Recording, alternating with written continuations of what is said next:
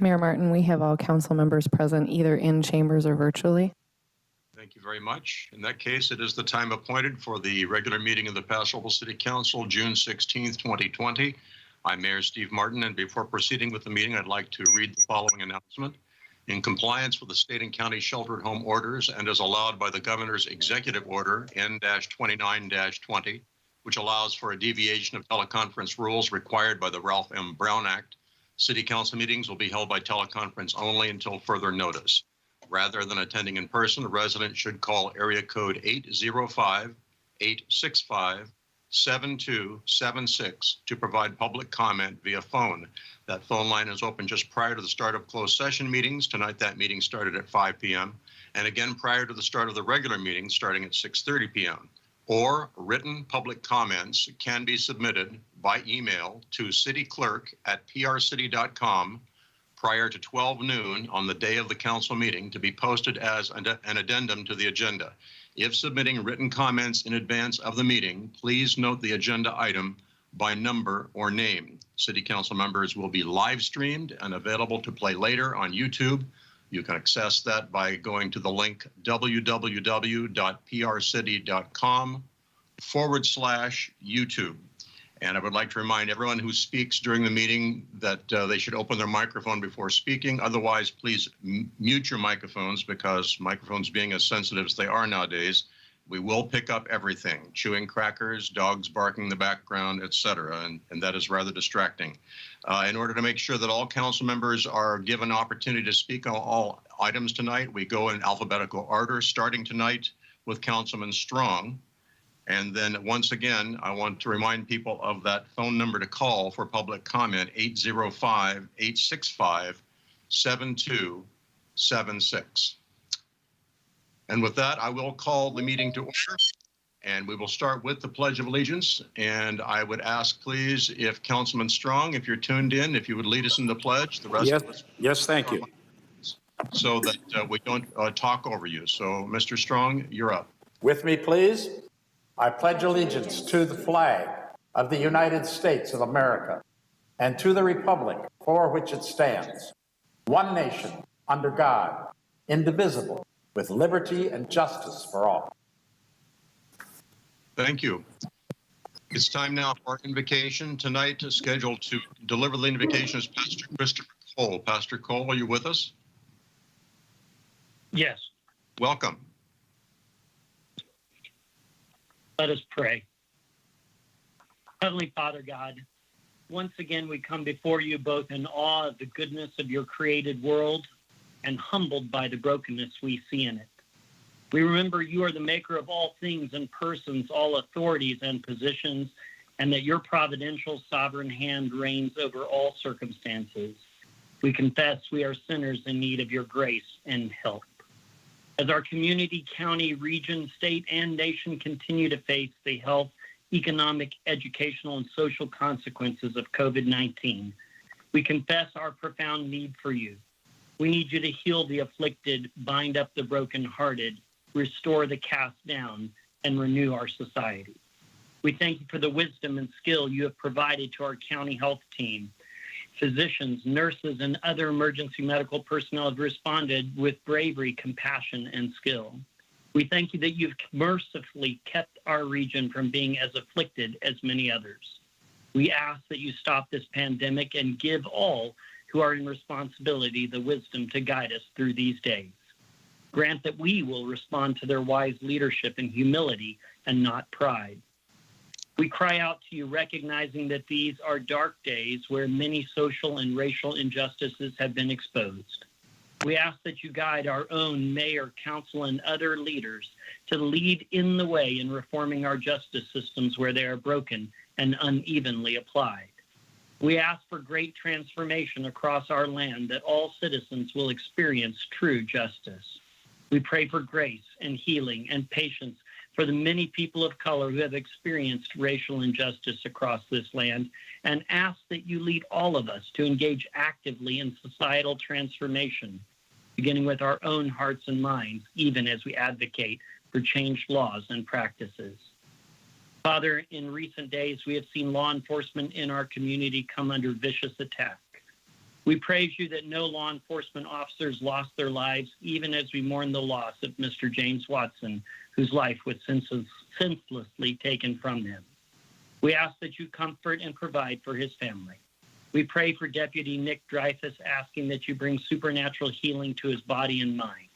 We ask for the continued physical and emotional healing of Sergeant Michael Smiley, Deputy Burciaga, and the CHP officer who were wounded as they sought to defend our community and their fellow officers. We thank you for their bravery and willingness to sacrifice themselves, for no greater love has anyone than that he lay down his life for another. We pray for our own Paso police officers to not only be protected, but that they may be healed emotionally from this trauma and continue to serve boldly, justly, and with distinction. We thank you for the many firefighters and paramedics who served us during these dark days as well. We plead now for divine wisdom for our mayor, council, and city manager, that they may lead well, govern effectively, and do that which is beneficial to all the persons in this city and region. We thank you for granting us these leaders and for their skill and faithful service. May all who participate in tonight's meeting forsake their own selfish wills, seek the good of our community, especially those who are weak, fearful, ill, and disadvantaged. Grant us the ability to listen well and respectfully, even where we disagree. We thank you for the gift of your Son, Jesus Christ, the great and all-sufficient healer, through whom all who believe may be saved. It is in his name that we pray and ask these things. Amen. Thank you, Pastor. We appreciate that. May we have a roll call of council members, please? Councilmember Garcia, Here. Councilmember Gregory, Councilmember Hammond, Here. Councilmember Strong, Here. Mayor Martin, I'm here. I'm going to try Councilman Gregory again. Councilmember Gregory, Mr. Mayor, he alerted me that he's having trouble getting in. We're working on it right now. Okay, well, please let us know when he's online again. Moving forward, we set aside a short period of time at each meeting so that we can introduce staff members in attendance, so that people listening in know who is at the meeting and also know who does the work of the city. So I will turn it over to staff to give an introduction of those members that are present tonight. Warren Fraze, Community Development Director. Along with me is Dave Athey, the City Engineer. Dick McKinley, Public Works. Julie Dolan, Community Services Director, along with Frida Berman, Maintenance Superintendent, and Cindy Patty, Staff Assistant for Recreation. Ty Lewis, Police Chief. Ryan Cornell, Administrative Services.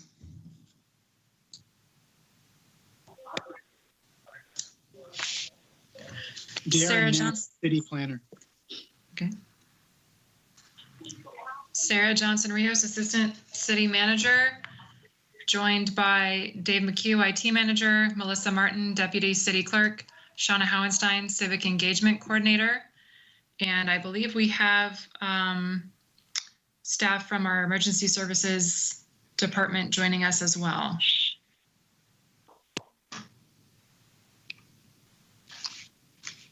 Kimberly Hood, Interim City Attorney. Tom Frucci, City Manager, and Mr. Mayor, Jonathan Stornetta, our Fire Chief, has been in charge of the Avila fire now for 36 hours or so, or whatever. And Randy Harris is in charge of the fire that just broke out the north end of town in the river bottom near the wastewater treatment plant. So we're very thinly staffed in emergency services right now. Very good. Thank you all for being here. We talk about the riverbed a little bit this evening, I think. So prior to this regular meeting of the Paso Robles City Council, we had an announced closed session of the City Council this evening. I will ask the city attorney if there was any reportable action taken at that meeting. Thank you, Mayor. The council convened in closed session for a conference with labor negotiators, as noted on the agenda, with unrepresented management and part-time employees and the labor unions identified on the agenda, as well as a conference with real property negotiators for 2 properties in the city of Paso Robles, also identified on the agenda, and provided direction to staff, but there's no reportable action. Thank you. Moving on to presentations, item number one, it's been a very busy couple of weeks here in the city of Paso Robles and across the nation, what with COVID-19 and demonstrations and our own active shooter incident here. We have a presentation scheduled by our emergency services chief, who I understand is taking a bit of a rest right now after his involvement with the Avila fire. Police Chief Ty Lewis is with us, and so I would ask if we could get those updates at this time. Thank you, Mr. Mayor. Ty Lewis, your police chief. While I don't have direct updates for you on the COVID-19 situation, I'm happy to provide you with updates regarding our last couple of weeks with respect to our protests that we've had, not only here in Paso Robles, but throughout the county. Protests continue to be peaceful by and large. We had a couple here in Paso Robles, as everybody's aware of, and I think I recapped that at our last city council meeting. But there are also active protests that have been going on in other places, most notably San Luis Obispo. I attended probably one of the larger ones where there was estimated to be at least 5,000 people there a couple Thursdays ago. And as I said, it's opened up a lot of dialogue with community members. You know, everybody I think is familiar with the topics of police reform. And I think that, like I said, there's been some very productive conversations that have come out of those. Mr. Mayor, you and I have met, and we've talked about the various topics. We've met with various community members to make sure that, you know, we further those conversations in a productive way and see how any of those topics might apply directly here at the Paso Robles Police Department with our style of policing. Moving into last week, I think everybody is well aware by now. If you're not, we had some very tense moments in the community last week when the police department received a phone call about 3 o'clock in the morning regarding a active shooter actively firing a weapon, a gun at the police department. We immediately received a ton of support and help from nearby agencies, including the California Highway Patrol, the Sheriff's Department, and Atascadero Police Department. All of our North County neighbors immediately responded. Unfortunately, that morning, San Luis Obispo Sheriff's deputy was shot during that while responding to protect our community and help our officers. Deputy Nick Dreyfus was shot in the face by the subject that was the focus of an intense manhunt for the next 3 days. I can tell you that the police department, and the sheriff's department, and every other agency, not only in this county, but a lot of support from other outside agencies, descended on Paso Robles to help us bring this very trying time to full resolution. Those 2 nights ensuing the initial siege on the police department resulted in multiple contacts with suspect responsible. Officers at every turn were being assaulted with gunfire. It resulted in our downtown being closed at one point while we conducted an intense manhunt. The focus of the hunt then ended up in our Salinas riverbed, where eventually we located the suspect up near Ramada in the riverbed. It was tragic in the sense that 3 more officers were shot during that search for the suspect. One of them was an Arroyo Grande sergeant who initially made contact on that afternoon where we located him. He was shot in the calf. We then ended up, once we knew approximately where the suspect was, all the officers pretty much in the county that were available descended on the area, and with the help of CHP helicopters, Kern County helicopters, police officers from Kings County, everybody that you could possibly think of, we ended up locating the suspect. That unfortunately ended with the suspect being shot and killed in response to him, again, trying to fire upon officers. When that happened, 2 more officers were shot, 1 CHP officer in the stomach, and a Kings County deputy who was shot in the leg. I can tell you that, and before I forget, as part of that whole experience, the initial night, we also discovered that one of our local residents was murdered at the train station by the suspect in this particular case, Mr. James Watson. He was, by all accounts, unaware of what was about to happen to him and was an innocent victim and bystander. I had a chance to speak with Mr. Watson's family and offer our condolences on the behalf of the entire city and the police department. It was a tragedy and certainly something that was struck to the very core of our existence here in Paso Robles. Not only were our police officers threatened and under siege, but we lost a member of our community senselessly. That investigation continues as we look into the circumstances surrounding Mr. Lira and why he was here in Paso Robles, what made him potentially go on the shooting spree that he did, and ultimately take the lives of one of our community members and shoot several officers in the process. I have to thank our heroes, everybody from our initial dispatcher that was here alone at the police department that night, coordinating the events which were unfolding on the building outside as she could hear gunfire.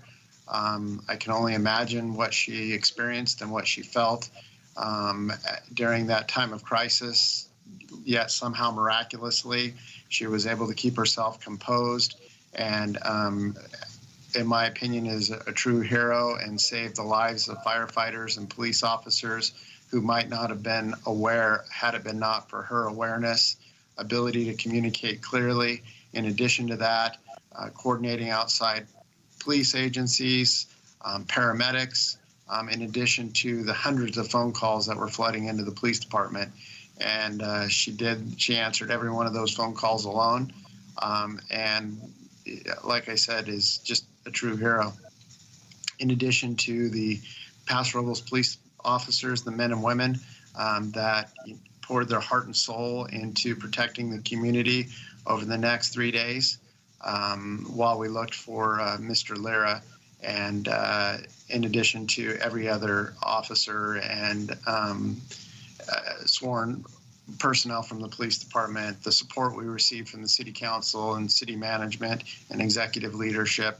And it all culminated on Friday when everything was, by all accounts, safe and starting to heal.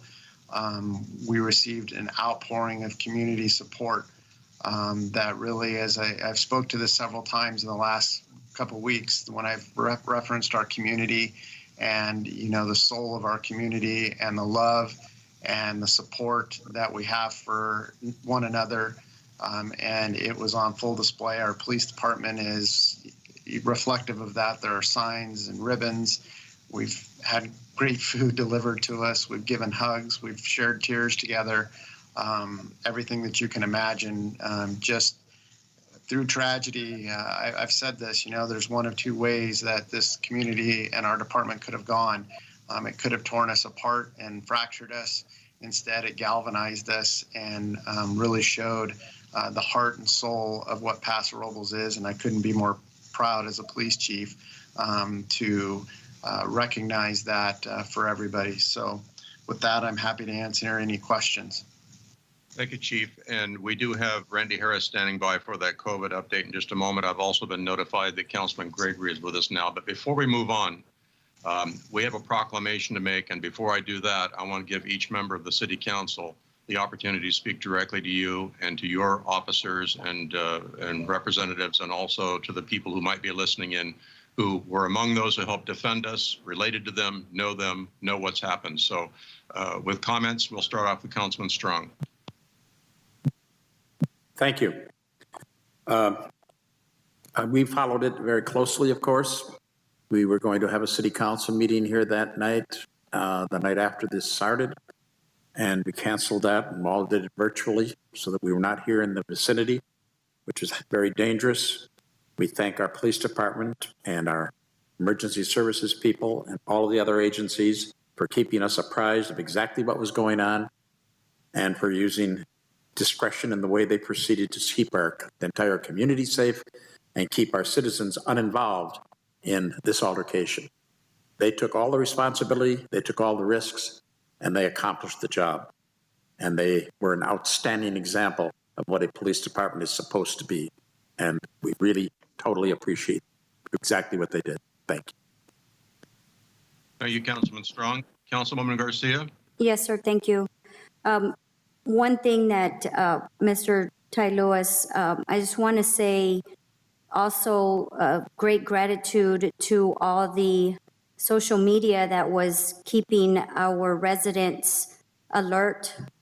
I know that some people were just really fearful to get out, and just keeping them updated with everything going on. I think that really helped. People just wanted to know what was going on, and people just wanted to stay communicated. And I was called in to work because several people were too afraid to go in. But we had several calls, and people were just staying at home. And really, the way this community just takes care of each other is just amazing. And we really are grateful for what we have, and our department always comes through. Thank you, Chief. Thank you. Councilman Gregory? Yeah, I'd like to thank Ty Lewis and your entire department and our fire department, everybody. You continue to show great leadership and great community effort to solve problems that are so large, and just the interface with all the different agencies and how we went through that process and kept our community out of it and kept us safe was quite remarkable. And I can't say enough about Ty, yourself, and your leadership and your entire department, and how well you've taken care of our citizens. We really appreciate you. And you guys just went above and beyond, and all the different agencies, the Sheriff's Department and all the other people that joined in. We can't be thankful and more grateful than the great effort you guys put forward. Thank you very much. Thank you. Councilman Hammond? Thank you, Mr. Mayor. Ty, again, everyone I've spoken to has told me how proud they are of our police and fire department, especially your leadership. And not only in this incident that happened last week, but again, the protest and the way you handled that. Again, I can't think, of a better way to say, though, that the outside world is coming to Paso Robles, but we handle it in a different way than others seem to be doing it. And I'm very, very proud and appreciative of your leadership in the way things have gone down in the last couple of weeks. Thank you.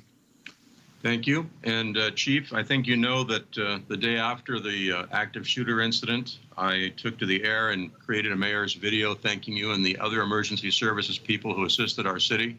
I cannot underscore too greatly our appreciation and our awe of the fact that we had so many people rush toward danger to protect our community, and our thoughts and our prayers with the officers that were wounded. And we hope that we have the opportunity to thank them in person one day. And before I read this proclamation, I want you to know that meeting by telephone as it is, we're going to have to owe you a standing ovation. Proclamation, active shooter incident response, June 16th, 2020. Whereas the events of June 10th through the 11th of 2020 were unprecedented in Paso Robles, both for its citizens and its first responders. And whereas over the 2 days of the active shooter incident, hundreds of law enforcement brothers and sisters came to the aid of the Paso Robles community to help stop a very real and present danger. The City of Paso Robles, the Paso Robles Police Department, and Department of Emergency Services would like to express their heartfelt gratitude for the immediate and constant support from our allied law enforcement agencies during the entirety of the active shooter incident. And whereas 4 officers sustained injuries during this operation, and no one in Paso Robles takes that lightly or for granted, This community thanks you for your professionalism and bravery on our behalf, is eternally grateful for your service, and wishes each a fast and full recovery. And whereas the City of Paso Robles, the Paso Robles Police Department, and Department of Emergency Services would also like to thank the residents of Paso Robles area for their patience, composure, encouraging words, and community spirit during one of the most challenging episodes in our community's history. You all provided and proved what it means to be Paso Strong. Now, therefore, be it resolved that I, Stephen W. Martin, by virtue of the authority vested in me as mayor of the City of Paso Robles and speaking on behalf of all of our citizens, and with deep appreciation for the commitment and bravery shown by law enforcement and the community, do hereby urge my fellow citizens to join us in expressing our deep gratitude to those who protected and served our community during the active shooter incident in Paso Robles, June 10th and June 11th, 2020. Our thanks for all of you. Thank you so much.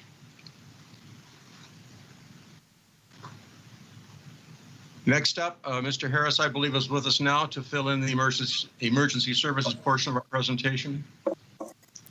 Yes, sir. Good evening, Mayor Martin and members of the council. I'm Randy Harris, Battalion Chief Fire Marshal. This evening, I want to give you a quick update to the current situation of COVID-19. San Luis Obispo County continues to have increased cases throughout the county. As of this afternoon, there are a total of 366 cases. In the last 24 hours, the county had 33 new cases. Yesterday was the single largest increase since the start of the pandemic. Currently, there are over 145,000 confirmed cases in California. In the last 24 hours, these numbers increased by 3,660 cases. 35,000 new cases have been documented since our last City Council update. Just under 5,000 total deaths have occurred, with an increase of 46 in the last 24 hours. 57 of 58 counties continue to report new cases. We are also starting to see states in the U.S. suspend reopenings or implementing new shutdown orders due to an increase in positive cases.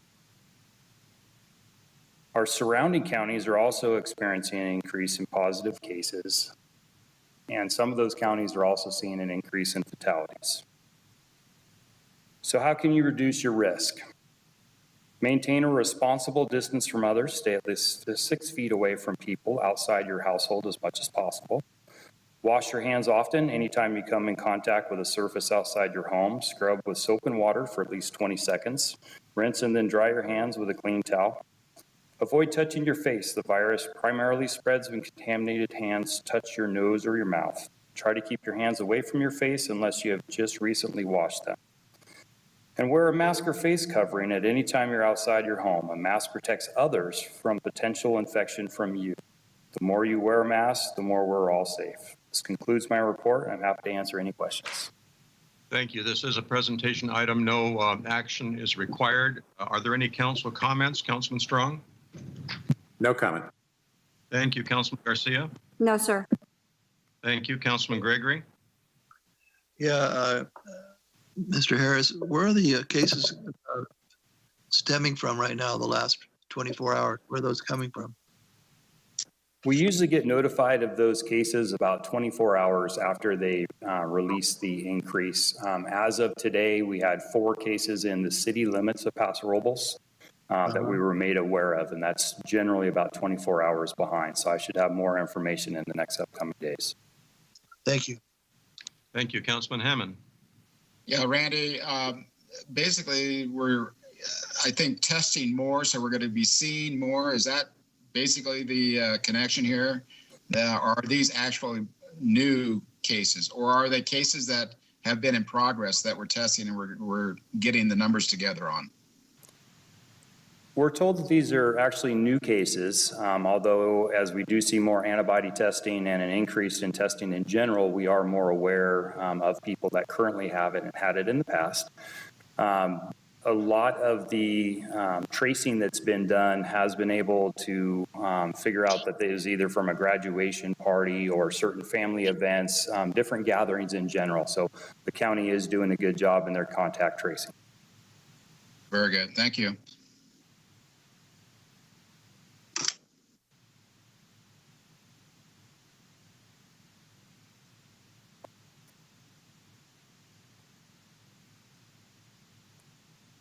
Mr. Mayor, did we lose you? I'm sorry, my microphone was muted. I want the council to know, and everybody listening, to know that I'm on a conference call with County Public Health every week. They acknowledge the increase in cases, ascribing part of it to increased testing, but also, as we know, as we begin to open up our economy step by step in response to the state's resiliency plan, we anticipated a slight bump. And as we've said since the beginning of this, we want to keep that infection curve flat. So even as people test positive and a certain portion of them become ill, we're able to handle that in our healthcare system. That being said, continuing to practice wearing a mask, continuing practicing social distancing and hand washing will help keep that curve flattened and help us stay on the path towards reopening our economy. So thank you very much for that report. We appreciate it. We go on now to item number 2, the NAACP Proclamation. The NAACP Proclamation. Excuse me. The NAACP Proclamation for Juneteenth Day. So that proclamation is declaring Saturday, June 20th as Juneteenth Day. Whereas since 1865, the American celebration known as Juneteenth has historically been observed as the end of the institution of slavery in our great nation. And whereas Juneteenth embodies the indomitable human spirit of the past, the present, and all time.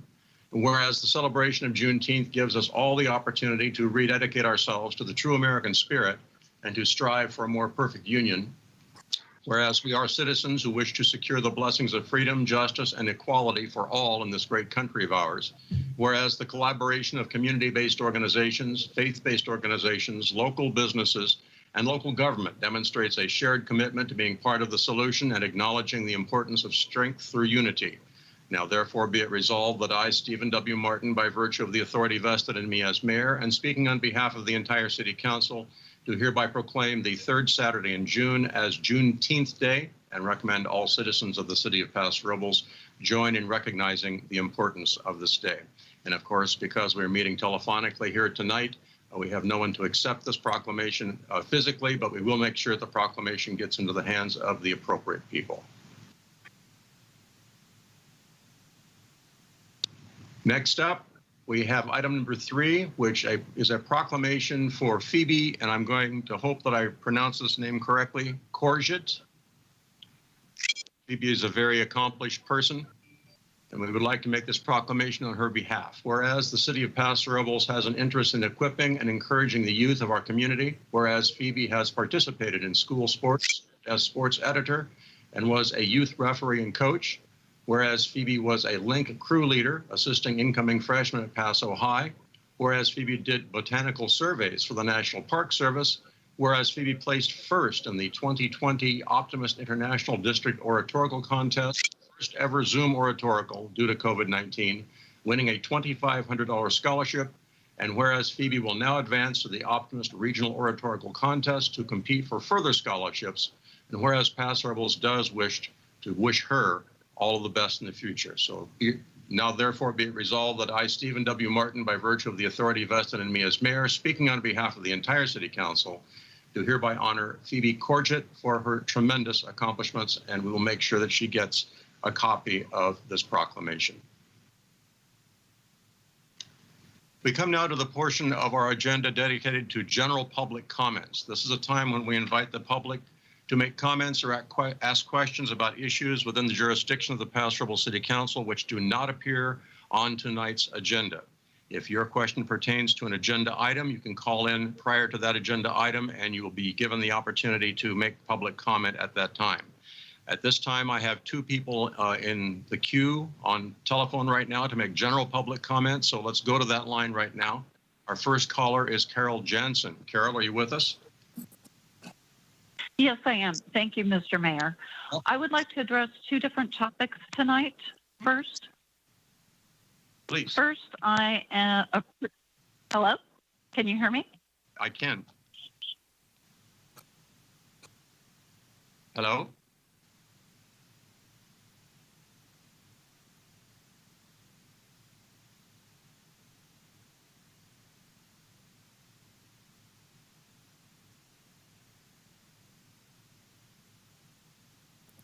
Mayor Martin, it looks like her call dropped. Okay, well, hope she rejoins us then. Is Mr. Nocerino online? I'm sorry, Alexis Nocerino. Is Alexis online? Yes, it's Mrs. Nocerino. Thank you very much, Mayor Martin. Yes.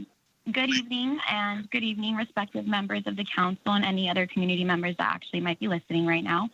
So I would like to discuss some concerns that I have pertaining to law enforcement agencies within our local community. And before I begin, I do want to clarify that this statement is about law enforcement as an institution. It has nothing to do with the individuals. So with that being said, I'll move forward with my statement. So sales tax, property tax, and transient tax make up about 75% of the overall revenues in our general fund. So in other words, 75% of our overall revenue in the general fund comes from taxpayers.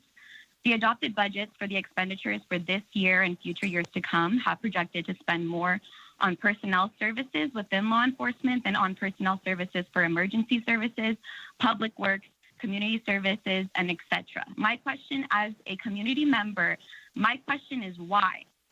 Your adopted budget for expenditures clearly outline your priorities, and those do not align with those of the people. Why are so many taxpayer dollars going towards law enforcement agencies?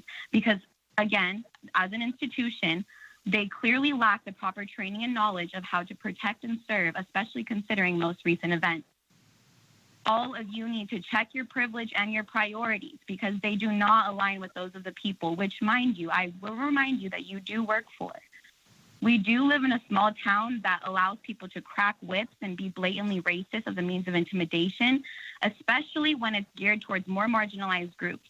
And Mayor Steve Martin, I understand that you did say that none of Paso PD were present during the atrocious video whenever that occurred, exemplifying the racist culture of our little perfect town.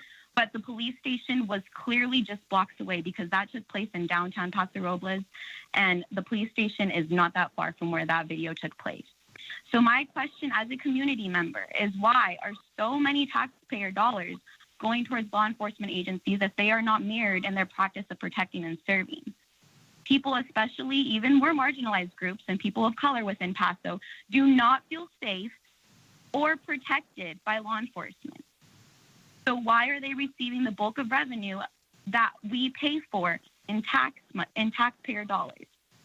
And this is why I encourage you as council members, as Mayor Steve Martin, I encourage you all to really, really consider in divesting from law enforcement agencies and reinvesting back into our communities, because there is clearly a disparity in trust between community members and law enforcement. And I can understand your concerns and the condolences that were given to the families, and I do send mine as well. But the thing is that there is such a lack of trust within community members and law enforcement agencies, and we wouldn't even need to be spending this much money and revenue on these agencies had we divested from them and invested back into our community, because we need to invest in community programs, academic resources for schools, public services, etc. And we are not doing that. And as a taxpayer, I am very concerned for our community, and I really encourage you to realign your priorities and understand the decisions, the weight of the decisions that you make. And with that, I respectfully say thank you. Thank you for calling. We appreciate it. Next up, we have Joel Peterson. Mr. Peterson, are you with us? Thank you. Good evening. Thank you.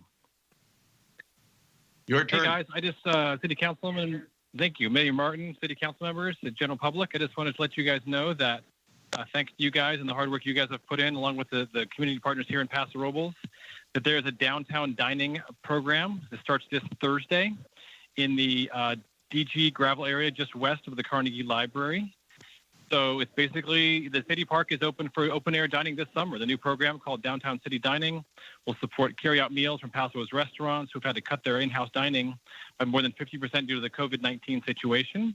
This area is fenced in with farmhouse tables and chairs, bistro lighting, umbrellas for shade, staffed with a concierge and sanitation team. And residents and guests alike are invited to dine in the downtown park. They can make reservations on the Yelp app. There's 164 seats, physically distanced apart. You can get takeout meals at the downtown restaurants. Walk over there, reserve your table, and enjoy a wonderful meal in downtown Paso Robles. This is due to the hard work of Travel Paso, the Paso Robles Chamber of Commerce, the Main Street Organization, Hispanic Business Association, and the Paso Robles Wine Country Alliance. We're actively looking for sponsors to help us make this happen, but we're well on our way to getting this up and rolling this Thursday. So I'll be down there this Thursday with some colleagues enjoying our first meal in the downtown park. I want to say thank you to the City Council for making this happen. Thank you, sir. We appreciate your phone call. Thank you. Okay, I see by my notes here that Carol Jensen is back online. We're not really sure how that slipped off the rail, but Carol, are you with us? Yes, I am. Thank you, Mr. Mayor. Please. I'd like to address two topics. Sure. I'm sorry. No, go ahead, please. Okay. I appreciate hearing Chief Lewis's report that he's had productive conversations concerning the Black Lives Matter protests.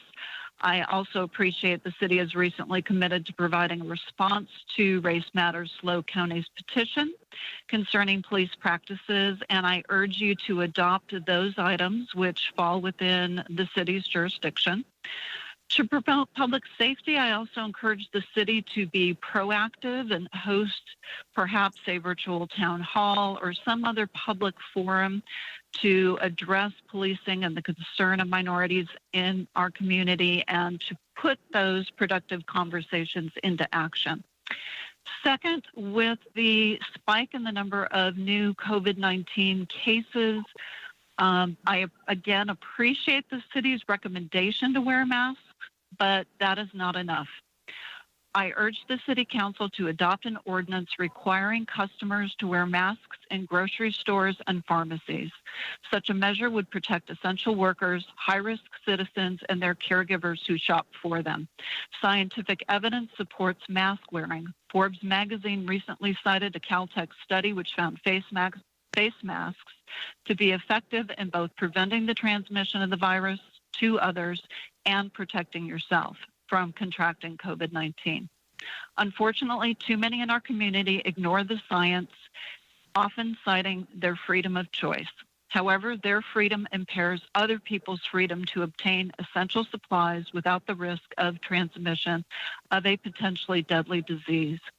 At a minimum, our city should ensure the elderly and others at risk have the right to shop for essentials in safety. The city needs to lead on this issue to protect the health of this community. Thank you very much, Mr. Mayor and council members. Thank you for calling. We do appreciate it. On the line now, we have Paul Sloan. Mr. Sloan, are you with us? I am. Welcome. Good evening, Mr. Mayor, and thank you. And Mr. Mayor and council members, thank you much for your time. I'd just like to start off first by saying a sincere thank you to our law enforcement officers and emergency services for the amazing job they do in keeping our community safe and for making Paso Robles the wonderful place to live that it is. I'd also like to give an update to follow up on my colleague Joel Peterson regarding the Downtown City Park Dining Program. And as Joel mentioned, that is a program that's put in place to help address the impact on our local restaurants with the physical spacing requirements. So it was a great collaboration. Thank you very much for the support from City Council and City staff to help put this in place, to find additional seating to help support local restaurants. And as Joel mentioned, it's been a great collaboration between the partner organizations of Main Street and the Wine Alliance and the HBA and Travel Paso and the Chamber. And it is going to go live in time for Father's Day weekend. So it will run throughout the summer, 5:30 until 9 p.m., Thursday through Sunday. And it starts this Thursday, the 18th. And again, it's free for the reserved seating.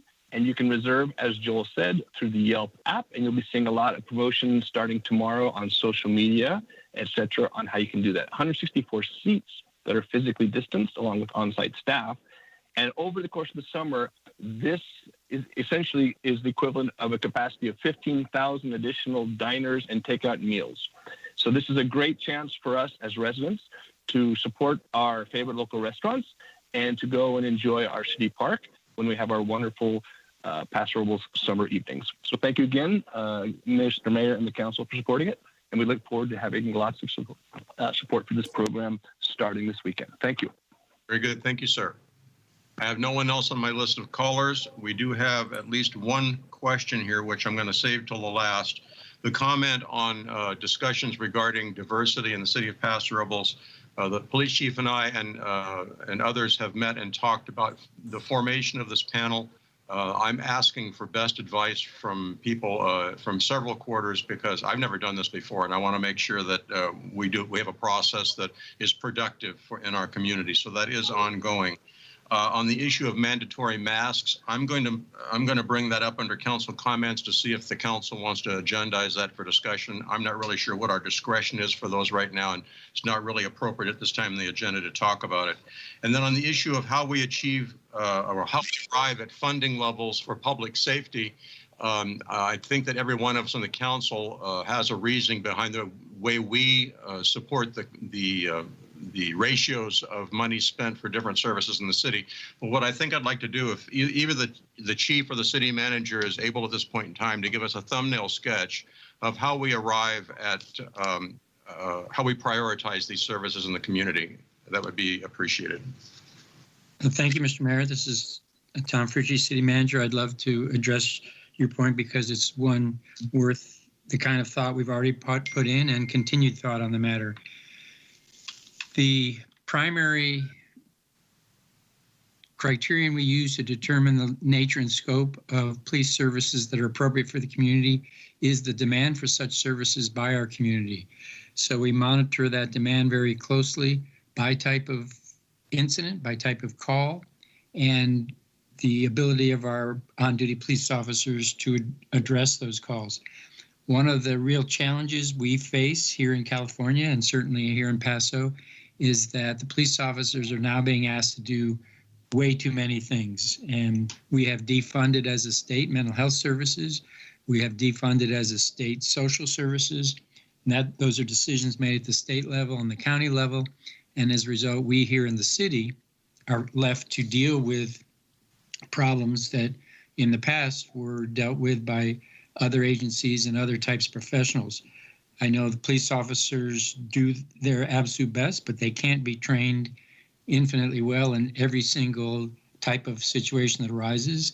Frequently, we see the dominant calls that they're responding to are such things as drug abuse, mental illness, dysfunctional families, and they do a very good job of dealing with those. But really, we need as a society additional resources to call to help with those problems. So I think the concern is an absolutely valid one, but I think we need to not put the pressure on police right now, given they're the ones who are standing up and standing tall for these types of issues that in the past, as a state and as a society, we've had other resources to deal with. So I think instead of saying we're putting too much resources into police, we need to find ways to put more resources into other services and take some of the load off our police officers. The second area that we look at is change in demand for services over time. And I cannot at the moment recall the statistic that is most relevant, but in the last 5 years, I believe we've had something like a 40% increase in calls for service that have gone into our 911 numbers, for which police are the appropriate agency to respond, in spite of no increase in population. So we know we've got a community that's demanding services, and they need help. I'm not being judgmental. They need the services. They're asking for the services. And thank God we've got a police department that stands up and deals with those calls and handles them in a very professional, appropriate manner. So I think I appreciate the concern that was expressed. I think I just would like us to redirect it as we look at these issues. How better can we deal with these issues to take that demand off of our police department? I just want to remind the council, I don't have to remind the council, but I will anyway, and folks listening in, that we never do these things, we never do these budget things in a vacuum. There are always public discussions, public hearings. In fact, we've done outreach with surveys of the community, and several times in a row, the community has said that public safety is their #1 concern. Now, how that's defined and how we implement that, of course, is open for discussion publicly. So again, these are not things that the council does unilaterally without public input, and we do appreciate the callers' input and look forward to more of it in the future. Moving on, I will ask the city manager if we have agenda items to be deferred tonight. No, sir. Thank you. We move on. To the consent agenda. The consent calendar is considered to be a list of routine items not requiring separate discussion. That being said, council members or members of the community may ask brief questions or make brief comments before we take a vote on these items. Also, council members or members of the community may ask that any item be removed from the consent calendar. If that happens, we treat it just like a regular agenda item, full staff report, full discussion, and it is our usual habit to put those items at the end of the agenda. So at this time, I'll ask city council members if they have questions or items to be removed. Councilman Strong? No. Thank you. Councilwoman Garcia? No, sir. Thank you. Councilman Gregory? No, thank you. Thank you. Councilman Hammond? Item number 11, Mr. Mayor, I had some questions and I don't know if we can just have a staff report on it before we vote. If we need a full staff report, we should probably pull it. If you have a brief questions, we can do that.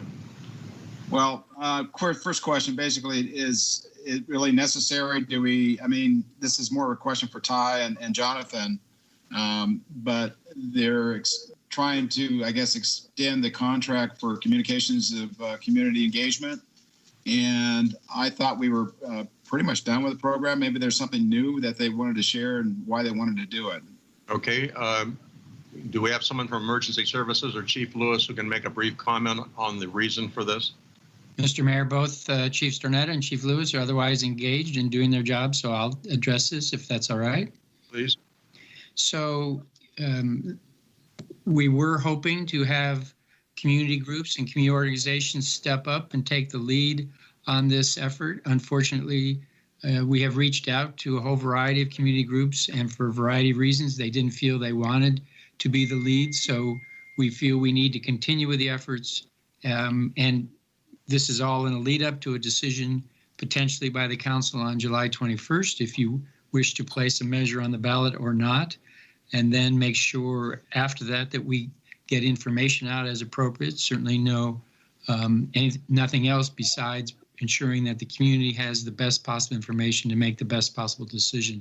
So we believe at this time that it is important that we get professional advice, and also given the two chiefs and Mr. McKinley's responsibilities, they need some assistance to stay on top of this. Thank you. I have one call on the line, someone wanting to comment on item number 9. Item number 9 is the monthly treasurer's report. Mr. Dale Guston. Dale, are you with us? I am. My address is 945 Spring Street. Can you hear me okay? Yes, we can. Can you? Okay. I would like Michael Compton's report to be read aloud into the record. It goes into the the agenda. Why, that's fine. But that's a pretty important document. We will pull item number. I don't think it should be on the consent calendar. We'll pull number 9, Michael Compton's report. Very good. Thank you, sir. Okay. I have no other callers. I'll bring it back to the council. If there are no further comments or questions, I would entertain a motion to approve the consent calendar with the exception of item number 9. I'd like to make a motion to approve the consent agendas 4 through 8 and 10 through 12. Strong, seconds. Okay. We have a motion by Councilman Gregory, second by Councilman Strong. Roll call vote, please. Councilmember Gregory? Aye. Councilmember Strong? Yes. Councilmember Garcia? Aye. Councilmember Hammond? Aye. Mayor Martin? Aye. Motion passes 5-0. Item number 9 will be put at the end of the agenda. Turn it over to the city manager now. We'll ask him for a short report on these items on the consent calendar so people listening in can understand what actions we've taken tonight. Thank you, Your Honor. Tonight on its consent calendar, the council approved the city council minutes from June 2nd, approved the warrant register, and tonight on the warrant register, there was a total of $1.2 million worth of checks that the city writes to pay for the goods and services it receives. That's for a 2-week interval, and included $570,000 from the general fund and $381,000 from the enterprise funds. The council also received advisory body meeting minutes from the Airport Commission and the Planning Commission. The council doesn't approve those. Each body approves its own minutes, but it's important for the council and community to see those on a regular basis so it knows how the advisory bodies are progressing. In addition, the council directed staff to perform the biennial review of the city's conflict of interest code. And under state law, it's absolutely crucial for key decision makers and others in the city to declare their financial interests in real estate and investments, in gifts they might receive, in events they participate that are paid for by the host of the event, so the public can be absolutely assured that no decisions are being made based on personal financial interest. And so what we do each year under state law is we review those positions that are appropriate to complete the Form 700. And that's a state form that's submitted and then put online, so any citizen can see the financial interests of any member of city staff or council or other positions to ensure there is no financial conflict. The council also approved our participation in what's called the Firefighter Property Program, and that's a program where the fire department can receive extraneous materials from such agencies in the federal government, such as the Department of Defense. Now, this is not the program that has been ongoing with police agencies around the country that has come under some question. This is an opportunity for firefighters to receive items that will assist our fire department in meeting its duties to combat fires and provide emergency medical care. The council also approved on consent the termination and replacement of an investment accounting software. Mr. Compton and Ryan Cornell, our Administrative Services Director, use software to assist them in their efforts to invest our idle funds and ensure those are invested, number one, for safety, number two, for liquidity, and number three, for maximum possible investment earnings. In addition, the council approved an oak tree removal permit that's self-initiated by staff. Those are for 3 oak trees, 3 valley oaks that are damaging sidewalks and threatening utility lines. And the goal is to replace those trees with other less root invasive trees. And in addition, we'll be purchasing multiple oak trees and planting them at other locations. And finally, the council approved the contract with the Lou Edwards Group for communications and community engagement planning. And that's an extension of an existing contract. Thank you, Your Honor. Thank you very much for that report. We move on now to public hearings. Item number 13, approval of resolution confirming the existence of weeds or noxious growth creating a potential fire hazard and ordering their abatement. Staff report, please. Mr. Mayor, members of the council, Randy Harris, Battalion Chief Fire Marshal, here tonight to ask for your approval of Resolution 20.XXX, confirming the existence of weeds or noxious growth creating a potential fire hazard, and order the abatement of the parcels on the attached Exhibit A. On May 19th, as part of Resolution 20-079, the council declared 767 parcels a public nuisance. As of June 2nd, the attached 44 lots remain out of compliance with our hazardous fuels and refuse ordinance. The affected property owners were notified of tonight's public hearing via U.S. mail to the address on record with the county assessor. As of this afternoon, 11 of those 44 parcels have been brought into compliance. And I can read those off at the end. In accordance with our ordinance, any parcel that you order to be abated tonight can still be abated prior to our contractor's arrival privately. This evening, staff recommends option number 2, declaring a public nuisance relating to weed abatement, and order the fire chief or his designee to abate the weeds and noxious growth on those properties that are non-compliant as of June 16th, 2020. This concludes my report. I'm happy to answer any questions or read off the list of the 11 parcels that have been brought into compliance. Okay, let's see if we have any questions. Councilman Strong? No questions. Thank you. Councilwoman Garcia? So, Mr. Harris, so I was reading here, and when you send out in May and then they get till June for today for the hearing, is it once they start the work, then they're okay, or it has to be completed, the weed abatement? Do you have to go back and check and make sure they've done it all, or do they just submit a letter saying we hired someone and it's going to get done? That's correct. There's multiple inspections, basically 3 rounds at this point of inspections. And then as our contractor, the city hired contractor goes out, they actually take pictures of the parcel in the current condition, and they take pictures after their work's complete. So that way we can verify both conditions. Well, I just want to say that I really appreciate all the efforts that go into this program. I actually had someone in my neighborhood, and I didn't even know that someone actually lived there because the weeds were so bad. And when I started seeing them clean up, it makes our whole neighborhood looks very, very nice and beautiful again. So I appreciate this program very much. Thank you.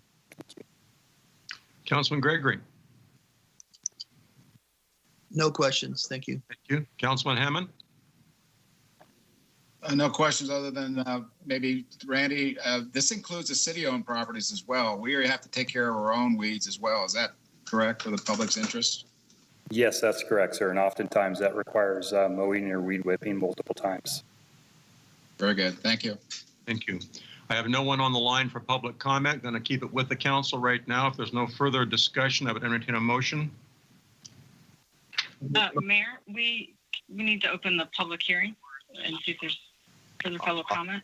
I did that. I don't see anybody on the line here waiting to talk. I believe we received one objection in the mail. Sorry. So that is made attached to as part of the minutes, right? We don't read that as part of public comment. No, we just need to note that there was one objection received. Thank you. I appreciate that. And I think the parcel was 1084 Sylvia.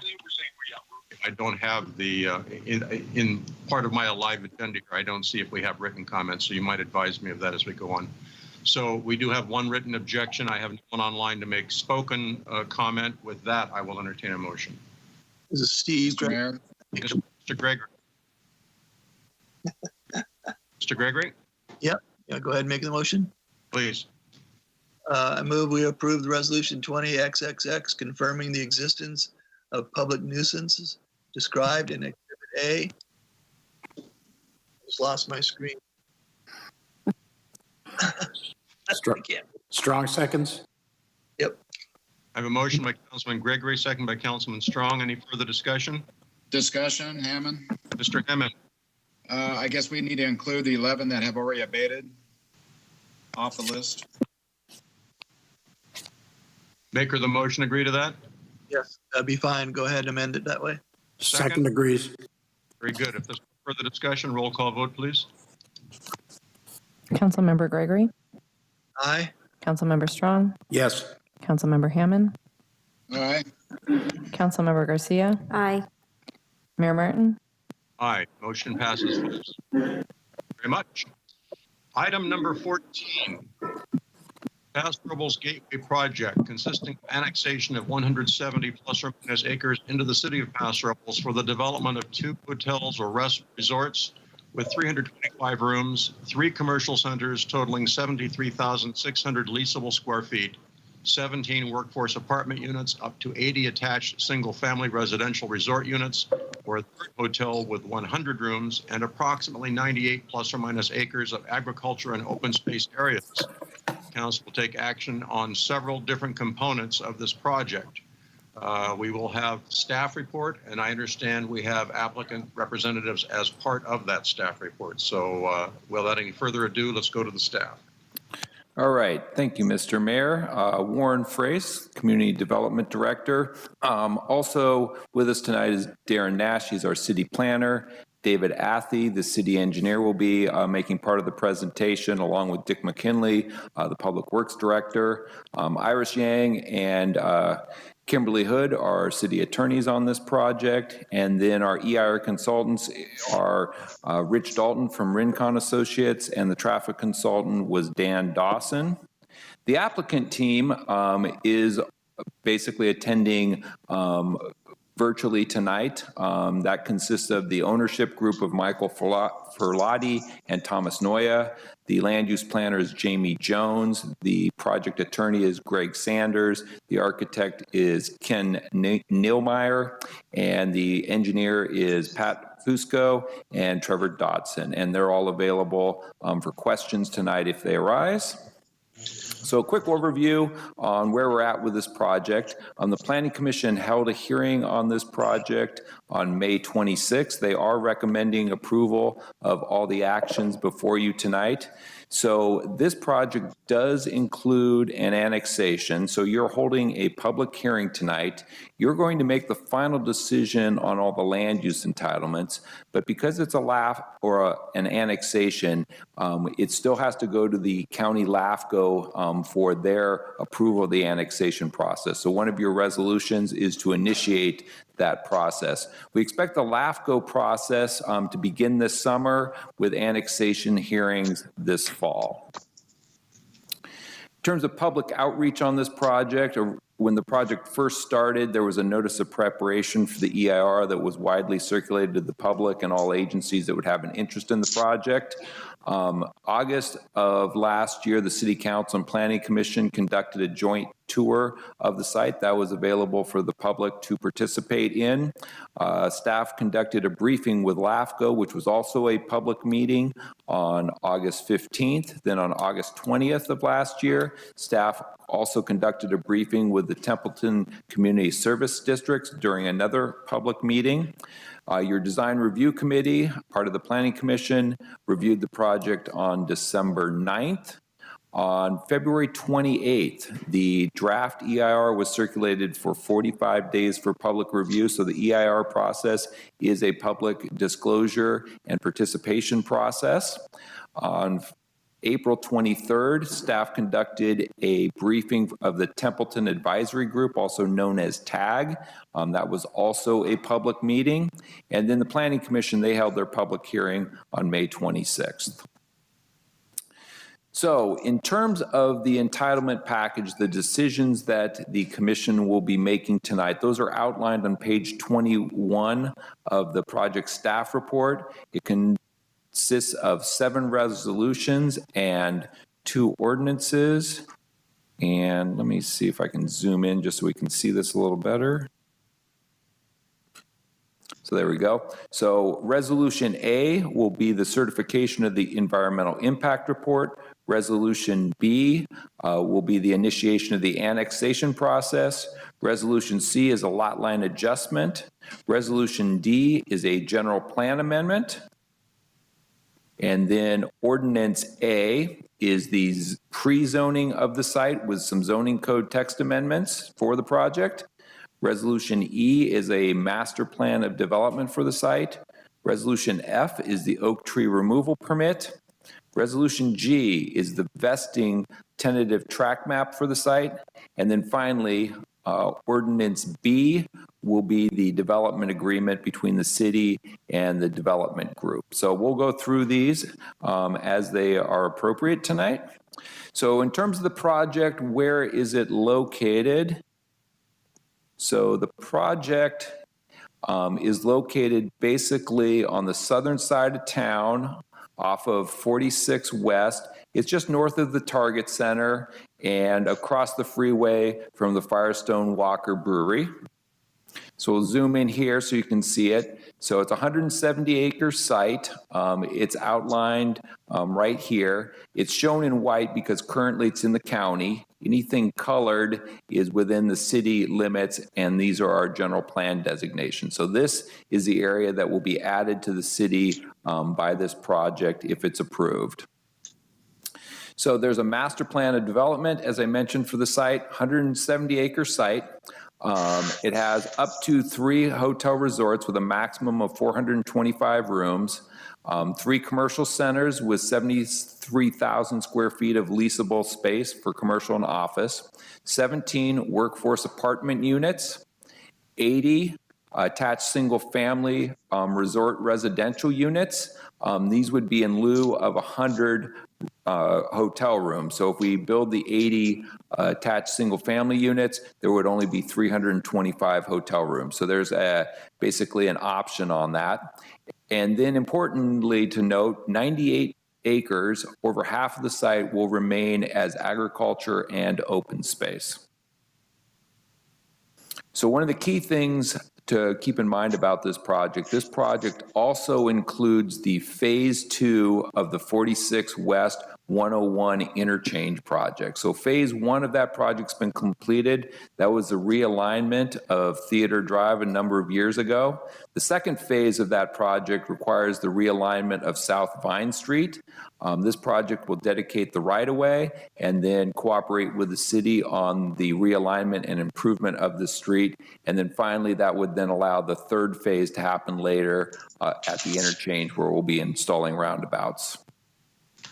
One thing I'd like to note is we did receive a letter from Caltrans on the project. Caltrans is actually very supportive of this project. They really understand the benefit and need for the interchange phase 2 improvement, which is the South Vine realignment. So the overall concept with the project is really to create a world-class wine country resort that functions as a gateway to the community. Architecturally, you're looking at very world-class architecture. It'll be agrarian, craftsman-themed architecture that blends with the site. A lot of the site, as I mentioned, 98 acres is open space. Along all the frontages, there's large landscape setbacks. Most of the buildings will be just somewhat visible off-site, and they'll have an agrarian character and really fit with the gateway concept that was envisioned for the project. The project also, through the master plan and development, includes a very elaborate landscape plan and grading plan that reinforces the agrarian open space character of the project. Project will happen in 2 phases. Phase 1 is the resort hotel that's located basically here, kind of on the northern part of the site. And then phase 2 is the residential or hotel, third hotel option located closer to 46 West. One thing to look at with this map, the colored areas are the limits of the grading for the project. So any areas that are shown non-colored would be that remaining 98 acres that will remain ungraded. So you can see that the majority of the perimeter of the site, as well as the central hill in the middle of the site, are not going to be graded as part of the project. So in terms of the way this project's going to be entitled and built, tonight, the planning or the city council will be considering the master plan of development. That includes all the development requirements, the architecture, the landscaping, the design guidelines, a signage master plan, and then a large lot track map that basically creates the development phases. Later, subsequent to this, there'll be final, more detailed development plans that will come in through the development process for planning commission approval. At that point, we'll approve final architecture, final signs, final landscape, and potentially additional small lot maps. So the project's divided into a number of development areas. We're going to run through these real quick. So the resort hotel is the area on the top of the hill. When you took the tour, this was the area with the panoramic views. The architecture, as I mentioned, is a craftsman agrarian character architecture, total of 225 rooms and potentially 20,000 square feet of meeting conference space, as well as a 5,000 square foot restaurant. There's also casitas units that are part of the 225 rooms that are located next to the resort hotel. Area 1 and 2, this is closer to Vine Street. This is the commercial center. This is basically envisioned to serve wine country tourists. It'll have an agrarian agricultural theme. A 100-room hotel will be part of that. We'll also have the 17 workforce apartments, as well as 27,000 square feet of commercial space. Area 4, which is at the north end off of Vine Street, is a secondary office commercial space, approximately 24,000 square feet. And then Area 5, this is the area down off of 46 West. This is where we have the 2 options. So option A would be a 100-room hotel, also including casitas units. Option B is the 80 attached single-family residential units that would have the resort lodging overlay where they could be managed as a short-term rental pool. It's different than our short-term rental ordinance, is that this is built into the master plan. There would be a management plan by which this project would manage these all in a uniform manner. Option A or B are at the discretion of the project applicant. So they can choose which option they want to build in the future. So the environmental review was done on the most intensive part of the project, which is actually the single family residential. So basically the EIR analyzed both options. And here's your architecture. So the hotel has a craftsman character to it, as well as the option B residential. So either project ends up with very similar high quality architecture. And then finally, there's a piece of commercial here known as Area 6. This will be developed as about 26,000 square feet of commercial space. This area in white next to it is actually land that's currently within the city limits. It's known as the Senco property. It's currently already designated for commercial development. They will be developing a master plan for that site that then will tie into this site. So this whole area will be a master plan commercial site in the future. So one of the actions tonight is a general plan amendment. So we will be redesignating this property. We're going to add a resort lodging designation for the hotel spaces. Resort lodging will also be a new general plan designation. We don't currently have that, so we're proposing to add that to the general plan. We'll use that for this project, and it's possible we could use this for future resort projects proposed in other parts of the town. The red areas where we have the commercial will be designated regional commercial. The residential area, option B, that will be designated residential multifamily 8. That allows for the density of 80 units. That would also allow potentially the hotel use there. The remainder of the site is designated either ag or open space. We have a number of exhibits that are updated basically to bring the general plan into conformance with the new boundaries. So you'll see a lot of exhibits about certain general plan land use issues, and that's the purpose of those exhibits. All right. Moving on to zoning. So we call it pre-zoning because the zoning doesn't go into effect until the annexation is actually completed. So the resort area and the hotel will be designated resort lodging. That is also a new zoning district we're proposing to add to the zoning ordinance. That could also be used in other parts of the project as necessary. In order to lock in the master development plan for the whole site, we are adding special condition overlay J that basically will cover the entire site and basically ties the site back to the master plan of development. That's what will lock in the architecture, the landscape, everything we're talking about tonight. That's what ensures that that will happen over the build out of the project. We also are adding some overlay districts. So we have the planned development district that goes along with overlay J. There's a mixed use overlay that allows the 17 apartments in the regional commercial center here. And then there's the resort lodging overlay that goes over the residential portion that would allow either the rental pool over the residential units or the construction of the hotel there instead. And then open space is the designation along 46 West. We are also doing some cleanup in the zoning code to codify the open space ordinance. So there's actually some nice kind of cleanup options or work that we're doing in the zoning code as part of this process.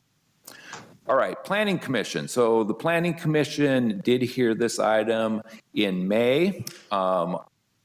We put a table in your staff report that basically summarizes where they made changes. So on Resolution A, the Environmental Impact Report, we did receive a letter after circulation of the EIR from the Templeton Advisory Group. So they added that to the EIR resolution. There's no change necessary. That's been included in your council resolution. Resolutions A, B, C, and D, no changes there. Ordinance A, which is the pre-zoning. The Planning Commission is recommending a requirement that a short-term rental management plan be required in the future to allow for that vacation rental pool. Resolution E, this is the master plan of development. This is where most of the recommended changes are. The Commission's recommending a change to Condition 5, which is to restrict the 17 workforce units to rental use only. Condition number 6 changes or defers the design of the signage master plan to the CUP process. Condition 7 is a requirement for a trail connectivity plan between different phases or different sub-areas of the project. Condition number 8 requires some additional revised landscaping and fencing to be provided with future development plans. Condition number 9 requires that the architecture be specific to kind of a regional California Paso Robles character. There was a concern that some of them looked a little kind of East Coast-ish, so that was the purpose of that. And then finally, 10 was to provide some additional renderings of what the project would look like off-site. And these would all happen with a subsequent phase of the development plans. Resolution F, no changes there. Resolution D, we made a slight change to one of the maintenance conditions, development agreement. There was no changes recommended there. Okay, so based on that, the applicant has submitted a letter to the City Council. That's attachment 00D. They are asking for a couple modifications from the Commission's recommendation. They are asking for some modifications on the workforce housing condition, the trail connectivity condition, and then they've also notified us that they have agreed voluntarily to change the well pumping rates in the development agreement. Originally, the development agreement was written to allow the ag wells to be used at 156 acre-feet per year. They've come back and they've volunteered to reduce the maximum pumping to 31 acre-feet per year. So that's been worked into the development agreement. That doesn't require any action. That'll just carry through. We also received a second letter from LAFCO. So LAFCO did comment on the EIR. That's included in the final EIR. We did receive another letter from them Friday after the staff report went out. That was distributed today as Addendum 1, along with, I think, 21 additional public comments. The LAFCO letter is basically clarification. They're basically letting us know what additional information they're going to need in the application as this moves forward to the annexation hearing. So they're basically asking for additional information on affordable housing, how the project's going to be consistent with our regional housing needs allocation. They're also wanting additional information on the water resources. We believe that's actually in the annexation resolution, but that'll definitely be forwarded to them. And then in terms of traffic circulation, as much information as possible on the timing of improvements for 46 West 101. So I think we're in agreement that that's all important information and that will be provided as we move to the next step. Okay, so in terms of housing, we mentioned that the project includes the 17 rental apartments. These are basically by design going to be workforce housing, and that there'll be small rental units, but there won't be any deed restrictions on on prices per se. The Planning Commission did add that rental requirement that we'll talk about an option here real quick. The project also includes 80 single-family attached units. These are basically for sale units that'll be above moderate income in their sales rate. The council allocated 97 surplus density units a couple years ago for this project. So these additional units are consistent with your general plan build out assumptions. This project has been incorporated into the 2019 regional housing needs allocation and housing element update that we're currently working on. So these units do fit with what we assume are our needs to meet the RHNA allocation. The development agreement also includes an additional benefit to the city in that the developer is proposing to pay an in lieu fee that would generate approximately $500,000 at build out of the project. So each phase of the project that's built, they will pay basically a per square foot fee that then can be used for additional affordable housing projects throughout the city at the city discretion. So that's in addition to providing these housing units. They're volunteering to do that. That's part of the development agreement. So as I mentioned, the applicant was concerned about the rental requirement. The way the condition is written is currently in your resolution that basically says that these units can only be for rental purposes, cannot be for sale. The applicant was a little concerned that that might limit some of their ability for financing the project. Sometimes it's useful to condo a residential project, even if it remains as a rental project. So you're going to have additional investors in a project. So staff is proposing the following language. We would just add the blue wording, which would read that the 17 workforce housing units to be constructed within the Village Commercial Center shall be, and then we'd add used as rental housing only, not for sale, and then add to the occupant, and shall be prohibited from short-term rentals. So basically that would still allow it to be condoed and used for financing purposes, but it would have to be rented to the people that are within it. So that would be the staff's recommended action. I think the applicant will have a comment on that. And then trail connectivity, as we mentioned, the Planning Commission added a condition. They were real interested in making sure there was a connection for a trail connection between Area 5, which is the 80 residential units potentially, and the resort, because there are facilities here that would be of benefit. So the Planning Commission basically wanted in a future development plan to figure out how to provide a connection basically between these areas following this red line. Staff is recommending actually an alternative because there's some technical problems with trying to actually connect this. It looks good on this map, but once you start to look at the conditions on the site, this is the slope constraints in color. So all these reds and purples are slopes getting close to and exceeding 30%. So trying to get through here is a very steep area. In addition, we have 2 blue line creeks and basically an oak woodland there. So trying to actually get across 2 creeks around the slopes and the oaks would be a significant issue, both cost-wise and environmentally. So as an option, staff's recommending we consider actually putting the trail out along the road frontage. We're building a road there anyways. It'll have a sidewalk. We can widen the sidewalk and make that a Class 1 bikeway that'll achieve pretty much the same benefit, but will have less impact on the environment. So basically, the alternative condition that staff is suggesting is to change condition to 7 to read, a Class 1 multimodal trail shall be constructed on the west side of South Vine along the project's entire frontage. So that's an alternative that the City Council may want to consider. This basically kind of shows how it works. This white area, as we mentioned, this is the Senco property, so this isn't part of the project frontage, so they wouldn't be required for this part. This is basically the project that the city will be building, and then these frontages will be improved by Senco. So basically, there's already a sidewalk proposed there. The idea is to add 3 additional feet to the sidewalk. There may be some additional right-of-way or some additional grading that's required.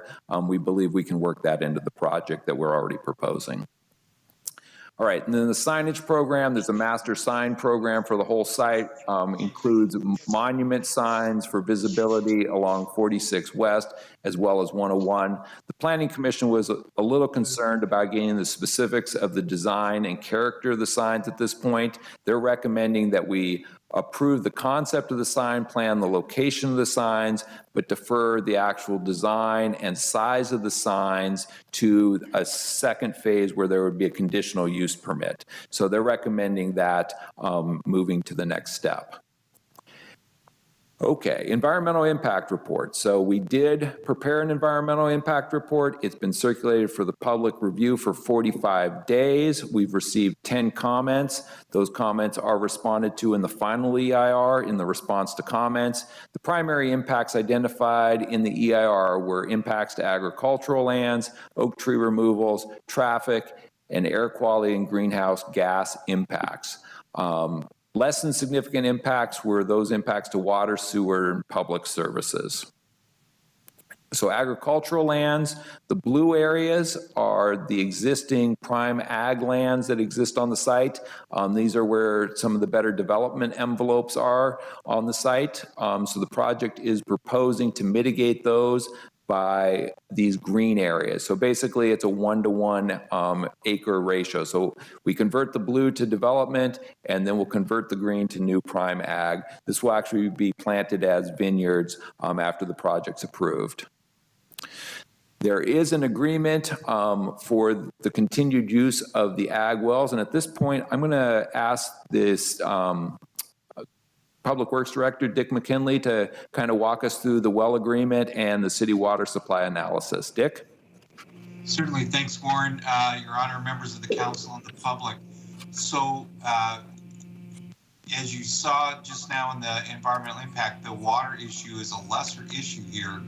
So I actually read through all of the letters and emails submitted today and look through those, and there are a lot of misunderstandings about the water for this site. So I want to, in addition to walking through this, I want to take a minute and clarify some of those misunderstandings. So a lot of people talked about the impacts on the Paso Robles Basin. This property does not overlie the Paso Robles Basin. It is part of the Atascadero Basin. The Atascadero Basin has a lot more solid water supply than the Paso Robles Basin.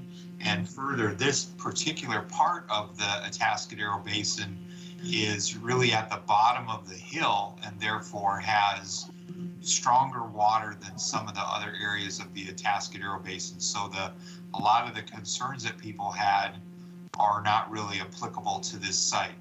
Further, some people were concerned about well pumping and things like that. And it was interesting the number of people who are currently in the big ag business who are worried that the pumping here was going to impact them when in fact their pumping is what's impacting their own neighbors. But as you can see on this slide, though, the pumping limit that was originally planned on of 156 acre feet per year, an acre foot is 325,000 gallons, is now reduced down to 31.48 acre feet per year. That will be metered, that will be measured, that will be monitored, and that will be a strict limit to be enforced. So they will not be able to pump any more than 31.48 acre feet per year. So anyone that was really concerned that they were going to do a huge amount of ag pumping and affect other ag pumpers can see that that's not a real concern at this point. That's been addressed. The property will be served by city water supplies. There's adequate pipes and pumping and things like that to be able to do that. We know that we have enough supply because every 5 years we go through what the state mandates is an urban water management plan. And our 2015 urban water management plan goes through and does an exhaustive evaluation of all of our water supplies. We have 4 different water supplies at this point. And how stable and solid are those supplies? How much water do we use now, and how much water will we need at absolute full build out? That's all the houses, all the hotels, all the schools, all the everything, and how much water that we will need then, and where will that water come from? So if you look at the far right column that says build out 2045 or later, then that is the amount that we believe that we will need to satisfy the whole community day after day after day, that this would be the annual supply of water that we would need for full build out in the community in 2045, so 25 years from now, would be 9,519 acre feet per year. And if you look over at 2020 in that thing, you'll see that we're just about 7,000 acre feet per year now. So we know that the newer units will be a little bit less water users. They'll have the more low flow shower heads, low flush toilets. They'll generally have lesser landscaped yards. But 9,519 acre feet per year is a conserved number. The other column that's added just to the right of the build out column is how much water we actually have in each of those different sources. In the urban water management plan, you identify the amount of water from that source that you think that you would use to satisfy the 9,519. That is not the total amounts of those waters. So we have about 4,000 acre feet a year available from basin wells, Paso Robles formation. We have 4,558 acre feet a year from our Salinas River wells. We have a Lake Nacimiento supply, which is the primary supply paid for by the current ratepayers of the community and put in place by elected officials and others to be able to make sure that there was enough water for the future. So that would be the primary water supply to serve the new developments. That's 6,488 acre feet per year. And then in addition to that, we have about 2,200 acre feet per year of recycled water that will be available. We, as you well know, we just recently finished construction of the tertiary treatment plant that turns out full quality recycled water. So when you add all those up, we will have a little over 17,000 acre feet available in order to satisfy a 9,500 acre feet demand at full build out. We have that way in order to make sure that our supplies are fully reliable and fully resilient. So if we had some problem with one river well one day, we still would be more than able to meet our full build out demand for water. So where people are concerned of whether we'll have enough water, we do have enough water, and we will continue to have enough water all through full build out and forever after that.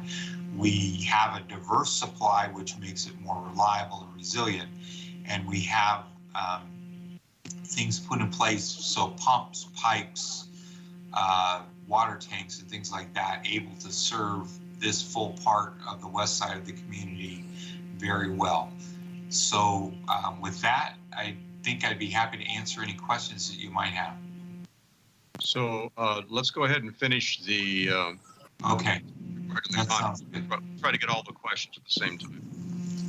Okay, so moving on, oak tree impacts. There's about 2,000 oak trees actually on the site. Of those, 15 will be impacted but preserved during construction. 15 will be removed in addition. And then previously through the Caltrans interchange project, 26 trees were already approved for removal. But this project will basically only create 15 new tree removals. And then we'll turn it over to the city engineer, Dave Athey, for an overview on the traffic issues.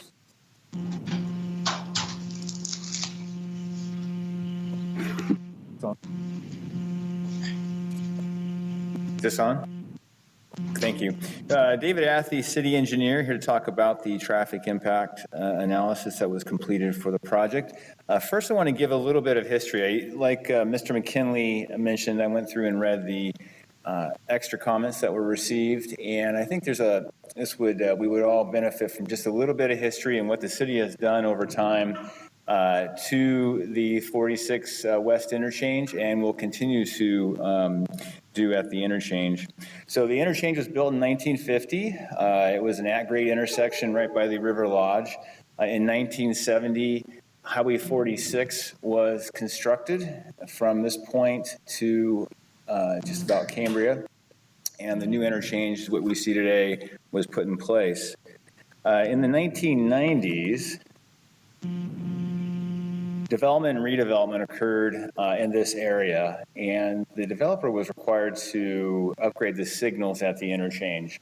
At that time, Caltrans looked at growth and other things, and the city and Caltrans agreed that it's time to do a project study report. Basically look at where is this interchange going and how are we going to get there.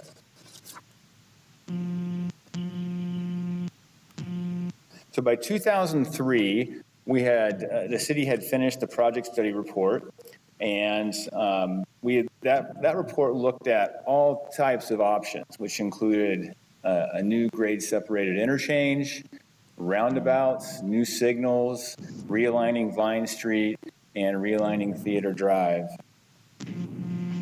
In 2005, the project study report was approved, and really it came up with a three-phase project: realignment of the two major streets at the interchange to get them out, and then roundabouts at the interchange nodes themselves. In 2006, a consortium of about 11 landowners got together with the city and conducted improvements to the interchange itself. A new southbound ramp was widened at that time, which really reduced queues on Highway 101 and really improved traffic flow in this area. And as you can see on the screen, that's the third off-ramp lane that was added on the southbound. Also at that time, the city spent about $9 million to acquire land for the Theater Drive realignment. And then in 2008, the Caltrans approved the environmental document, which Mr. Frace mentioned earlier, the oak tree removals. And it really confirmed a three-phase project at that time, which includes the South Vine Street realignment. From 2008 to about 2011, the city received a grant to realign Theater Drive in its current configuration that you see today. That was a Tiger grant, and that was completed. And moving forward, in 2013, the council approved the South Vine Street Bridge and realignment design process, and so that got underway. In 2015, there was a settlement agreement with the parties involved in this area for right-of-way, so we could realign Vine Street, and that's part of this package tonight. And then in 2019, the project partners, which consists of the city, County of San Luis Obispo, Caltrans, and San Luis Obispo Council of Governments, got together and redid the traffic study for this area and was able to determine that single lane roundabouts were appropriate now that the Charlotte Bridge was no longer needed, the connection here at the east side. So that was reconfirmed. Since that time this year, Caltrans has approved the intersection control evaluation document, which is very important to move forward with a new environmental document. We have to update the one we have now since we're going to a smaller project, smaller footprint. And also we are working on a cost share analysis with all the partners to see what the different responsibility of the agencies are. So now I want to get into the gateway traffic study. So it looked at a 20-year project build-out. It evaluates the roads around the area: Theater Drive, Ramada Drive, South Vine Street, US 101, the interchange, those areas. It evaluates the existing plus project, the near term, which is about 5 to 8 years out, and also evaluates the long term.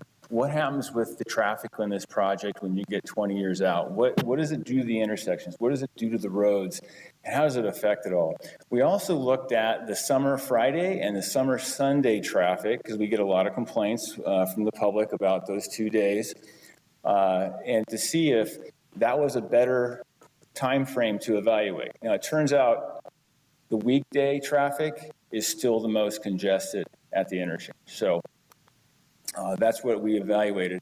Now, the key findings: this project will generate about 5,400 trips at build out. That's in 20 years. That's not going to happen overnight. It's going to take time to get there. About a third of those trips won't use the interchange. So we do what we call we spread the trips out. We model it. We look at and see where are these folks coming from, and where are they going to? What's their trip origin and destination? So not all these trips go to the interchange. On top of that, we have about 338 a.m. That's the morning time, and then 453 p.m. peak hour trips. Those are the trips that are going to happen between 7 and about 6 and 8 o'clock in the morning and 4 and 6 o'clock in the afternoon. But not all those trips are going to be out on our road. Some of those are internal capture because this is going to be a hotel type complex with restaurants and other types of amenities. So some of these trips are actually internal capture to the site. So in reality, about 170 a.m. and 210 p.m. trips will be generated by this project at its full 20-year build out, or if it builds out sooner, that's the trip increase during those peak hours. Another important aspect of the project is South Vine Street, phase 2 of the interchange project, will be realigned before any doors open on this project. So we basically get the mitigation for all their traffic up front before any traffic is generated, which is very beneficial to everybody in the area because they're going to see a huge benefit to their delay time going through the intersection, because we get complaints, it's backed up, it's congested. They're going to see immediate, once the South Vine Street phase 2 is realigned, they'll see immediate improvement without any additional extra traffic. Also, it includes new medians and sidewalks and bicycle connections, and the project fully mitigates its impact. Now, this is important. This project doesn't rely on roundabouts in the future to mitigate its traffic impact. The mitigation for this project is the Vine Street realignment phase 2. So it stands on its own. Other key findings, US 101 will continue to degrade. SlowCog and Caltrans are working on that. The project's going to participate in the overall realignment of Vine Street. Also, the project mitigates impacts at the Main Street 101 interchange, and I'll talk about that in a second. I got a slide I want to show you. And then the traffic report and the mitigation. So we worked very closely with Caltrans and the county and had them look at all the trip generation, where the trips are going. They accepted those preliminary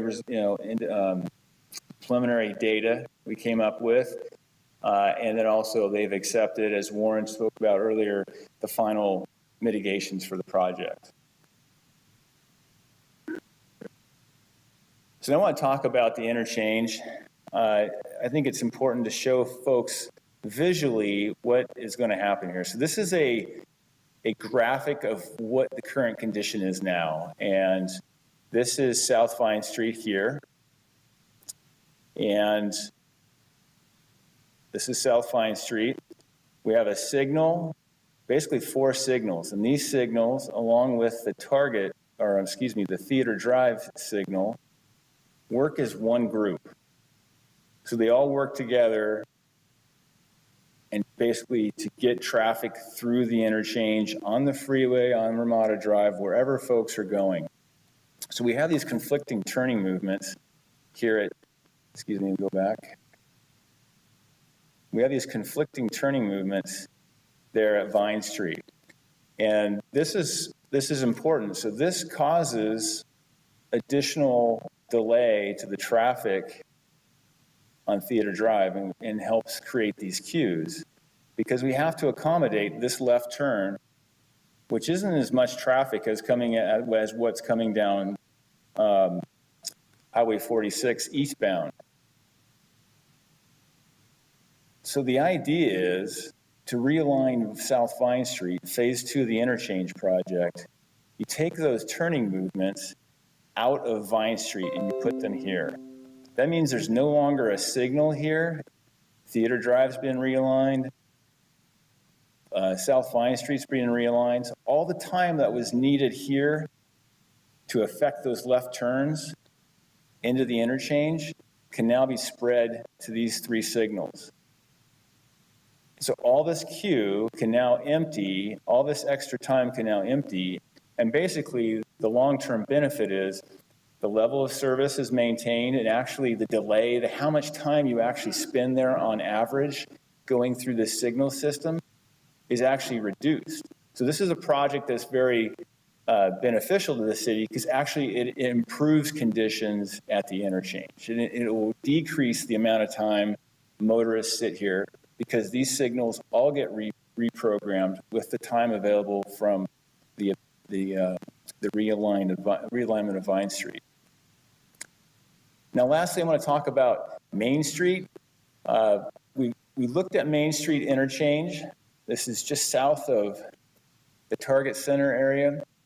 And we discovered that there were going to be 9 peak hour trips. Now, during the peak hour, this interchange has a level of service below Caltrans standard. Now, there's no way to mitigate this. This project can't mitigate that level of service because it would be too costly and really not affordable. But we can pay in, require the developer to pay into the Templeton area fee, which is about $8,400, to mitigate its specific peak hour trip impacts. We thought that was appropriate. The applicant has agreed, and so this is part of the mitigation for the project. With that, I'll turn the presentation back over to Mr. Frace. All right, thanks, Dave. So we're almost done here. Just really quick, some key things to consider. There is a mitigation monitoring and reporting program. That's part of the EIR process. That's what's going to lock in all these mitigation measures as requirements that Dave just talked about, including the South Vine realignment and also the payment of the Main Street interchange to the Templeton area. Response to comments. So as I mentioned, we received 10 letters from the public, including a letter that came in from TAG. I guess that's the 11th letter. Those are all included in what we call the response to comments. So those have all been addressed. That's incorporated into your final EIR under Resolution A as well. Because we do have some significant and unavoidable impacts, as Dave mentioned, no matter what anybody does, there's still impacts on 101. Any project pretty much of any size in the county has that same impact. There's also what we call cumulative impacts on air quality as well as greenhouse gases that can't be mitigated by this project or honestly any project anywhere. So we do have to make what's called statements or overriding considerations where we acknowledge that we have those impacts, but based on the benefits of the project, we approve the project and certify the EIR. This project has a number of social and economic benefits. We have additional housing production. There's short-term and long-term economic benefits from the construction and long-term jobs. The applicant has prepared an economic study that's also included as part of the resolution of approval for your information. The transportation infrastructure improvements that Mr. Athey spoke about are also benefits to the overall region, and we're preserving 98 acres of ag and open space. So there's a number of benefits to be considered as part of the project. All the findings to acknowledge that are included in Resolution A. Development agreement, finally, this is basically a contract between the city and the developer over the 20-year term of the project. It locks in the South Vine realignment process, locks in the agricultural well use agreement, the affordable housing fee that we spoke about, and then also a requirement for local preference in terms of renting units and using local construction in the project. So those are benefits also to the project that are included. And then finally, there was the addendum that I mentioned that was released today, 21 comments. That includes the second LAFCO letter, as well as the comments from the public. Those were posted online, and those were made available to the City Council. So recommendations, as I mentioned, the Planning Commission is recommending approval along with staff. So there's 9 actions before you. The Resolution A is the EIR. Resolution B is the annexation initiation. Resolution C is a lot line adjustment. Resolution D is a general plan amendment. So you'll be making the final action on those. An ordinance, we'll be introducing that for first reading. So Ordinance A is the pre-zoning and the zoning code changes. That'll come back for second reading on your next agenda. Resolution E is the master plan, Resolution F is oak tree removals, and Resolution G is the vesting tentative track map. You'll be making the final decision on those as well tonight. And then finally, number 9 is Ordinance B. That covers the development agreement. You'll be introducing that for first reading. That comes back on your next agenda for second reading and final approval. So that concludes staff's report. The applicant has a presentation, a brief one to make as well. Thank you, Warren. Let's go ahead and get the applicant's presentation. I hope the council is taking notes because there are going to be a lot of questions.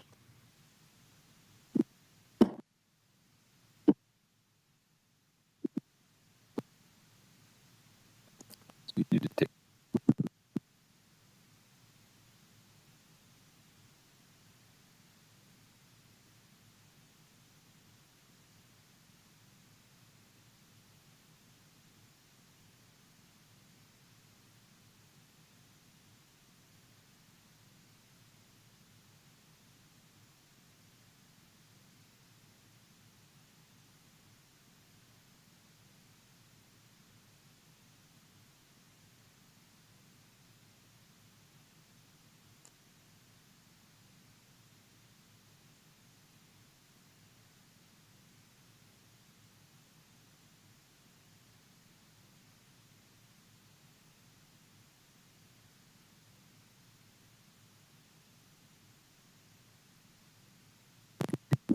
Right. Good evening. Thank you. Thanks for your patience. Good evening, Mr. Mayor, members of the City Council.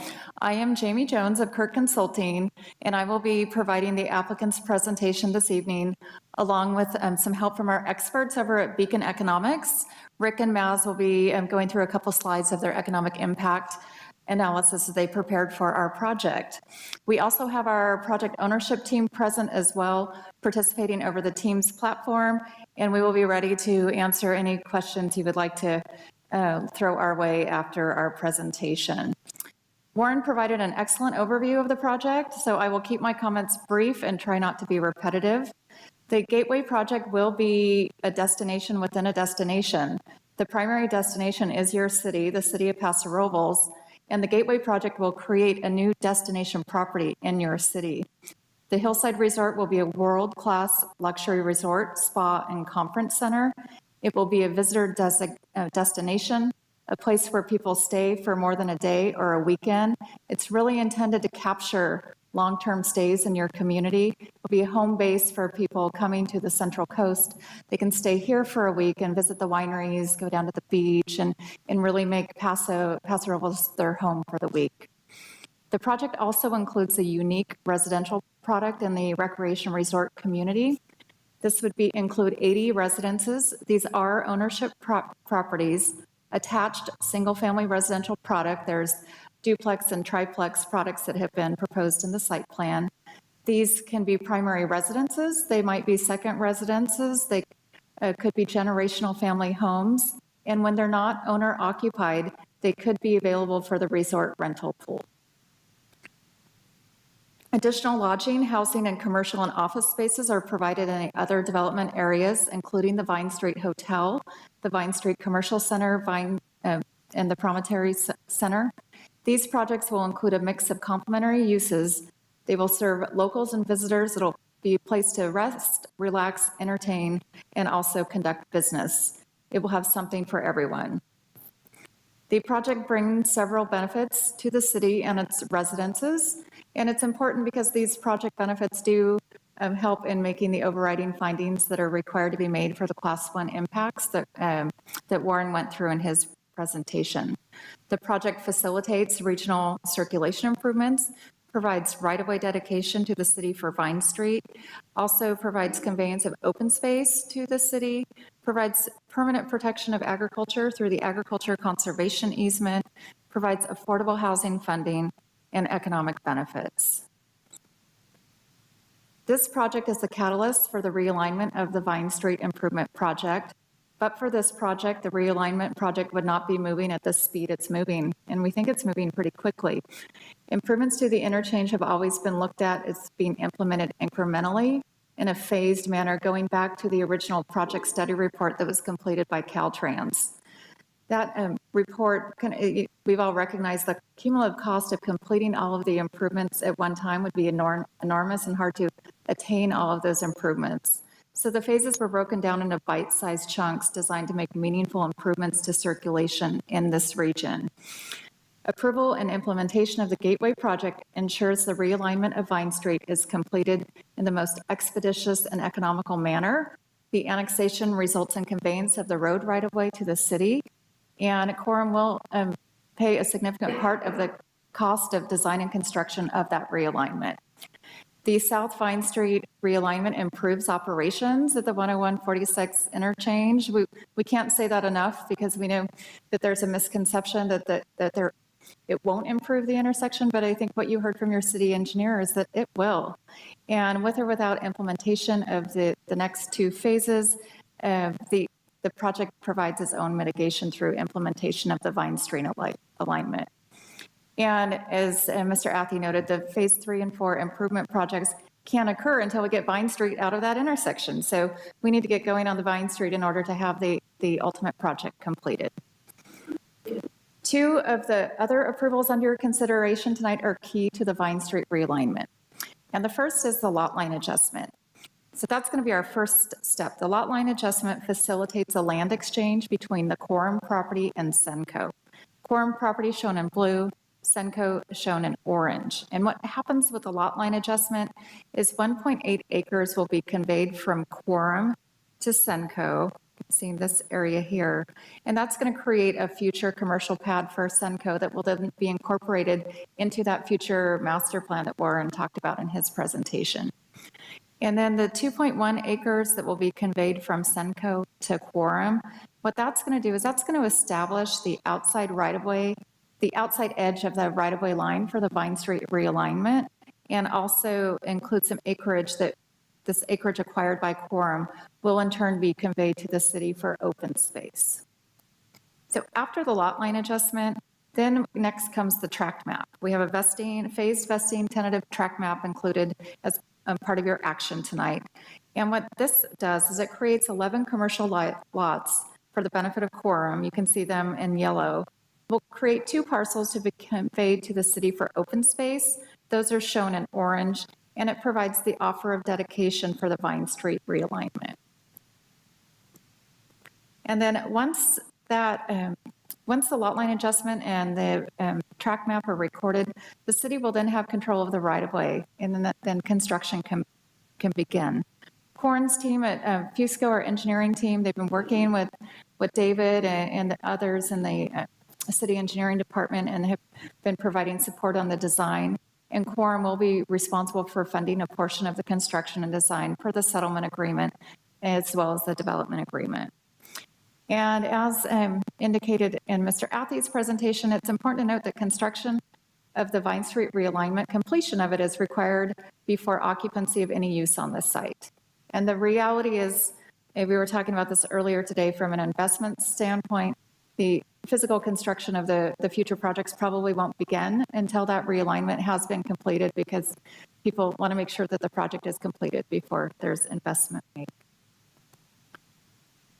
Turning to ag and open space preservation, in addition to the Vine Street realignment, as I noted, that the project will include open space parcel conveyances to the city, but in addition to that, there will be a permanent ag conservation easement. And that permanent ag conservation easement is included in the development agreement. It's included as an attachment to the development agreement. And the intent of that conservation easement is to satisfy the requirements for LAFCO Policy 12, which requires a 1-to-1 mitigation requirement for any prime land that's annexed into a city. And so while the conservation easement is a requirement of the LAFCO process, the city will be the grantee, so the easement will be in favor of the city. And in addition, it's important to note, and I think Warren reiterated this in his presentation, 98 acres of the site will remain in agriculture open space uses. So when we're looking at how the site's being developed, we're looking at clustering, keeping it as compact as possible, and then keeping the open space areas, as well as incorporating vineyards consistent with your Purple Belt policies. Quorum through section 312 of the development agreement has agreed to pay, they actually offered up to pay an affordable housing fee for new structures included in the development. The basis for the fee is the fee structure that was recently adopted by the County of San Luis Obispo for their inclusionary housing ordinance. The county adopted the fee, I think it was last summer. And we relied upon the county's fee structure when we proposed the fee, as the city doesn't currently have an affordable in lieu fee requirement. Using the fees in place today, the fee amount will be substantial. It will be over $500,000. And this fee will be assessed. It will be calculated at issuance of building permit. Whenever the building permits come in, they'll look at the different uses. They'll calculate the fee, but the fee will not become due until final building inspection, because then that's when the impact is actually anticipated. And we expect that the monies generated from these fees, what will actually be realized, because it will be a couple years down the road before we have occupancy of structures, probably more than a couple years down the road, that those fees will be much more substantial than the $500,000 estimated today. And the city will be able to use these funds generated by the fees to support your future affordable housing efforts. So they can hopefully go to making meaningful contributions in your city. And so at this point, I'd like to see if we can bring in the Beacon team. We have Mazen on the line, as well as Rick Smith, and they are going to walk through their economic impact analysis that they prepared for the project. Thank you very much, Jamie. Good evening, everyone. My name is Mazen Zainadine, and I'm the practice lead for economic impact analysis here at Beacon Economics. So when examining the economic impacts of these kind of development projects, it's key for us to differentiate between the one-time impacts that occur as a result of the construction itself, due to the fact that it's in a given time period, it's finite, and the ongoing impacts that will arise from the necessary operations in order for the development to function. So what I'm going to be walking you through is how the total economic output is generated in dollar terms, what the jobs supported is going to be, and the fiscal revenue as well, which were generated using IMPLAN, which is the state of the input-output model, the software model that's widely recognized in the economic impact community. Next slide, please. Awesome. So we estimated that the cost of construction was going to total in the city of Paso Robles roughly $78 million, and this is going to be going for workers, materials, equipment, etc. And as a result of these expenses, it's estimated that a total of $104 million is going to be generated in economic impact throughout the San Luis Obispo County. The city of Paso Robles is actually going to absorb most of that impact, roughly 80% of it, with about $82 million in economic output to be generated there alone. In terms of jobs supported, it's projected that roughly 684 jobs are going to be supported as a result of the construction of the Gateway project, with most of them in the city of Paso Robles at roughly 550 jobs. In terms of the fiscal impact from construction, it's estimated that around $1.4 million is to be collected in total fiscal revenue from the construction, with a little under $585,000 going towards the city of Paso Robles alone. Slide, please. Now, on the other hand, operational spending is annual. Every year, you need to spend a certain amount of dollars on various expenditure categories to keep the facility running. For a mixed-use development like this is going to include resident spending, business spending, such as retail and restaurants, as well as employees needed for building maintenance. For the purpose of this study, operational expenses were totaled from new business spending, which was based on square footage of the space designed, new residents based on the number of residential units and applicable occupancy rates, and estimated new visitors. These expenditure categories totaled roughly $123 million in a given year throughout San Luis Obispo County, of which alone $99 million is going to be spent within the city of Paso Robles. So in terms of the economic output in the city of Paso Robles, $105 million is expected to be generated in economic impact every year as a result of operational expenditures, and a further estimated $78 million is expected to be generated throughout other areas of San Luis Obispo County. A significant amount of jobs are expected to be supported from the operational spending, with over 1,270 jobs to be supported in the city of Paso Robles alone, and a further 800 to be supported in other areas of San Luis Obispo County. And last but not least, the operational expenditures are expected to generate a significant amount of tax revenue, roughly $6.5 million in the city of Paso Robles alone, and $2.7 million throughout other local governments across San Luis Obispo County. Great. Thanks for your overview on that, Maz. Of course. And the Beacon team will be available for questions at the conclusion of my presentation if you have any. And so moving on, the Planning Commission did add a number of conditions.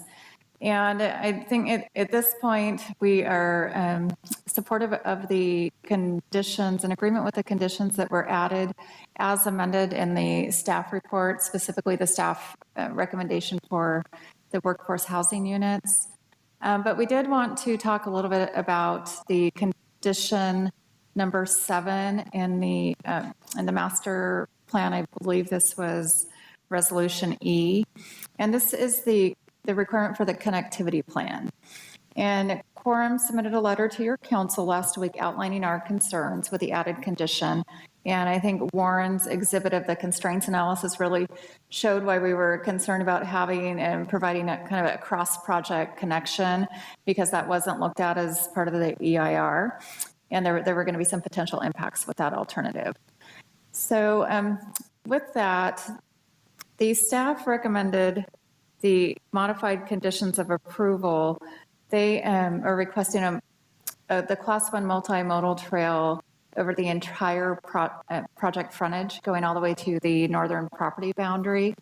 And what we heard from the Planning Commission is that what the Planning Commission was looking at was really trying to get non-vehicular access from the Area 5, the recreational resort, just over to areas 1 and 2, because once they're over at areas 1 and 2, then they're on internal circulation, and they're able to use the landscape parkways, the sidewalks, and they can move between those areas. So what we would like to ask is that the council consider modifying the staff modified condition to only require the multimodal trail from the driveway entrance of project area 5 to the driveway entrance of for project area 1 and 2, because then they're on site and we're meeting the intent of the condition. And that concludes my presentation. In summary, I think, and what you've heard is our project will create a destination luxury resort. All of you have been out on site, so you've seen what a special spot the resort will be located on. It will provide a unique housing opportunity through the development of the resort community. As you heard in Beacon Economics overview, it will provide a significant economic impact for the city long-term, both short-term and long-term. And we are providing the affordable housing fees to support housing projects in your city. And we're complying with the terms of the 2016 settlement agreement. And I think one of the biggest items I think we all understand this project brings to the table is the contribution to the regional improvements through the really helping facilitate the realignment of Vine Street. And that concludes my presentation. And as I said, our team is available via remote to participate as well.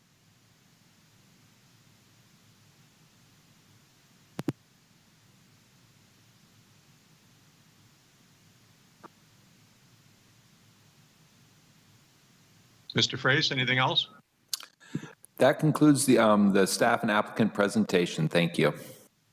Thank you very much for the very complete presentation from staff and the applicant. We are going to go to the council now for council questions. Council members can question staff or the applicants about any item that's been presented tonight or any other question they might have. It is not a time for council to suggest changes or state positions. We're just trying to get information right now.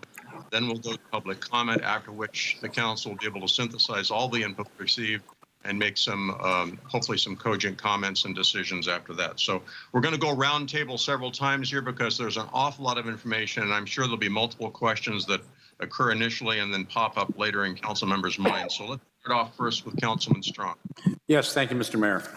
And I'm going to deal with the applicant first, just because she spoke just now. And I'm going to ask her to put back condition 7 again on the alternate design on the connectivity.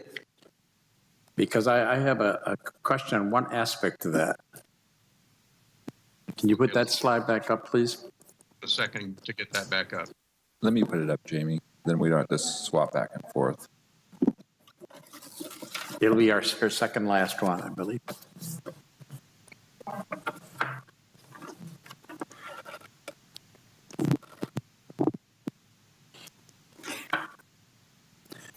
And mainly because it involves the connectivity from north to south to north. Sure.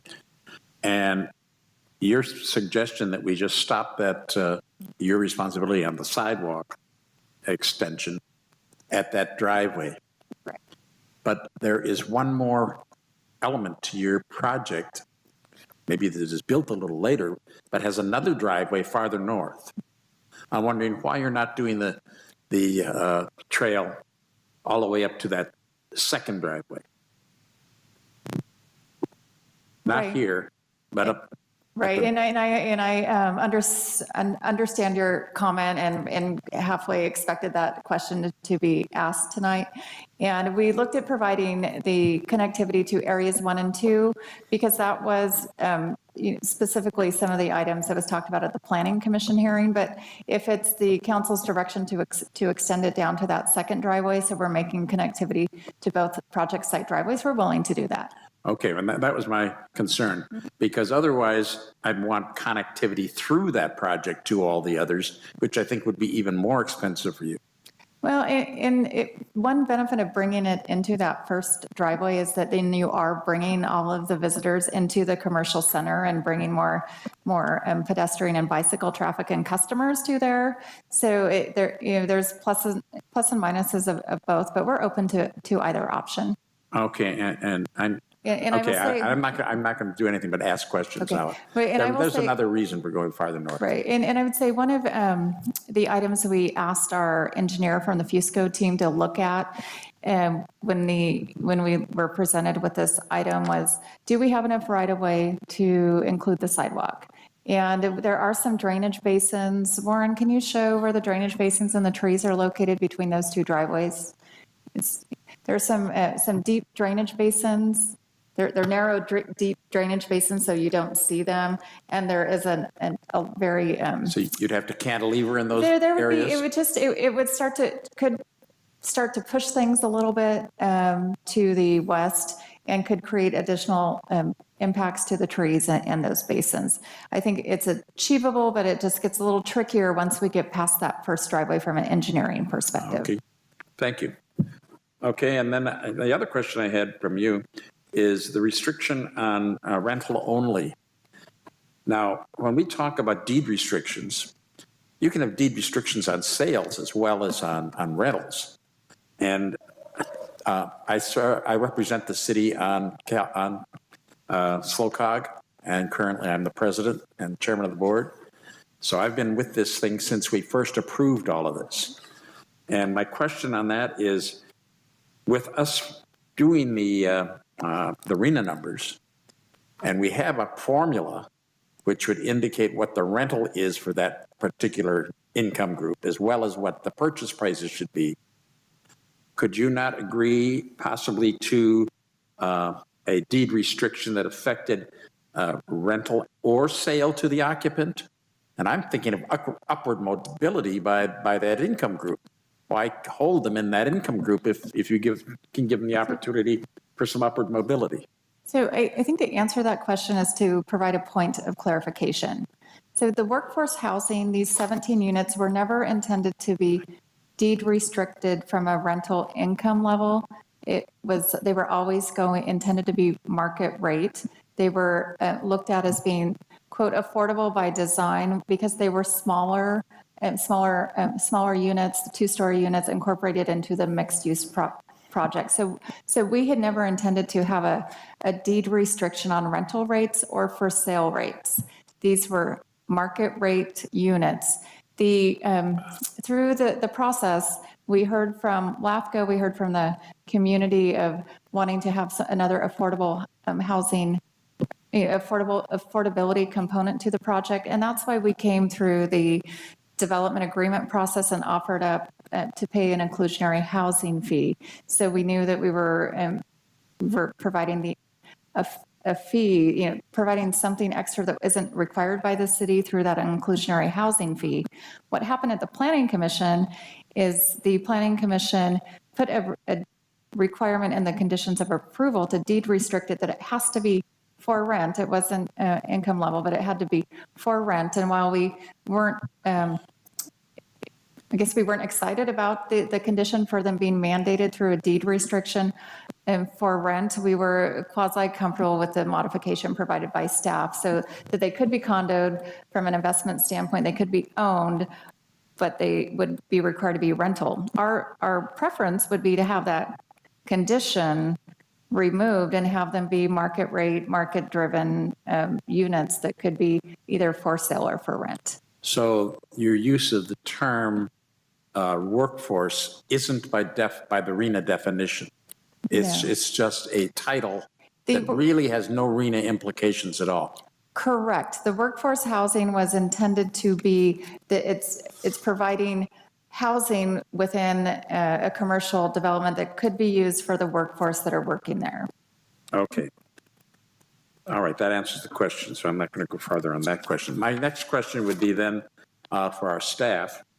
And on, I want to just again ask that question, that this particular development is absolutely essential for the completion of the project that both SLOCOG and Caltrans have put on that whole intersection for anything to happen of any type in that whole area. That's correct. This is the next step of the interchange project. And that's all? Yeah, okay, fine. I won't make a statement. I'll just ask the question. Thank you. Over to, I think water we took care of. Again, I want to clarify. All of the development areas of this project, they are going to be served by our city water, not by any of the wells. Is that correct? That's correct. All the potable water for this project is served by city water. Okay, very good. And then, Warren, I have a question for you, if I may. And that is, we're pre-zoning, but in past general plans, this has been part of our sphere of influence for a long time, hasn't it? Technically, this isn't actually in our sphere. We're actually amending the sphere as part of this exercise as well. It's been understood by LAFCO and the city that it would be added to the sphere, but the decision was made about 10 years ago not to do that process at that time. Well, at that time, yes, but even prior to that, I mean, we have copies of even older general plans where it was in our sphere in those general plans, was it not? So I think before the formal LAFCO sphere of influence rules were in place, yes, it was always intended to be part of the city. Okay, and did it have any kind of a designation in those plans as to what we intended that used to be? Commercial, residential? I don't actually have that information. Okay, okay, thank you. That's all the questions I have at this point. Councilwoman Garcia. Yes, thank you. I just have a question for Mr. Athey. We talked about the traffic all on the side of where the development is going to be. But what about traffic going underneath to like Tin City and Firestone? Is there going to be the bicycle? I mean, people that are coming to visit there are going to want to, travel across. And if we're building these bicycle and whitened sidewalks, we're kind of already saying, get in your bike and go for a ride. How is that going to help get people underneath that and the roundabouts and everything like that? Yeah, so the city is going to, through this project, complete the connection to Theater Drive, and through Theater Drive, we have a connection back down to the interchange. That's still to be designed as we move forward. Now, the portion getting across Highway 101 or underneath and over to Ramada Drive south, that's going to be part of the phase 3 of the interchange project. And then Ramada Drive itself is actually in the county, the portion that Warren is signifying there with the red dot. That would be a county project and not like a condition of this project to improve. So we would encourage the county as they continue to develop and the Templeton area to make that connection and to provide those bike lanes there. They do have share the road signs up, so they are very aware of the use by more like exercise type bicyclists, not your recreational bicyclists. So we would encourage them to do that at that point, to continue to do that and build those facilities. Okay, I'm going to hold off. Thank you. Thank you. Councilman Gregory. David, while we have that slide up on there, I have a question. So when we do the realignment from Vine Street and going through the property and connecting over at the intersection going to Target, how do people get onto 101 southbound off of Vine? So we'll pull up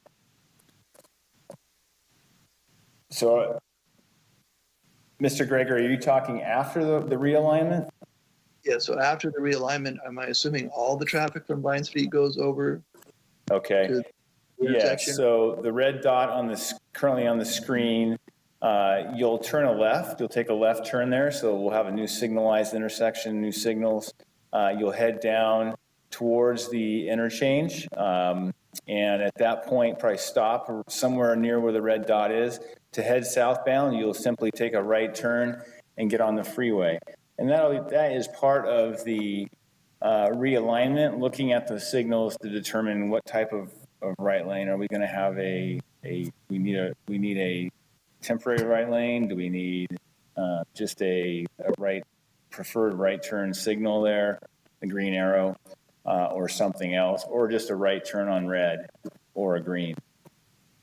Okay, and the reason why I was confused, I saw that one little left-hand turn arrow on Vine Street by the freeway there, so I just want to make sure of that.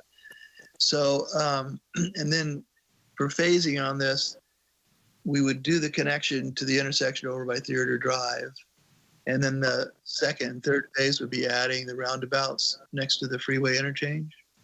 That's correct. That would be the next phase after the realignment. Okay. And Caltrans is currently looking at that right now, along with the county and the partners. Do we create one signal roundabout or a single roundabout first on the west side and then build the east side, or do them both at the same time? All that's is going to be looked at in the project phasing for in the project kind of analysis for the last phase. And do you recall, is there, it seems like there'd be a lot more traffic on the west side to use the roundabout versus the east side. Is that true? I would anticipate there would be more traffic going through that roundabout, yes. And in this diagram now that you showed that Councilwoman Garcia asked about, the white line would be an approximate location for the bicycle and pedestrian path? That's correct. That would be a probably some type of shared use bike path with on and off ramps for the bikes to get back onto the surface streets. And then I want to confirm, so Caltrans has actually written a letter of support of this project the way it's presented? That's correct, and Mr. Frey showed that earlier in the presentation. Okay. All right, and then you might be able to answer the water question too. So I'm seeing a water reduction of about 75% on the property for ag use. Is that correct? That they're proposing? I think I would refer the applicant to answer that question.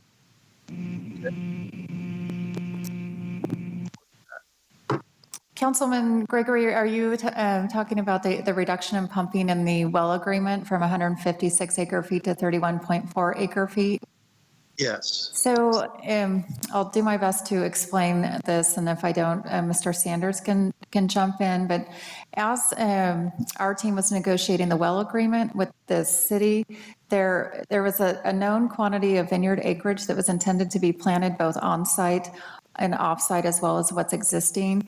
And the the disconnect between the numbers is that the 156 acre feet was based on the county water duty factor for vineyards, which is the 1.25 acre feet per acre. So I think it was a math equation of taking the total number of acres timesing it by 1.25 acre feet. But what we know on our property is what the existing vineyard water use is, and that's where the 31.48 acre feet comes from, is what we know the water used to be for the existing vineyards, and using that water duty factor, I believe it's 0.34 acre feet per acre, and we use that to translate to how much water we really would look to need to extract from groundwater to support the agriculture development. So the reason for the question is, I'll ask with another question. I just wanted to make sure, is that an adequate enough water to provide for your vineyard desires to have your vineyard there? The water numbers that we're using in that is based on existing water use for the existing vineyard that Mr. Ferlati operates to the west of the Gateway property. Okay. Very good.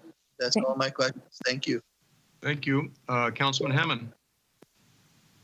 Thank you, Mr. Mayor.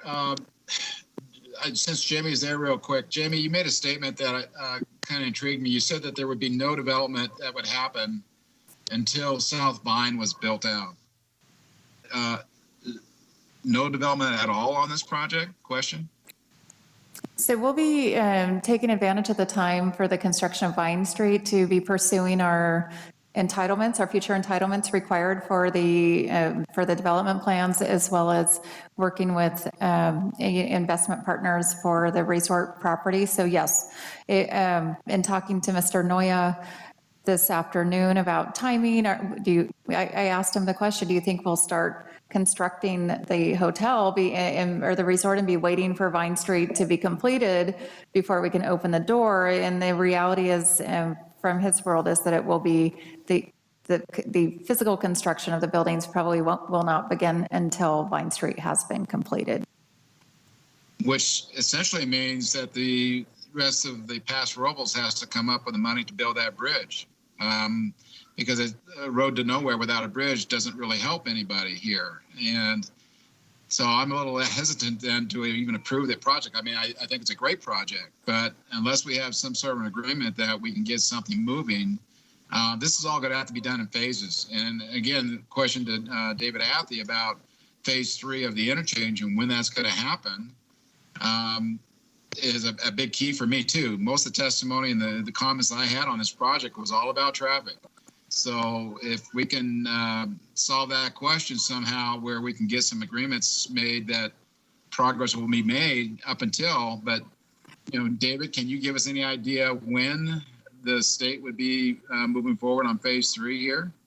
At this time, we don't have a firm date or schedule for that. We are currently working on the project environmental document update. Once that occurs, we'll look at funding and the future schedule. But this project, I just want to note again that this project stands on its own without the roundabout, so it fully mitigates its traffic impacts with the realignment of Vine Street, and that occurs up front before the project opens any doors on the project. Well, I understand that, but again, then next question to staff: when are we going to build the bridge? So this is Dick McKinley, if I might, because the bridge is in my bailiwick at this point. So the bridge design is virtually complete. In all likelihood, the bridge will be sitting there when we're building the road. So the bridge design is virtually complete. The bridge consultant is working right now, getting all the permits and all that stuff in place.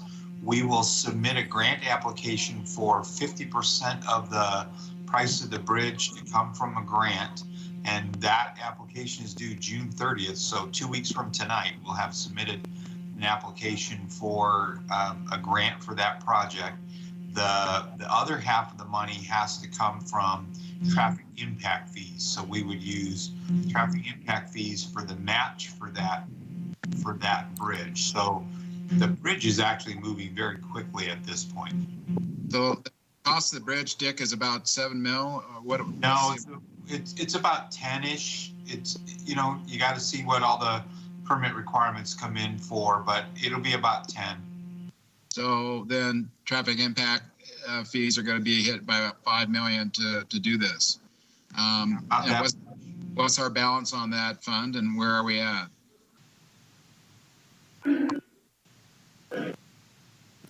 This is David Athey, city engineer. The last time I spoke with the finance department, our balance was around $4.8 to $5 million.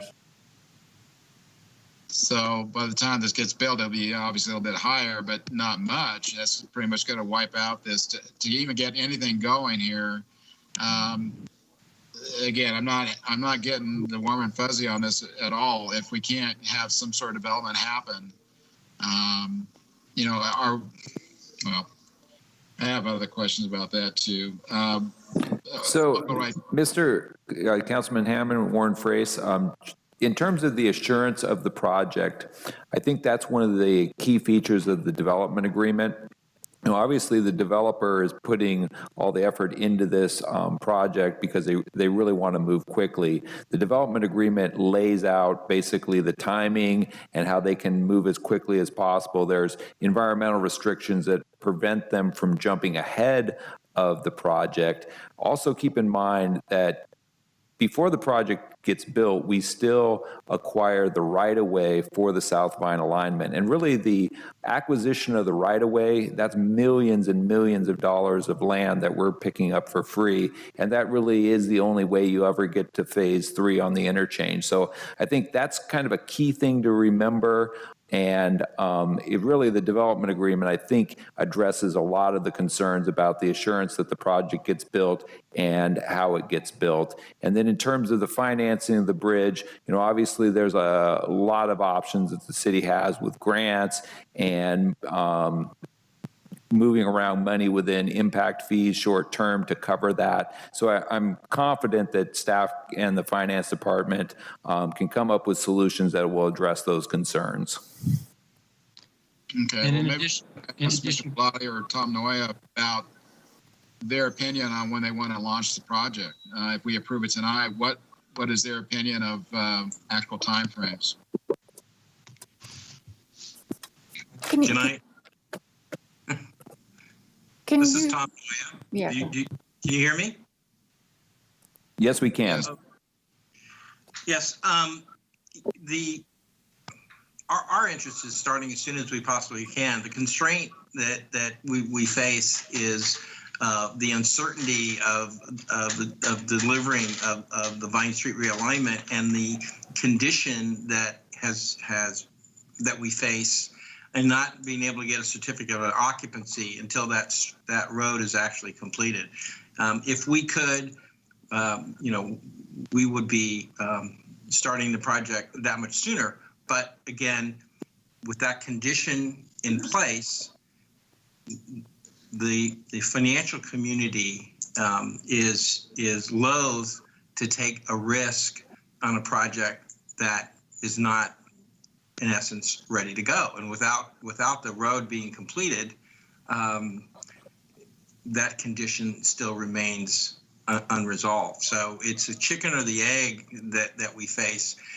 We will be working diligently on lining up all the components necessary to move forward.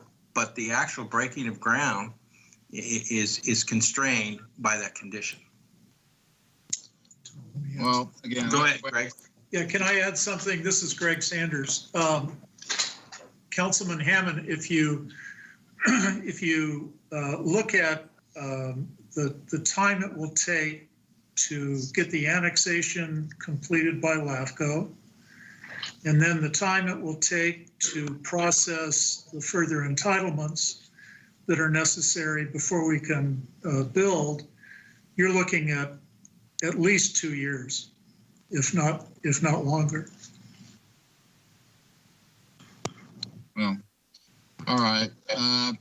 And for your guys' information, back to staff, maybe Warren, regarding the development agreement, like we did with South Chandler and the Olson project. Is there any language in the development agreement that the developer will use local suppliers, local labor, anything like that that was written into the other project? Yes, there actually is. It will have the same local preference requirement as the Olson South Chandler specific plan development agreement had. Very good. That's a key point for me. And if I, Councilmember Hammond, this is Dick McKinley, if I might, you know, every community deals with the same thing we're dealing with right now, where we have growth happening. There are traffic projects that everyone wants to get built, and they want them to get built right now.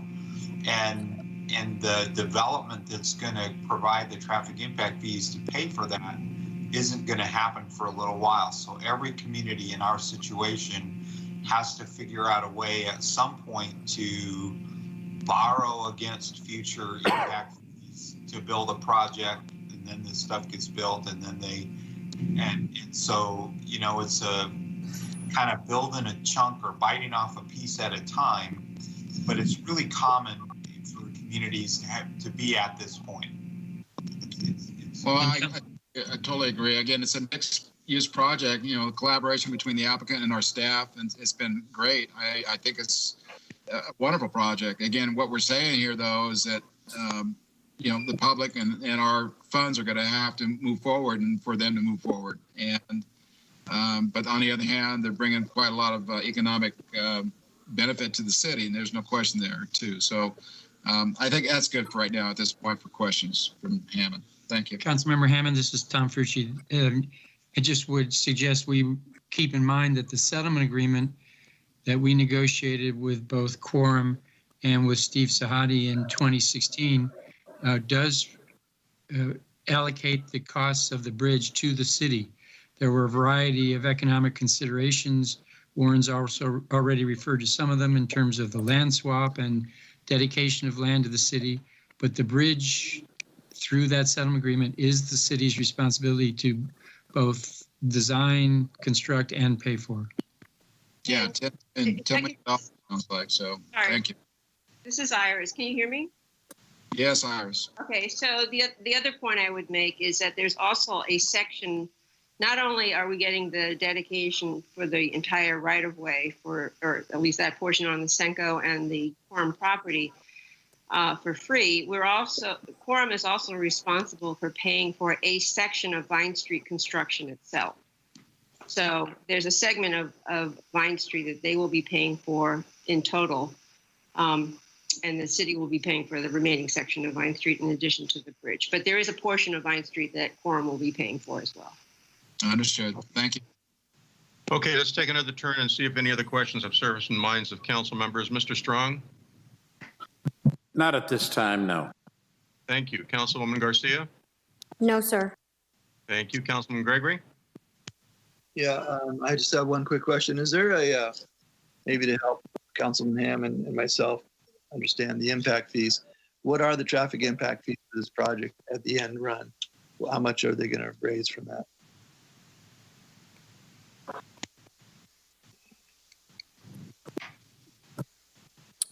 I don't think we have a actual figure calculated on that, Councilman Gregory. I do believe that probably the majority of the fees end up being credited by improvements, but we haven't done the actual calculation to verify exactly what the number is. Okay. All right. That's my only question this time. Thank you. Thank you. Mr. Hammond, anything else? One more quick question, Mr. Mayor. Again, regarding the 80 single-family resort units versus the 100-room hotel. What is Quorum's preference here? I'm not quite understanding why it's an either or. Can they elaborate on their plan here a little bit?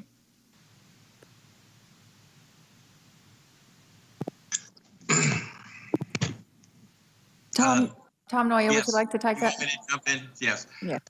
Our preference would be to build the 80 single-family units.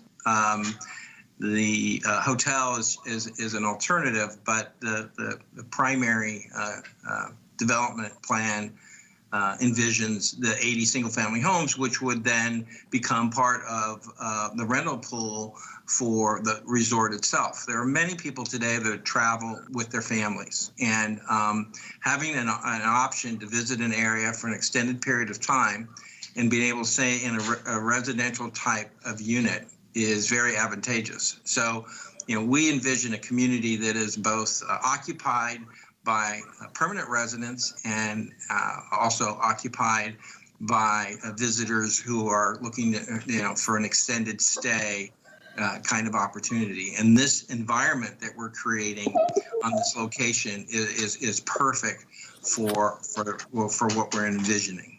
Okay, understood. I got that, but I was wondering about the short-term rental DOT equated to that. In your short-term rental ordinance that we have, they would fall under the DOT fee, wouldn't it? Yes, it would. Okay. Yeah, that's a revenue source for the city that I'm looking for too. Yeah, again, they are extended stays, which is exactly what people want to do and have a longer, pleasant visit here in Paso Robles. It's not so crowded into a hotel. So, right, thank you. Exactly. And so we think it's a great amenity, for our overall master plan. And I've stayed at other venues like this, and so that's how I kind of came up with the idea. Right, and it sounds like the EIR was set up for the more intensive use of the 80 units. Is that correct? I believe so, yes. All right, thank you.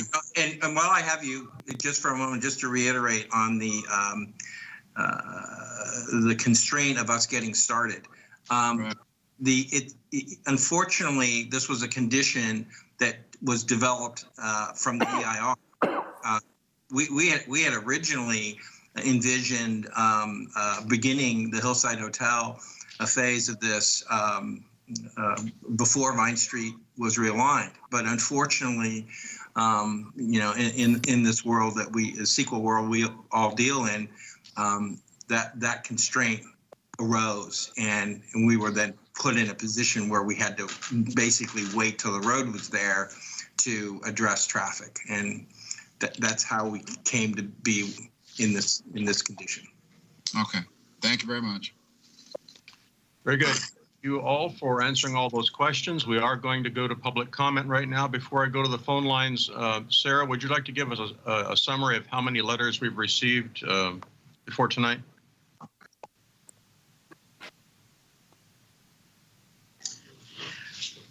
Sure. I might let Melissa or Warren provide that summary because they put together the addendum. I believe it was around 15 that are included in the addendum today.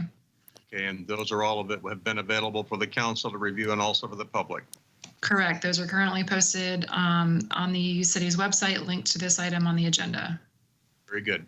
Okay, I show 3 people in the queue right now on the telephone to comment on this item. We'll start with the first one, Mr. Dale Guston. Dale, are you with us?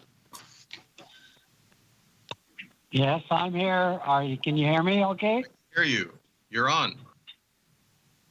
Okay, 945 Spring Street. And I have mixed emotions about this project. I bored you many times about the helping start the first wine festival to attract tourism. But for 30 years, we've been talking about a convention center somewhere near Paso Robles, and that is a diversity draw to bring tourists to Paso Robles. This county is totally dependent on tourism, so I think this could be a good project. When Main Street became concerned about Walmart going in, they switched over to having, really nice restaurants and downtown tasting rooms and all that. And so I think we can continue that and not be adversely affected by this project. I am concerned, I'm not sure I missed it or what, that the convention center be built in phase 1. Because that is the main purpose, is to attract tourism to that site. That's my question. Very good. Thank you, sir. Anything else? No, just good luck. I wish the realignment agreement would have included some sharing of the bridge costs, but I understand what the attorney said we were getting in for free, and so I guess it was a trade-off. But I sure hope that if they're going to do this project, they move right along and get all the off-sites in right away. Very good. Thank you. Next up, and this is a challenge, and I do apologize in advance if I don't get this correctly, it is Lisa Ciuioli. Am I correct? It's Ursioli, actually. Oh, but I got it close. Welcome. Thank you. I have actually 4 concerns, really. First of all, there was no mention at all of the impact on community support. So is there a plan, or will you be building a plan to increase personnel and units for police, fire support, and health care? That is a major concern for safety in the community with the addition of all of these extra housing units.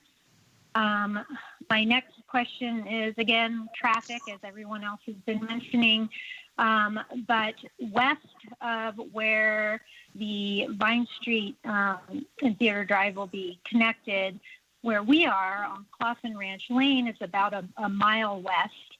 And the impact on us is ridiculous on the weekends and every day, actually, you know, after 3 o'clock in the afternoon, turning left onto the 46 from not only Gahan, but Del Sol, Clausen Ranch Lane, and Live Oak at 12 Oaks is almost impossible at certain times of the day. And I think that merely realigning Vine Street with Theater Drive and adding roundabouts are not going to resolve the issue back here, especially if you're talking about over 5,000 additional trips per day that are projected. I think you really need to rethink that. And I also feel that all of the infrastructure needs to be completed completely before you start any kind of building whatsoever on this project. Make sure that all of the sewage is updated and the traffic situation is figured out before that. And then on my 4th note is that I do oppose the residential rental aspect of this.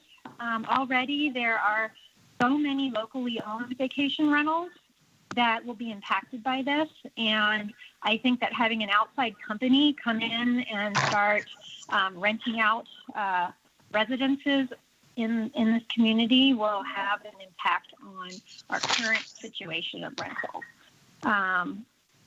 And let's see. And another thing, one more thing, is that if the city is required to pay for the infrastructure in the beginning, how will this affect the taxes to us residents who actually oppose the project? I mean, I imagine our taxes are going to go up because of the impact of all of this. So anyway, those are my questions. Very good. We'll try to get you some answers. Thank you for calling. Thank you. Next on my list, I have Eric Jensen. Mr. Jensen, are you with us? I am. Can you hear me okay? We can. Good evening. Good evening. Well, I'm in an awkward position because a lot of friends of mine, including the one that was just on the phone, aren't as excited as I am about this. And I completely understand and respect all of their opinions and points of view because they're all valid. You know, I read some of these letters going in because I wanted to be prepared. And so, some pretty, you know, nasty stuff written about out of town. Since most of us people have had some out of towners that have developed businesses here that have generated taxes. I myself started one of the largest charitable foundations in North County. You're vet here, but I'm from out of town. So I think people writing letters should, you know, probably hold off on calling outsiders jerks and such.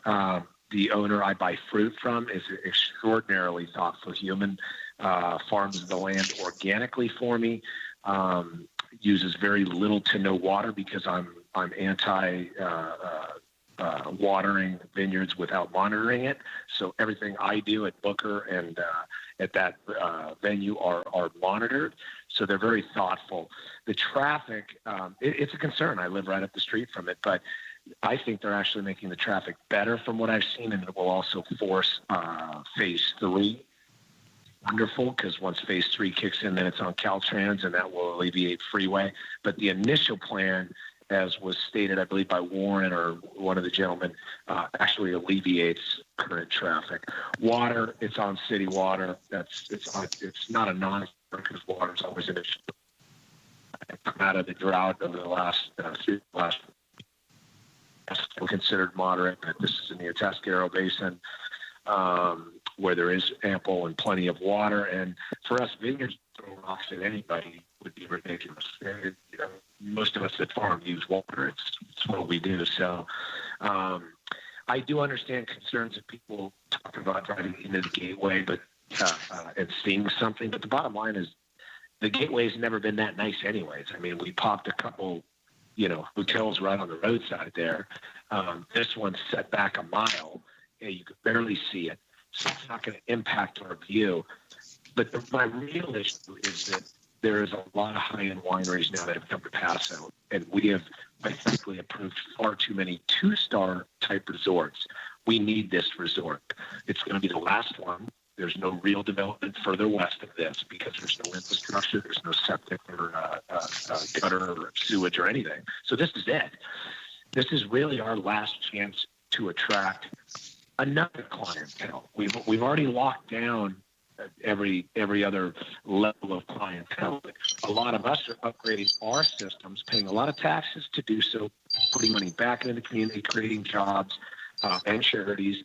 We need this project, if for nothing else, that we need a nice resort. And it's a job creator, something other than, of course, a prison.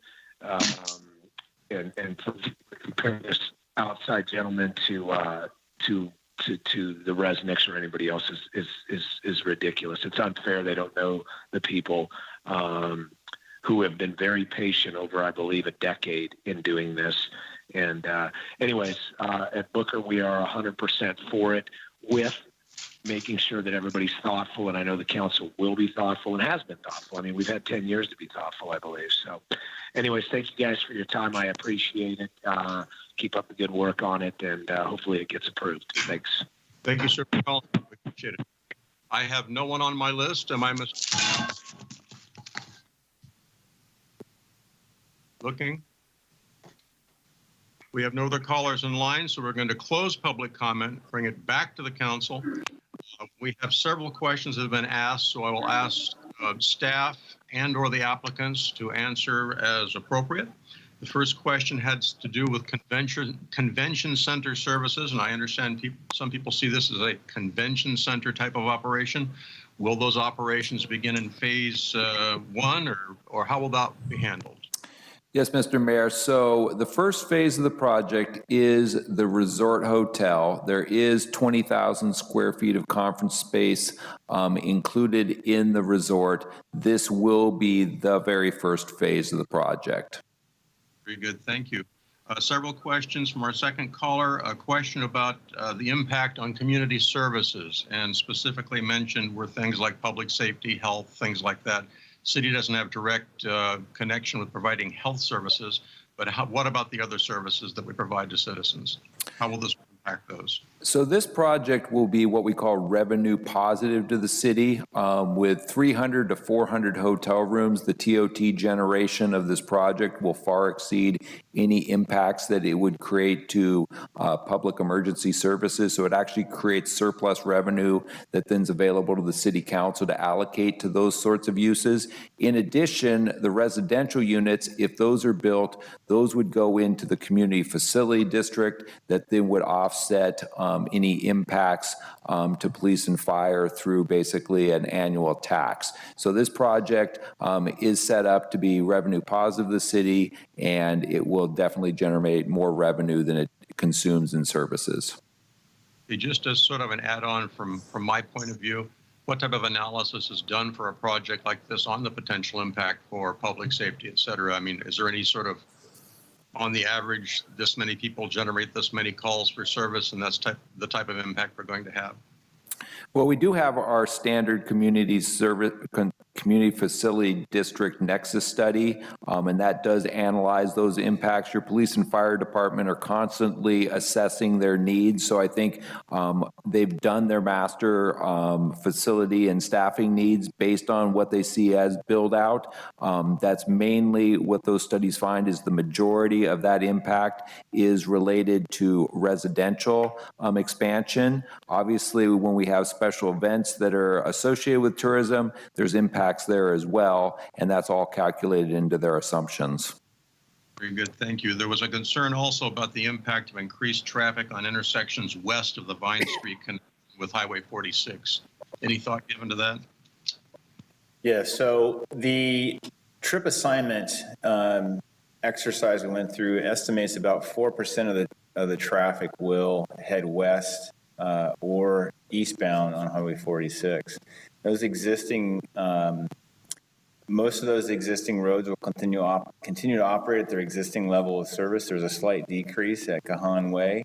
Overall, though, with the future phases of the interchange alignment, the congestion will decrease in this area overall because people will be able to get to the freeway, go north or south, whichever way they want to go. But most of the trips that are generated by the project do not go on Highway 46. Actually, South Vine Street and the interchange are the two main locations where they go to, with minor traffic on Theater and Ramada Drive and 46 West. Very good, thank you. There was a concern also that we make sure that infrastructure is installed before any other construction. This seems to make common sense to me, but I'll ask it anyway. Obviously, sewers go in, water lines go in, et cetera, before we start building buildings, right? Yeah, that's correct. So the project will be required to loop the water line, so it'll go across Highway 46, pick up the connection there that the Hyatt 2 that was recently approved will be installing. So there'll be a redundancy in the water supply system and sewer and all the other utilities, gas, electric, fiber optic will all be installed before the road is paved because we don't want to go back afterwards and cut the road up. So that'll all be done up front as part of the realignment. And then it's already been stated this is going to be a revenue positive project. I assume that means there's no reasonable expectation or unreasonable expectation that somehow we're going to go back to the citizens of Paso Robles and say your taxes have to go up to pay for it. That would be a correct assumption. Good. Those are all the questions I heard. Did I miss any? I think there was a question about the short-term rental impact on other short-term rentals. Just took that as a statement, but if you'd like to comment, that's fine with me.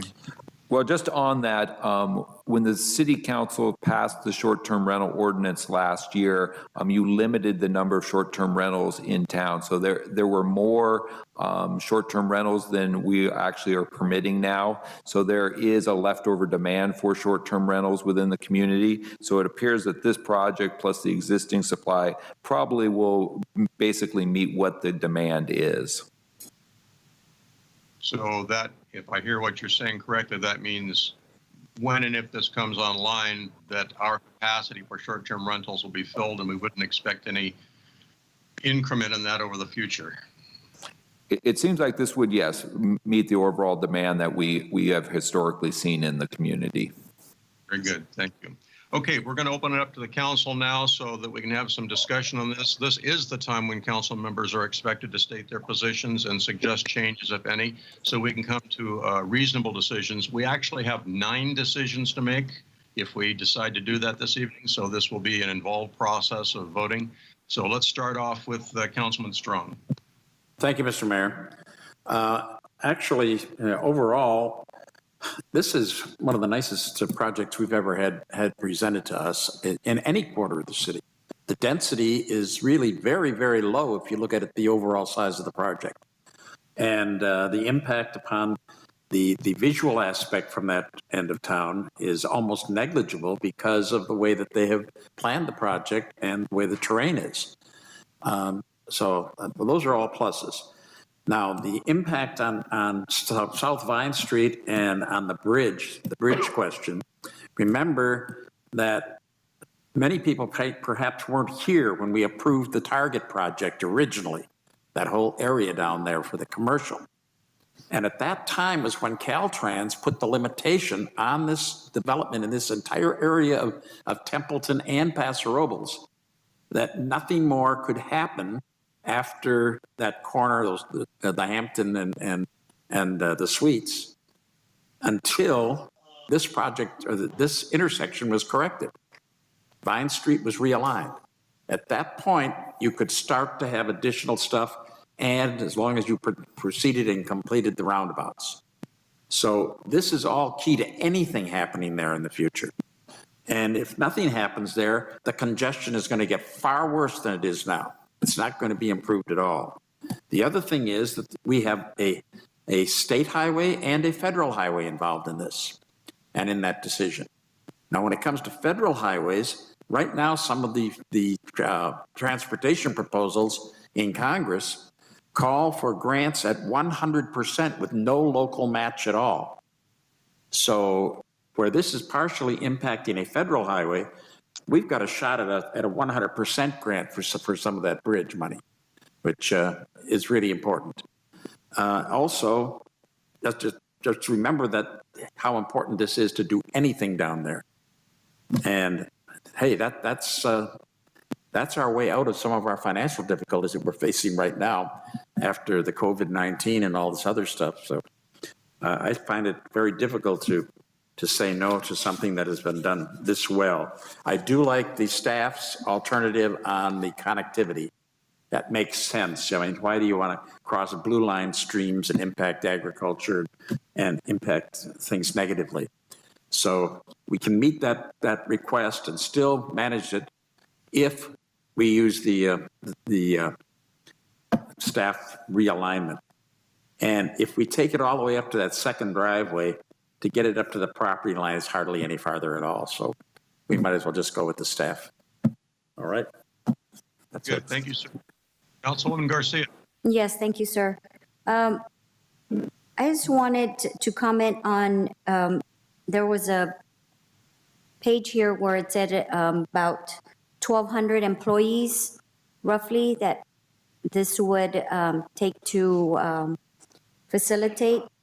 And with our affordable housing already shortage in the community, the way I understand this, instead of doing the 17 units for workforce, that we would be getting money to help in the community, $500,000 to help with that affordable housing.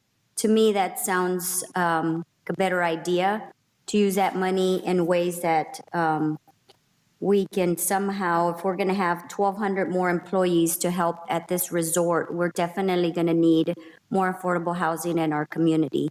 We are very tight right now. I know that we have some apartments coming up soon, but I think with 1,200 employees just for this resort, I agree that that I'd rather go with the money. Is that correct, Jamie? And I would say it's both. So the proposal, as proposed, we're incorporating the 17 units as the mixed-use residential units, right, as well as the $500,000 or whatever those fees incrementally increase to through the development agreement. And that's not, the employee, the jobs numbers that were included in the Beacon report. That's for everything, the project in its entirety. Okay, perfect. All right, so I really agree with Mr. Strong.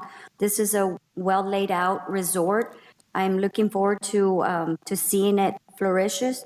But that was my only concern, was the affordable housing and how we can help the community. This will actually give back to the community as well. Thank you. Thank you. Councilman Gregory. Yeah, thank you, Mayor Martin. So I agree with Fred and Maria. This is an incredible project, an incredible opportunity for our community. And I'd like to sort of add on to Eric Jensen's comments.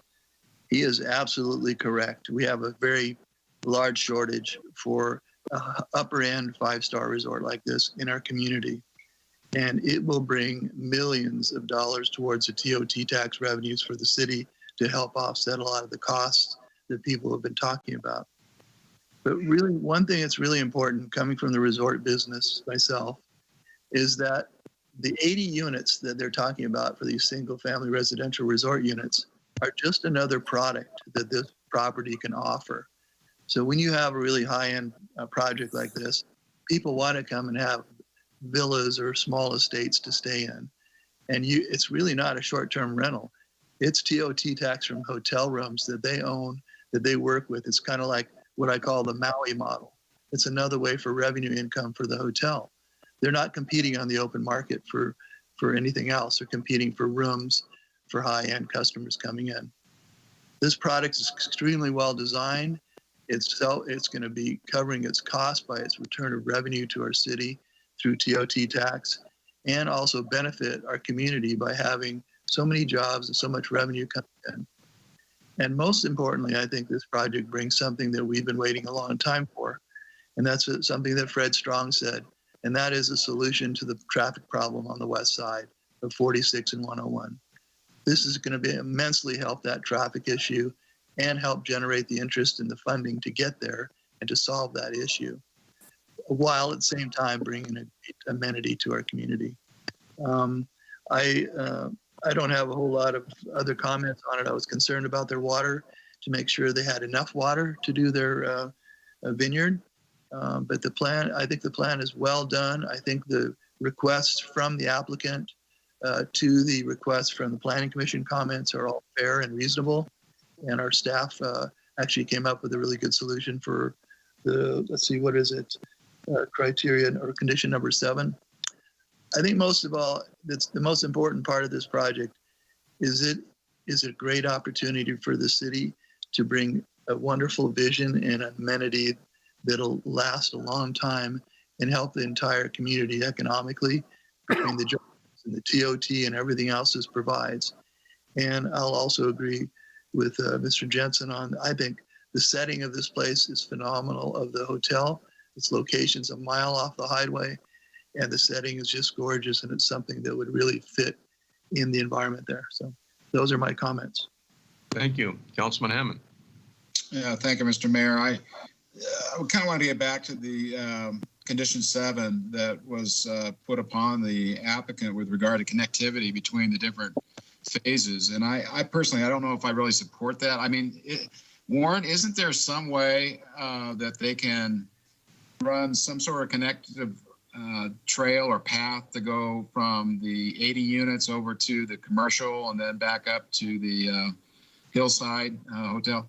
I mean, without going down closer to the highway. My point is, you were saying something about 30 degrees percent, you know, up there. Yeah, that's the one I was kind of looking at. I thought there would be some way to, I mean, a trail doesn't take up much room, really. There's no way to get that into the plan instead of rather redesigning the whole Vine Street corridor to accommodate that? So I think, Councilman Hammond, it's kind of the combination. There's slope areas, there's oak woodlands, and then there's actually 2 segments of Blue Line Creek that would have to be crossed. So I think it's just the overall complication of the design, the permitting, as well as the overall cost that's the concern, where we can achieve almost the same thing just by widening an existing sidewalk. So I think it's just kind of the trade-off. By one just seems like it's less impact and a lot more straightforward. And I think the applicant probably has a little bit more information just on the actual constraints within that area. And so their opinion about stopping at the commercial rather than going on up to the next intersection, I think that you had it set up to go completely to the end of their property line. Is that how you have it proposed from staff's Yeah, so the way the staff condition was written, it would go the entire frontage, which is up to this northern end. And then I think the applicant was asking for it to terminate at the first driveway. And then there was a discussion of maybe terminate at the second driveway. So I think there's kind of like three options that are kind of open for discussion. Yeah, I think we need to get into that as a council and get that resolved. To me, with, Vine Street already has a nice bike path on either side, east and west of that road. I'm not really understanding why we need to do another one down there. I think it would be super great to have it through the Oak Woodland. I mean, to have a trail like that, I'm not talking about vehicles, I'm talking about bicycle path. It wouldn't be that difficult to put a bike bridge over the blue line. And to me, you're at that better elevation to not have to come down off the hill, so to speak. As I recall, when we were out there looking at the site, grade differences and everything, you're going down and then you're coming back up, and so it doesn't really make sense. But maybe we can, get into that later with the rest of us. But to me, again, the project, I've been here ever since the beginning on this and gone through all the storms with the different discrepancies and lawsuits that were going on here between the two partners and two landowners, but we're here. And thanks to Iris, I know that she spent a lot of time on this too, and I really want to see this project fly. I didn't want to make it sound like I don't want it to happen, but on the other hand, I'd like to have some certainty also that if the city's going to move forward to put this infrastructure in, I want to hear something pretty positive from Quorum that they're right behind us, that kind of thing. So sound like I got that from Tom Noya, and I'm good with it. I just, like I said, like to get it launched as soon as possible, and of course we still have to get it annexed, and other things still have to happen. But next step, keep it going. The other thing too, I do believe, again, by doing the realignment of Vine Street, that phase 3 down there at the intersection and the whole mess down there on 46 West interchange will fix itself, or at least hopefully fix. I hope that Caltrans would do both sides if they're going to get into that intersection. Let's just get it done all together, both sides, east and west. We've talked about this ever since I can remember being on the Planning Commission. So yeah, that right there, I think, is the key to making everything work better here. It's just something that has to happen, and if everybody get their eye on it and get some funding toward it and some grant going, I think that's really going to be the key to making everybody happy about this Gateway project. Had a lot of people that were saying, a lot of bad things about it, and I had a lot of people that were really interested in it too. So myself, for my vote, I'm for it. I just want to make sure that it's doable for both sides of the parties. It's a partnership between the city and Quorum, and whatever we can do to make it happen. Thank you. Thank you. One of the advantages of speaking last is you get to say things that haven't been said. One of the disadvantages is that if it's all been said, you have nothing to say. The only thing that I would say is I kind of chime in on what Councilman Hammond was talking about with the trail, and I get where people are coming from on this, but the initial thought that there should be trail connectivity over the blue line streams and over these high gradient land things. This was not, if this was something that we thought was really important, I would think that it would have been a part of the original scoping of the EIR, because obviously that would have an environmental impact. And now what we're kind of doing is saying, well, we didn't scope that in the beginning, but now we think it's important, so we're going to do this other thing. And I'm with John. I'm not really sure why we're doing that, but maybe somebody can explain that to me. But I'm thinking that would be. You're now joining the meeting. That being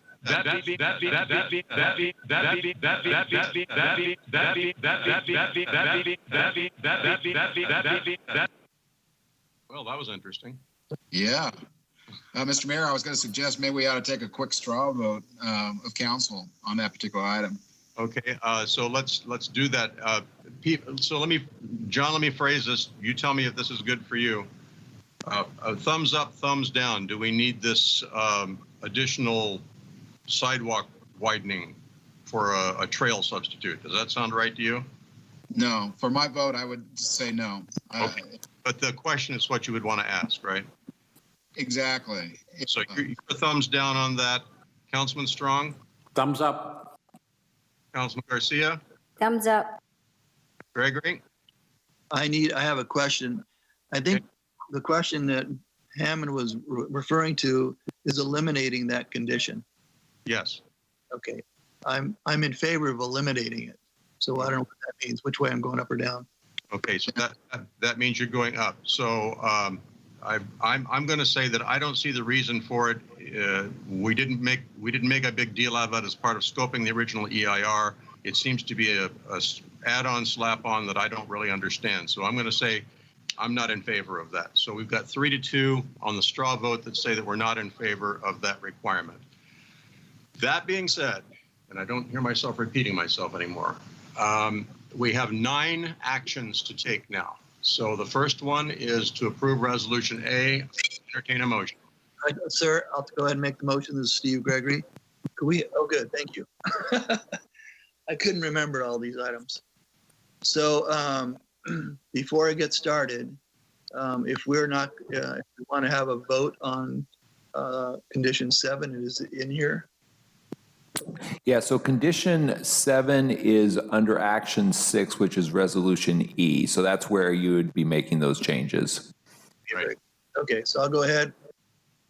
Item 1, I approve resolution A, certifying the environmental impact report, adopt environmental findings, mitigation monitoring and reporting program, and a statement of overriding considerations pursuant to the California Environmental Quality Act.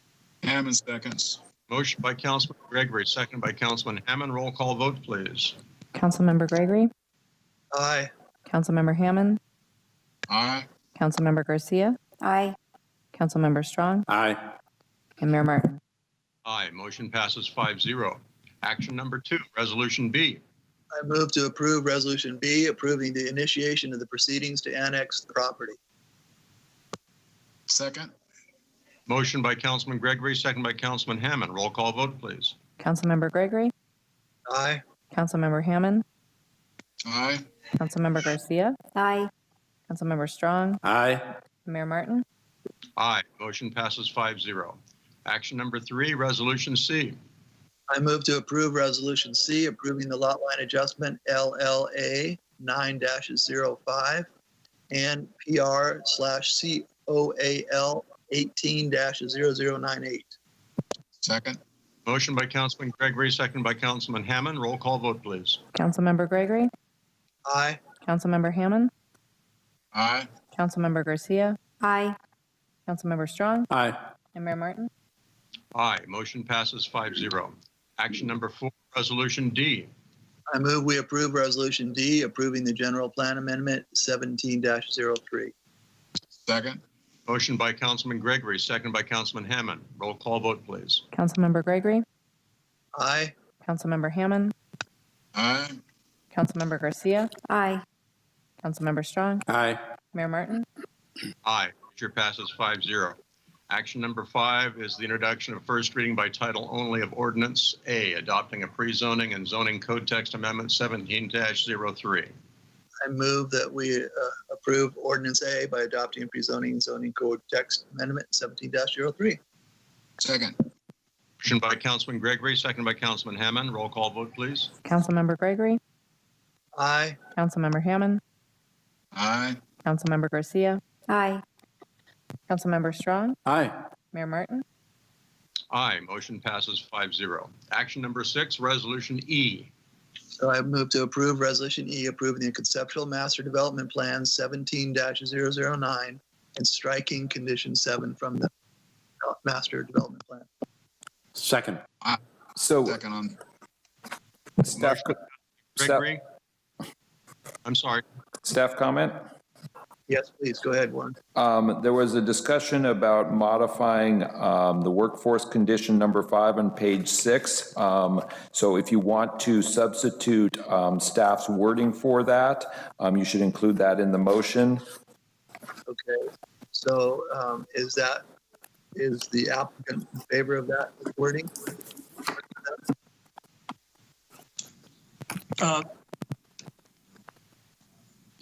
Mr. Mayor, members of the council, this is Greg Sanders representing the applicant. Yes, we'll accept that condition as modified by the staff. Okay. Thank you. So I'll go ahead and modify my motion as Warren stated. Accept. Okay. So let's make sure we've got the motion stated correctly. You're moving to approve the resolution, striking the requirement for the walkway and accepting staff's modification on the rental versus ownership issue. Correct. Correct. I have a motion by Councilman Gregory, second by Councilman Hammond.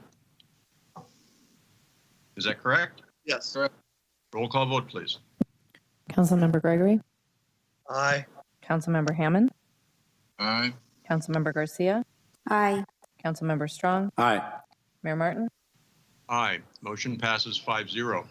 Action number 7, Resolution F. I move we approve Resolution F, approving oak tree removal permit OTR 20-04. Second. Motion by Councilman Gregory, second by Councilman Hammond. Roll call vote, please. Councilmember Gregory, Aye. Councilmember Hammond, Aye. Councilmember Garcia, Aye. Councilmember Strong, Aye. Mayor Martin. Aye. Motion passes 5-0. Action number 8, Resolution G. I move we approve Resolution G, approving VVTM TR 3120. Second. Motion by Councilman Gregory, second by Councilman Hammond. Roll call vote, please. Councilmember Gregory, Aye. Councilmember Hammond, Aye. Councilmember Garcia, Aye. Councilmember Strong, Aye. Mayor Martin. Aye. Motion passes 5-0. And 9th, first title only, Ordinance B. So before I make this motion, I just want to make a comment. Okay. I want to thank Warren and his staff, and I want to thank the Planning Commission for all the work and due diligence they did on this project. And most of all, thank the applicant for bringing such a wonderful project to our community.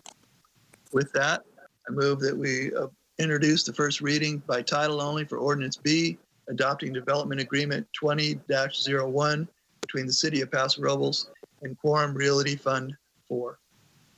Second. Motion by Councilman Gregory, second by Councilman Hammond. Roll call vote, please. Councilmember Gregory, Aye. Councilmember Hammond, Aye. Councilmember Garcia, Aye. Councilmember Strong, Aye. and Mayor Martin. Aye. Motion passes 5-0. Thank you to everyone. Good job. We are going to take a short break here so that staff can make some tweaks to our tech and make sure we are not interrupted through the rest of our meeting. So we'll take a 10-minute break. Thank you, Council and Mayor Martin.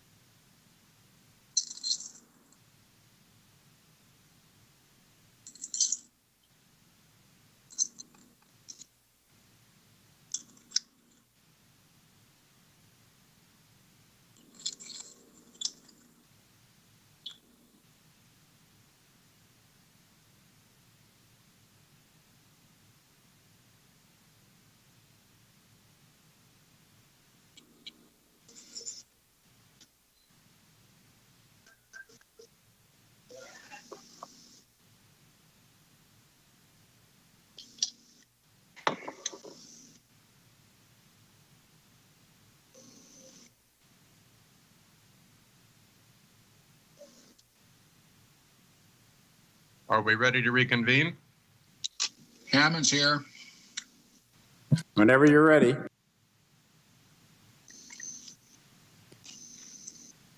Tom, are we on the air? Please give us a minute. Mr. Mayor, Melissa's making sure we have all 5 council members. Thank you.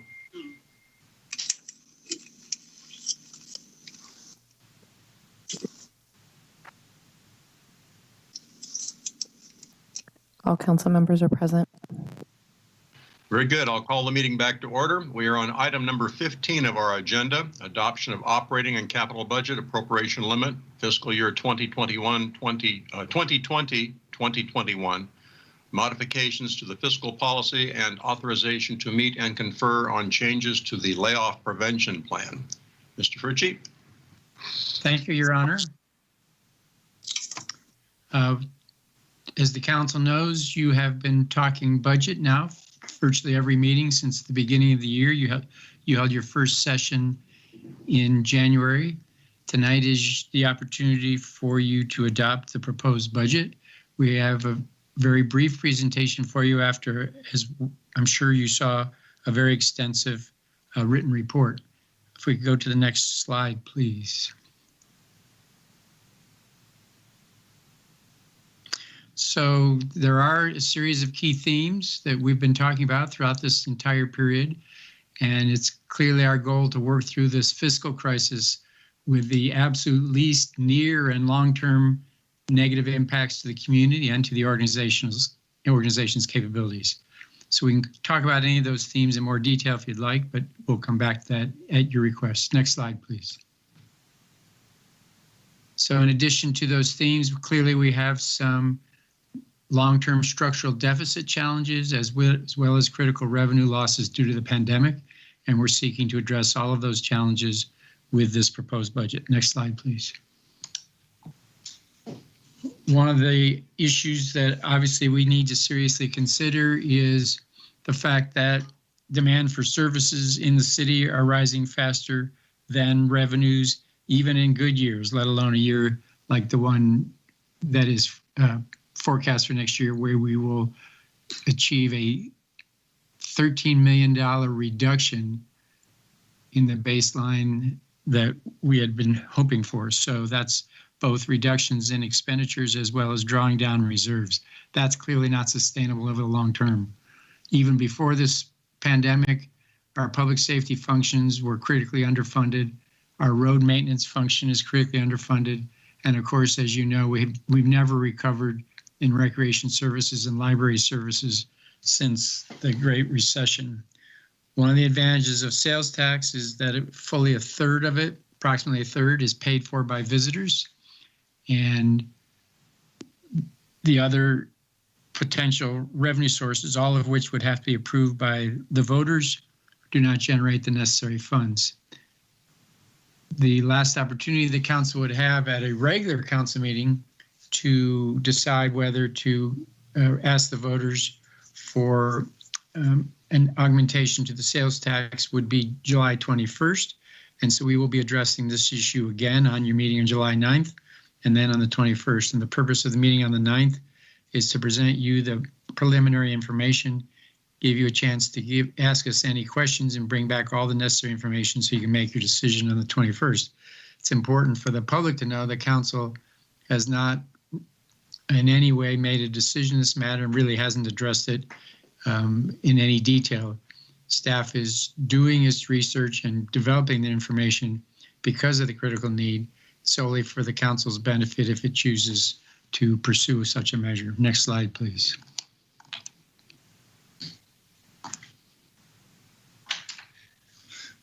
Thank you, Mr. Fucci. As Tom had mentioned, tonight is the seventh budget discussion we've had since January. We started very broad with a kind of a 10-year forecast, but over the course of the last couple of council meetings, we've listened to your direction, narrowed some items down, and we have this final product for you. I've mentioned this many times before. We are entering a fiscal year with a lot of unknowns. Specifically, we don't know how severe or how long this COVID-19 impact will affect our economy. As such, and I'm going to talk about this later on in the presentation, though, even though we are recommending a 12-month budget tonight, staff is planning on doing major quarterly updates over the next fiscal year. Overall, the proposed citywide budget appropriations for fiscal year 2021 is $106,910,730, of which 43% pertains to the general fund, which is the main operating fund for the city. It includes police, fire, some public work services, and community development. 15% of the overall appropriations is related to capital improvement fund, 16% to the water fund, 14% to the wastewater fund, and the remaining 12% covers the remaining 34 funds the city manages. On page 8 and 9 of the budget document, the table summarizes the specifics of all the funds on one page. Not only does the schedule provide revenue and expenditure amounts for the next fiscal year, but it also provides projected reserve balances both at the beginning of the fiscal year and at the end of the fiscal year. With the CIP fund, it has proposed expenditures of just a little more than $16 million, and the projects include wayfinding signage, data communications, a citywide user fee study, the Niblick Road synchronization project, and about $13.5 million for the street, roads, and bridge projects, $5 million towards the Dry Creek Road repaving and alignment, and $2.7 million towards the construction of a roundabout at Union Road and Golden Hill. The specifics of each of these projects are outlined in the CIP section of the budget report beginning on page 49. There were no changes made to the water and wastewater funds from what was presented to City Council on June 2nd. The water fund total annual expenses for 2021 is approximately $16.7 million and includes funding to conduct an update to its master plan, so we understand the capital needs of the system for the next 5 to 10 years. We'll then go right into a water rate study just to ensure that our rates are meeting our reserve goals and debt coverage requirements. Similarly, the wastewater funds rate study is currently being conducted since those rates haven't been increased since 2016. It's expected that those results of the study to be presented to City Council the fall of this year. The other item of note in the wastewater fund is a significant variance between revenues and expenditures, and this has to do with one sewer expansion project on the east side of town. The funds for this project will be paid by sewer connection fees and by the developers and not the ratepayers. As such, the total wastewater fund appropriations for the upcoming year total about $14.8 million. However, the majority of the discussions we've had over the last couple of months have been focused on the general fund. The general fund is projected to have revenues for the fiscal year at about $40.7 million, a reduction of about $5 million from what was presented to City Council at the January budget workshop. Obviously, the largest revenue reductions being seen due to COVID-19 include the sales tax, which is about a $2.5 million reduction, and TOT, which is about a $2.1 million reduction. The details of this assumption can be found in the April 21st staff report. Those assumptions still hold true leading into this fiscal year. On the expense side of things, the baseline expenditures totaled $53.7 million. Well, if you overlay the estimated revenues that resulted, as Mr. Frici said, a $13 million budget deficit. Based on the direction received at the end of May, City Council authorized the use of reserves as long as the ending reserve balances were about 30% of operating expenses. This allowed the city to utilize about $6 million of reserves to fund this budget gap. By utilizing $6 million in reserves, this drops the reserve balance from $18 million down to $12 million. Needless to say, utilization of the reserves is only a near-term solution and can't be counted on, at least to the magnitude we are expecting this fiscal year, year over year. Furthermore, even when economic growth starts to pick up again, the first priority is to start building those reserves back up. So it's very possible the service level reductions will be needed over several years, even once the economy starts growing again. But even with the utilization of reserves of $6 million, there was still $7 million worth of reductions needed in order to balance this year's budget. Council was provided with 3 scenarios at the last council meeting on June 2nd, and the proposed budget is based on scenario 2, which was the direction received from council. That included the elimination of the aquatics program for 2020, not funding the Section 115 trust, a reduction in the citywide budget contingency amounts, an increase to an even $1 million reduction in replacement funding, Staff since June 2nd have also did a little bit more detailed recruitment timeline, which allowed very conservatively an additional salary savings from currently unfilled positions, as well as the potential voluntary resignation incentive. Service level reductions also include $4.4 million in the lower CIP priority CIP projects. Those 12 projects are listed here. They total $4.5 million. There's a mix of them being eliminated because they're no longer needed, but some of these projects are just being deferred as they are still vital to the system. These projects are ranked in descending priority order. Again, these are similar projects that were discussed with council in previous meetings. The largest projects being the homeless warming shelter at $2.6 million, downtown parking lot improvements at just under $600,000, fiber optic network at $500,000, and some drainage improvements at 19th and Oak for $300,000. But in total, they do total about 4.9 towards the overall $7 million budget reductions that were needed. And then the last set of reductions that were made were what we called other reductions in city services, which just totaled under $600,000. And those include a reduction in city attorney services, community development services that will be offset by grant funding, elimination of the ECHO contract for homeless services, a reduction in employee development and succession planning, and lastly, a reduction in the community partner contracts. The city has 3 current contracts with the 3 partner agencies, Main Street, the Chamber of Commerce, and the Wine Country Alliance.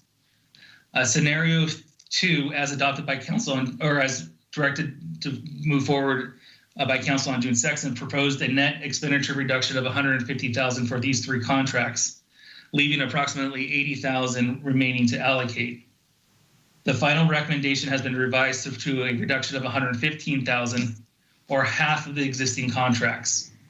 Proposals for the next year's activities to be funded and contracts amounts are included in attachment 6 to the staff report. Under this proposal, the contract for the chamber for the visitor center would be in half at the current monthly rate. It is anticipated that hotel occupancies and revenues will have risen enough by then to allow the chamber and Travel Paso to work together to support the visitor center without the need for city participation. The contracts with Main Street and Wine Country Alliance would be half of the current contract amount for the fiscal year timeframe to provide more of an opportunity to develop long-term approach that is sustainable for Main Street, the Wine Country Alliance, and the city. It is agreed that a long-term strategy for Main Street includes enhancing the funding from the Business Improvement District, also known as a BID. This can be accomplished by expanding the borders, adding assessments from property owners, and increasing the assessment rates. Lastly, economic development remains one of the council's 5 primary goals. Given the significant economic impacts of COVID-19, these efforts are now more crucial more than ever. This budget recommends bringing economic development function in-house upon the expiration of the current contract with the chamber on June 30th for roughly the same expenditure as the current year.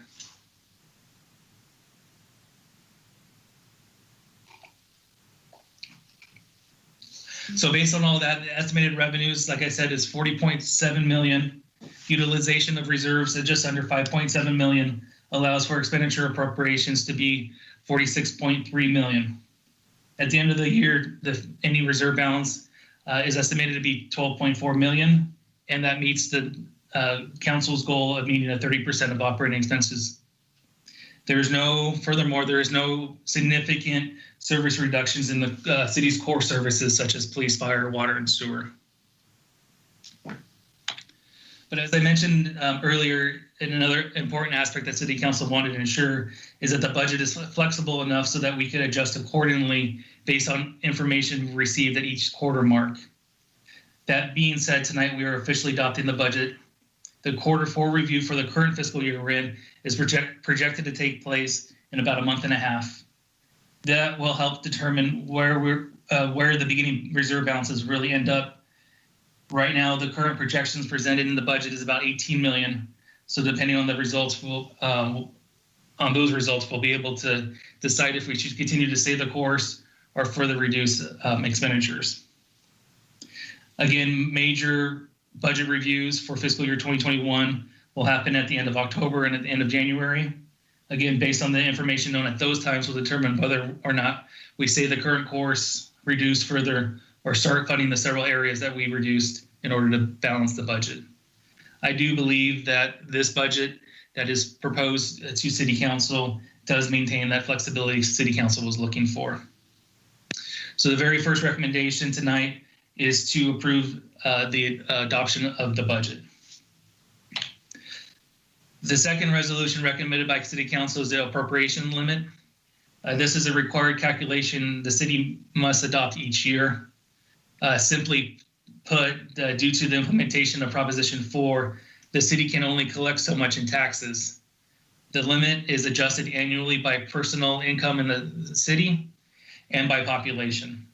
So for fiscal year 2021, the city's limit is 54.9 million, with actual revenue subject to the limit at 34.8, which means the city is $20 million under the appropriations limit, or about 63.3%. These figures are similar to the previous year's appropriations calculation. The third resolution for City Council's consideration tonight is adopted changes to the fiscal policy. Financial policies provide guidelines for financial decision-making and set the intent for financial management and are central to a strategic long-term approach to financial management. Some of the most powerful arguments in favor of adopting formal written policies include their ability to help cities institutionalize good financial management practices, clarify strategic intent for financial management, define boundaries, support good bond ratings, promote long-term strategic thinking, manage risks to financial conditions, and comply with established public management best practices. It is also important to periodically revise and improve such policies. Due to the COVID-19 pandemic and the economic impacts it has, staff has found it even more crucial to implement the actual policies and guidelines we use to this year's budget process in the fiscal policy. So changes to the fiscal policy include adding a section called Budgeting in Times of Financial Difficulty and Financial Recovery and Growth. This section outlines different expenditure types that the city can and should reduce in the near and long term. Likewise, in times of economic growth, it is especially important to have guidelines and policies on areas to prioritize. The other major change to the fiscal policies in regards to the reserve balances. As small, non-economically diverse city, we need larger reserves than other cities our size for several reasons. Infrastructure and facilities are just as expensive as those are in larger cities. And as a less densely populated city, infrastructure like roadways is more expensive per capita to maintain. A reserve policy as a percent of the general fund revenue or expenditures does not go very far when the general fund is small, as it is in this case. So we need to have sufficient dollar amounts to be prepared for local emergencies. The city's current fiscal policies require reserves to be maintained at 20% of operating expenditures. This policy suffers from two problems. First, in a year like this, when expenditures are going to drop significantly, the reserve minimum would also drop. That increases our risk since the risk the city faces has not decreased just because expenditures have. To fix this, the reserve minimum is being recommended to be based on a multi-line trend line and not a single year. At the end of the day, based on council direction, staff is recommending setting a reserve policy of 30% of expenses, a significantly higher percentage from today, but it allows for utilization of reserve balances for multi-year economic declines without severe and significant reductions in services to the community. Similar reserve policy adjustments have been made to the water and wastewater enterprise funds to include reserves for cash flow needs and unexpected capital improvements. All of the revisions to the fiscal policy are outlined in attachment 4. With that being said, I'm going to turn it back over to Mr. Frici to conclude the staff's presentation. So as the council knows, we continue to be governed by the state's roadmap and by the directives of our County Public Health Officer, Dr. Bornstein. No gatherings of more than 10 people are yet allowed, and telecommuting is still strongly encouraged. As we've seen over the past few days, and as reported tonight by Chief Harris, the risk of infections is still significant and likely to remain elevated for the indefinite future. As a result, some version of the state and county restrictions and guidelines that have been in effect up till now are likely to remain in effect for the foreseeable future. As a result, we need to take several steps. First, we need to continue to offer the virtual services that have been put in place over the last 3 months.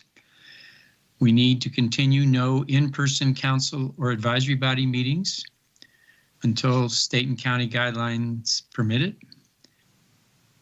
We need to open lobbies such as City Hall and Police Fire only once we can assure that staff and the public are not at risk of significant infections.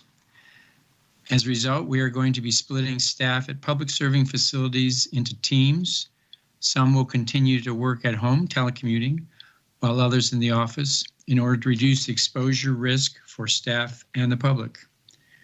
Given that reduced staffing on site at any one time, City Hall and some offices at other public serving facilities will need to be closed on Fridays. In addition, some functions may need to have reduced public hours. And of course, we will heavily advertise this and ensure the public knows. We selected Fridays since at City Hall, that is by far the slowest day for public entry, because most of the clients are generally for building and planning, and they tend to do their business primarily Monday through Thursday. Finally, there will be alternative work schedules, including 580 plans and 410 plans, to ensure maximum staff availability for public interactions during open hours. Next slide, please. Finally, the council knows that the city has had as a policy document a layoff prevention plan since the early 90s, and it was very successful in the Great Recession in providing reassurance to staff and the public as to how the city would proceed. Updating of that plan is needed at this point. Overall intent will be maintained, but we need to make updates that recognize the current organization's defining characteristics. We are much smaller in terms of overall staffing size compared to the demands being placed on those staff. Demands, as we talked about earlier, continue to go up, not just for police and for fire, but all functions. And we need to ensure that there is fairness and flexibility between programs and departments and among staff of different categories. In order for scenario to proceed, we need no changes to the layoff prevention plan as it currently exists, but we need to be prepared in case, as Mr. Cornell indicated, at the end of the first quarter or at the end of the second quarter, we need to make further adjustments and further reductions to the budget. As a result, we have already scheduled meetings with employees and with represented employee groups to discuss the recommended changes to the layoff prevention plan that you see in your packet. And we are asking you tonight not to adopt any of those changes, but to direct us to meet with unrepresented and represented employee groups to discuss those changes with them and get their feedback, input, and agreement as appropriate.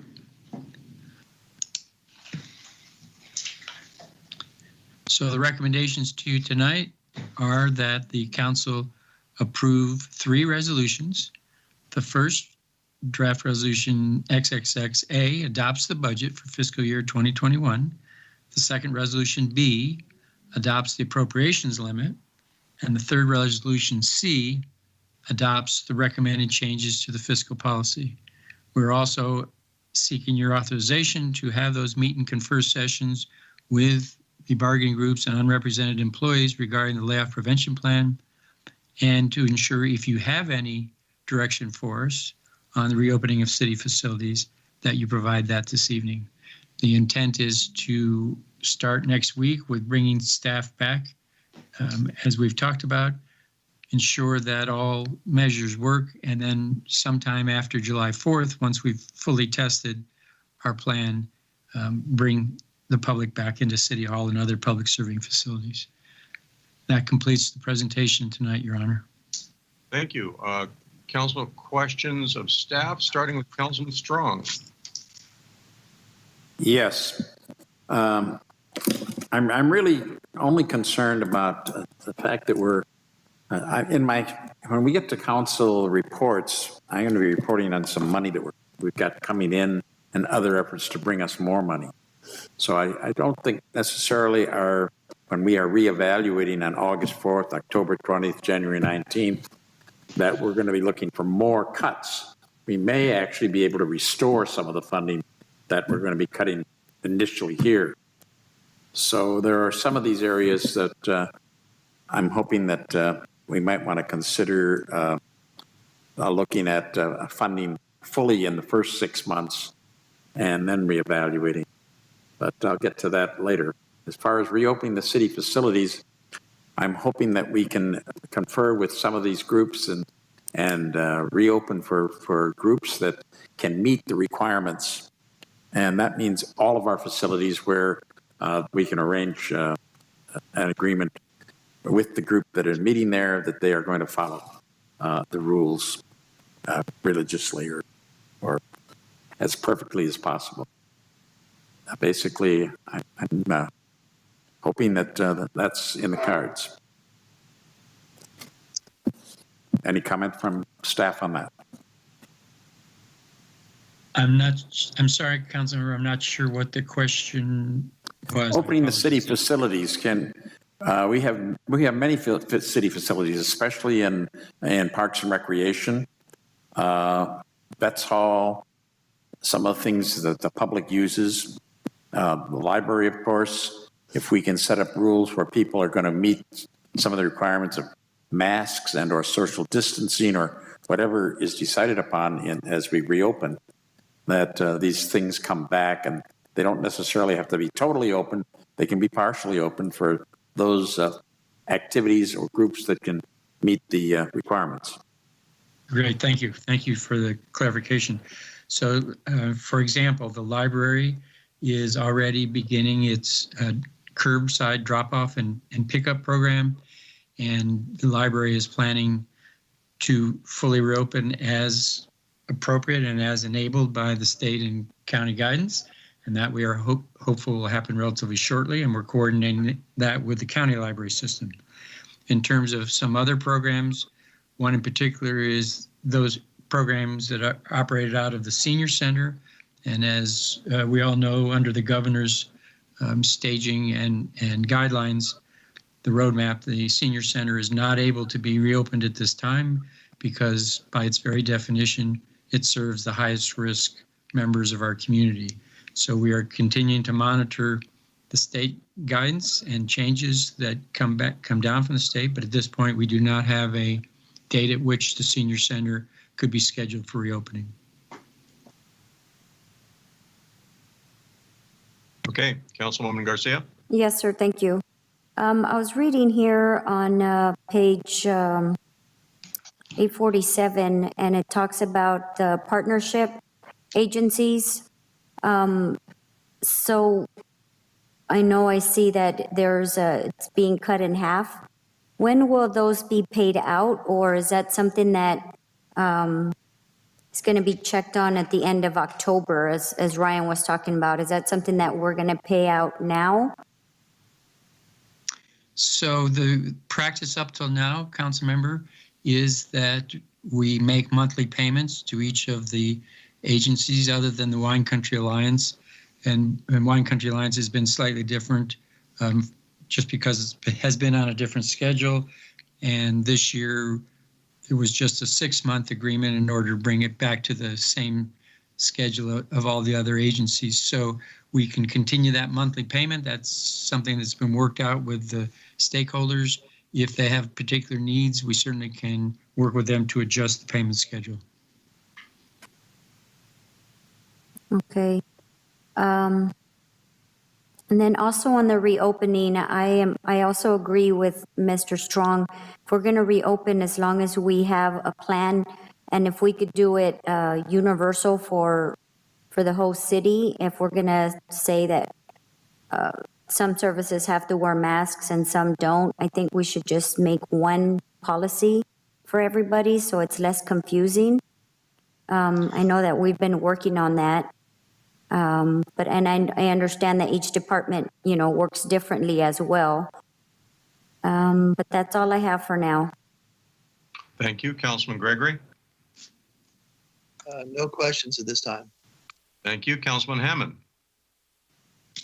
Yes, with Ryan making quarterly reports on our progress, plus or minus, would we be able to make adjustments from council level at that time, or what's the efficiency, I guess you might say, of us getting back on our feet or not?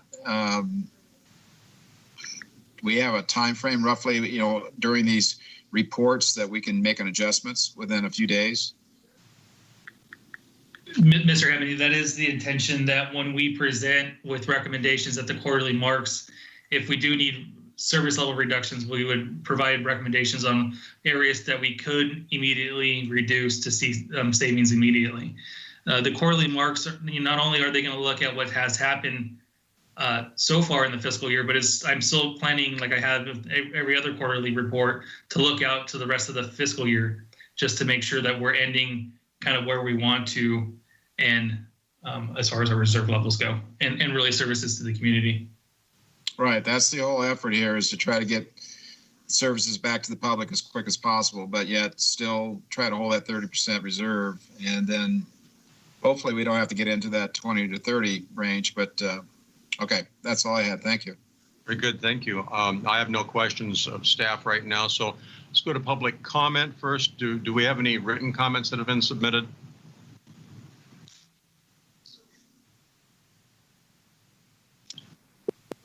No.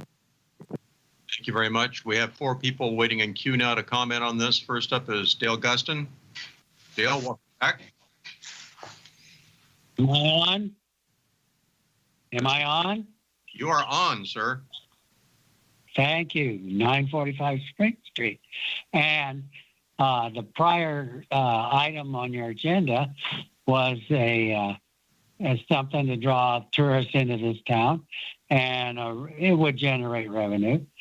The only existing thing that I can see that's going to increase your revenue quickly is those organizations that bring the tourists back to this town. And that's the Chamber of Commerce and Main Street, and even the Wine Alliance. Because you're not going to solve the problem just by cutting expenses if you don't generate more revenue to get those services back up. So I sincerely believe that the Chamber, the Main Street, or even the Wine Alliance will not be able to operate as they have in the past without a full allocation to their revenue, their income, as was provided by the Chamber, by the City Council in the past. We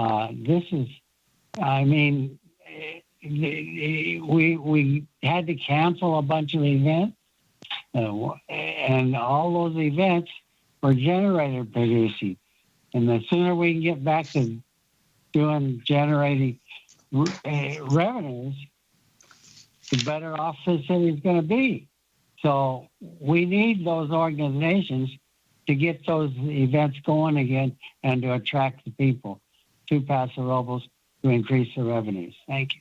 Thank you. Next up, we have Chris Siegel. Chris, are you with us? Yes, I am. Welcome. Hi, this is Chris Siegel.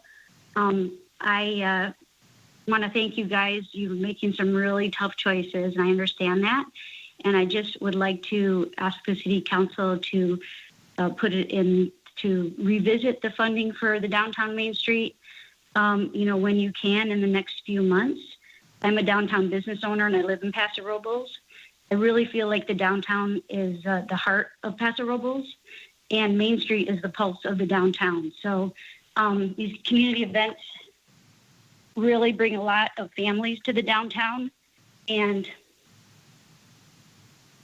that's really important in building relationships with these young people, not only for our businesses and restaurants, which, bring money to our city, but also they have a lot of contact with fire and police officers, and we love to see that positive relationship being built.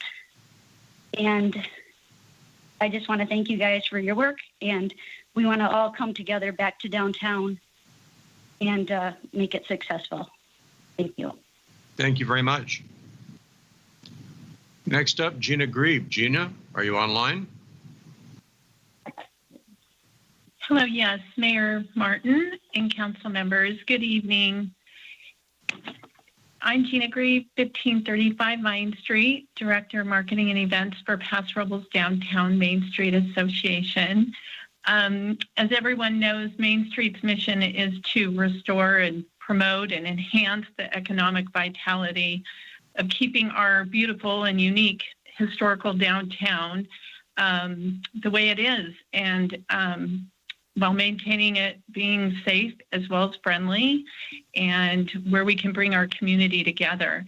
I couldn't have said it better as far as what Chris and Dell have mentioned, as far as how important, us, being part of the community and supporting our community as well as our businesses. That is our main mission. And as far as the sustainability of our entity, it is so important for us to be continuing to receive funding at this time. I had submitted on behalf of Main Street a presentation that has been attached, which I hope everyone's looked at. We even created a new website. We're in the midst of creating and developing a toolkit. And it's going to take time to be self-sustainable, but we will do it. We will. And I wanted to make sure I emphasize that to not only yourselves, but the community and the businesses. So Main Street can be even more instrumental in helping make a difference as far as the economic vitality of our downtown. And also, we can come back in a few months or 6 months utilizing the metrics of the sales tax reporting downtown for that sector, work with the city as I've requested and have been working with you to do that. So you can see how impactful we are. And we're even willing to revisit the BIA, the expansion down the road. So we really do look forward to continuing making a difference, and we really appreciate your ongoing support in funding us. Thank you so much, and thank you for all you're doing, and we definitely understand the challenges that you're facing at this time as far as budgetary constraints and such. So thank you. Thank you for calling. Next, we have Joel Peterson. Joel, welcome back. Thank you, Mayor Martin and council members. Thanks for having me on again. Joel Peterson with the Paso Robles Wine Country Alliance. I am certainly empathetic to the challenge you guys face right now with budgets. As a school board member, as executive director of this organization, as a citizen of Paso Robles, I know that you guys are making difficult, challenging cuts right now. I've already submitted the letter, so I'll just summarize it quickly for you guys. It's getting late. In regards to the community partnership contributions from the general fund, we've typically received a $60,000 allotment as part of our contract for 3 services: trade outreach, industry education, and wine region marketing. We feel we've been a good partner with the city and doing that for years and years. As we did that this year, our budget was, as Mr. Fucci mentioned, cut from 60 down to 30 over a 6-month contract to get on cycle with you guys. We understand that. Obviously, that was pre-COVID, and so we didn't know this was coming. We had budgeted a $60,000 allotment for this year to get us through the end of the year. So what I'm asking for is obviously to be made whole for this year, if that's possible, and to get us for the next 6 months, and then reevaluate. We'll see how these numbers look. As your staff has pointed out, we can look in October and we can look in January 19th to see what we're looking like. Obviously, why do I say this? Our organization drives tourism and awareness for this region. We with our marketing and promotional efforts, we are busy bringing guests and locals alike, obviously here in Paso Robles, filling hotel rooms, restaurants, shops, downtowns, and wineries. We've been a proven partner, and we like working with the city. We've been effectively working together for years and years. So in our meeting last January with your leadership and our board, we had some great meetings about showing metrics and the data of what we do in terms of working with the city. So in conclusion, just asking to go along with what you guys recommend for the 30,000 for right now, and reevaluate this in 6 months and see what we're doing, because I think that we'll have, if we do our job right and everyone recovers well, we can have some more money to work with for the second half of the year. Additionally, I'm interested in working with Travel Paso more, and obviously their new situation, and looking at a locals campaign where we can talk to locals in the region, the county, about the benefits of tourism and the good things that are happening. Obviously, I listened to the hotel project this morning. I mean, not this morning, a couple of hours ago, and that was a pretty positive project as well here for Paso Robles. So I want to say thanks. You guys are working hard, tough decisions, respect what you guys do, and look forward to this decision. Thanks, guys. Thanks, Joel. Thanks for calling. Next on our list, Stacy Jacobs. Stacy, welcome. Hello, thank you, Mayor Martin and members of council. Obviously, we are all dealing with shortfalls. The TOT assessment and sales tax revenues are directly related to the reduction of tourism, which, as we all know in here, is vital to the economic health of Paso Robles. Travel Paso, as you know, plays a very important role in marketing our tourism ecosystem, bringing that together under a common umbrella to really tout the desirable visitor destination. There's a reason Travel and Leisure and the New York Times named Paso Robles a must-visit in 2020. Our region is a proverbial paradise. We've all been working hard now as we reopen that region, and it's become very, very clear what are those triggers of bringing people to this community. A key partner for us in Travel Paso is the Paso Robles Wine Country Alliance. They represent our largest visitor attraction, which are wineries. They are dedicated to the promotion and protection of the Paso Robles Wine Country Alliance, and together we attract guests to Paso Robles, which is even more evident in light of COVID restrictions. As we reopen and recover, our tourism ecosystem is simpatico. PRWCA's success is Travel Paso's success, which is ultimately the success of the city of Paso Robles. It is imperative and vital that we collaborate with our partners and that we continue focusing on how these dollars can help us move forward in the marketing the destination. We urge you to consider funding the Wine Alliance at their $30,000 to make them whole, as Joel had commented. And we also recommend that you consider reevaluating as you go through your budget cycle. We know that everyone is here to make very challenging decisions. We appreciate the necessary changes that you need to make. We look forward to being a collaborative partner, and we urge you to support the recommendations set forth as we work together to help Paso Robles rebound. Thank you. Thank you. Thank you. Our next caller is Margaret Holstein. Welcome, Margaret. Good evening, Mayor and City Council. This is Margaret Holstein, 1225 Spanish Camp, and I'm calling on behalf of the Main Street organization.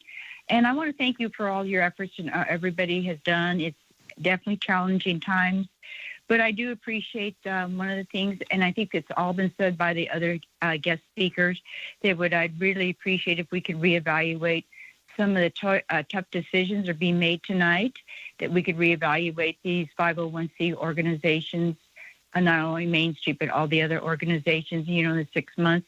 I think we're going to be very pleasantly surprised to see our tourism come back, and we want to be able to provide in the future when our events are being able to be held downtown, and hopefully we can do like for what we are pretty famous for our Christmas decorations, not decorations, but our Christmas affairs that we have, that, like I said, if we could reevaluate Main Street and all the 501cs as things move forward and not have to wait for years. So I'm kind of re-echoing what all the others have said, and I appreciate your time and I appreciate your effort through these challenging times.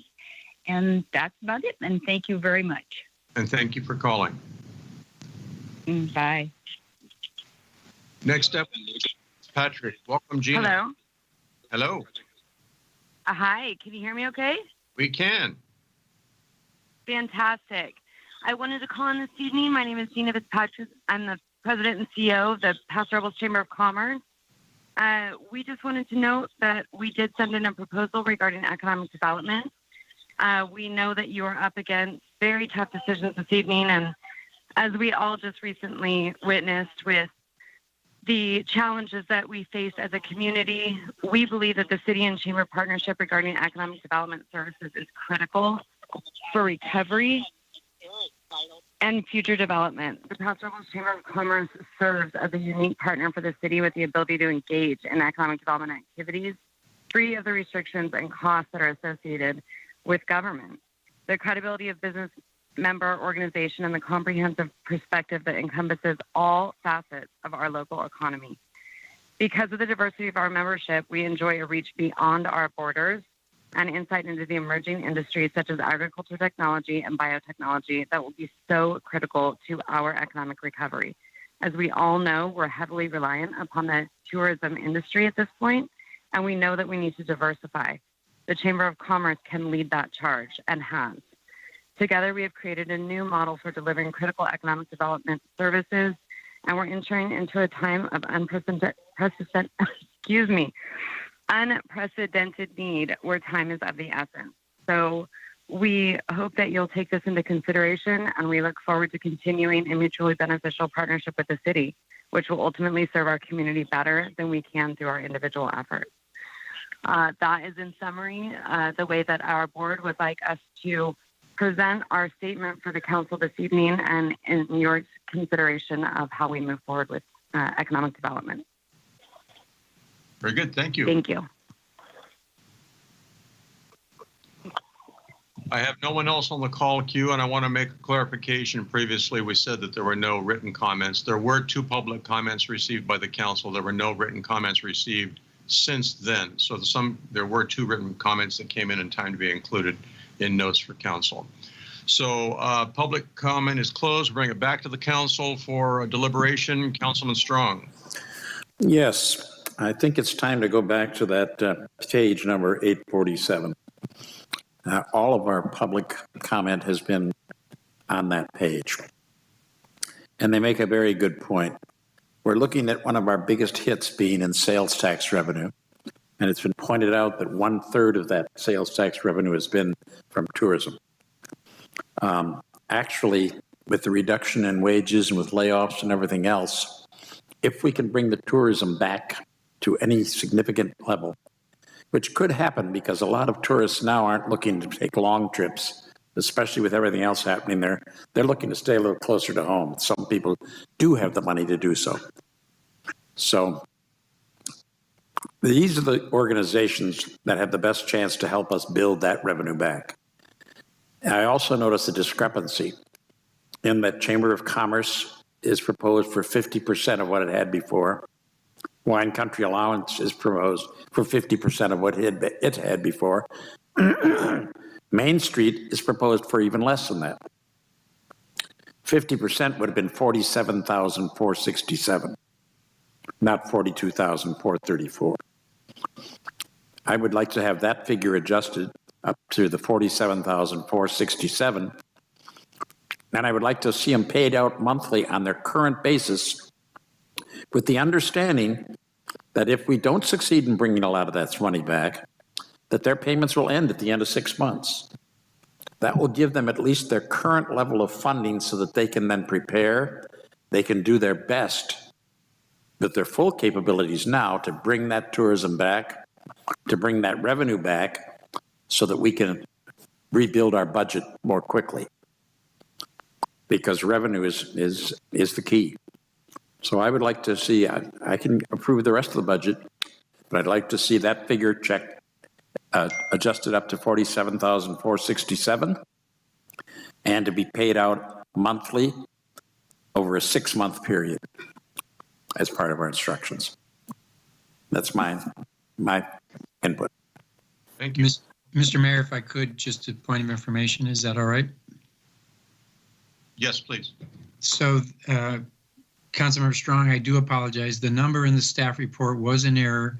The correct number was in the presentation tonight, and so we do apologize for that error. So that is our proposal, that the payment be $47,500 to Main Street. Councilwoman Garcia.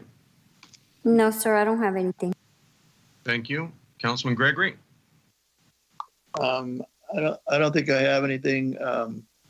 I'd just like to encourage some of our partners that in these tough times, we have to cut somewhere, work together as best as we can. And I'm supportive of giving them whatever support we can. But in January, it comes around, we don't have the money back. We're not going to have the money back. We're going to have to make some hard decisions. So, but I'm okay with the way the budget's written. Thank you. Thank you. Councilman Hammond. Thank you, Mr. Mayor. Again, I want to acknowledge the Chamber, Main Street, Travel Paso, Wine Country Alliance, that we're all having to tighten our belt. And it's, I think, in this point, with our first foot in the water of what's going to happen, I think we need to be on the conservative side. But having said that, though, that's why I'm looking for staff to give us quick reports on what's going on so that we can make better reactions to improving, hopefully. And again, that's the effort, is to improve and to get us back to where we were. But with the uncertainty, in everybody's mind right now, I'd rather get a few weeks, months of good positive growth with the stock market returning and the actual talk on the street that everything's starting to move again. That's encouraging. But at this point in time, I think it's prudent that we do what we do, and the same way with their organizations, that they do likewise, because we really don't have a clear picture in the future yet. So at this point, I have nothing further, and we can make a motion here whenever you're ready, Mr. Mayor. Thank you. Just a couple of comments, if I may. First of all, I don't think there's anybody, I'm not going to even say that. I know there's nobody sitting here tonight that thinks that our alliances with these organizations have been, have not been anything but productive for the city. I mean, this is what's made us so successful for such a long time. And the uncertainty, and that's been used several times tonight, that we all face is what is so challenging right now.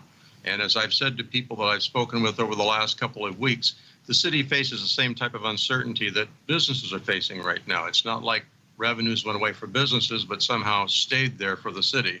So we're all looking at this sort of abyss together. And I think the real opportunity for all of us, the city and our partners included, is to look to the future and find out ways, discover ways that we can live in the new world, that we can prosper in the new world. Because I think to a great extent, a lot of the changes that have been made to our system and have been made to the way things get done are not going to 100% go back to the way they were. And in fact, in some ways, they really shouldn't. So I think it's incumbent upon us to do our very best to keep these partner agencies healthy, because keeping them healthy keeps us healthy. Not to mention the fact that we're all part of the same community, and certainly that builds a sense of community.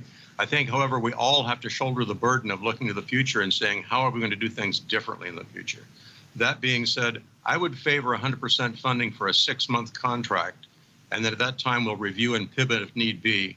In my mind, one of the very substantial components of whether or not we pivot will be what efforts are made by these organizations during that 6-month period of time to change their revenue generation plans and the way they could work towards being more sustainable. Because I think just as we see in our own budget, we can't sustain going into debt on our reserves on a long-term basis. We can't continue to pay money that we don't have into the future. There may be a total recovery, everything may go back to being hunky-dory, but I still think that the opportunity here is to modify and improve the way things we have done in the past, to make them more productive, to make them leaner, meaner, and more responsive in the future. So based on those criteria, I would favor 100% funding, 6-month contract for our partner agencies as part of the budget deliberation. That being said, I'll entertain a motion. Mr. Mayor? Yes, please.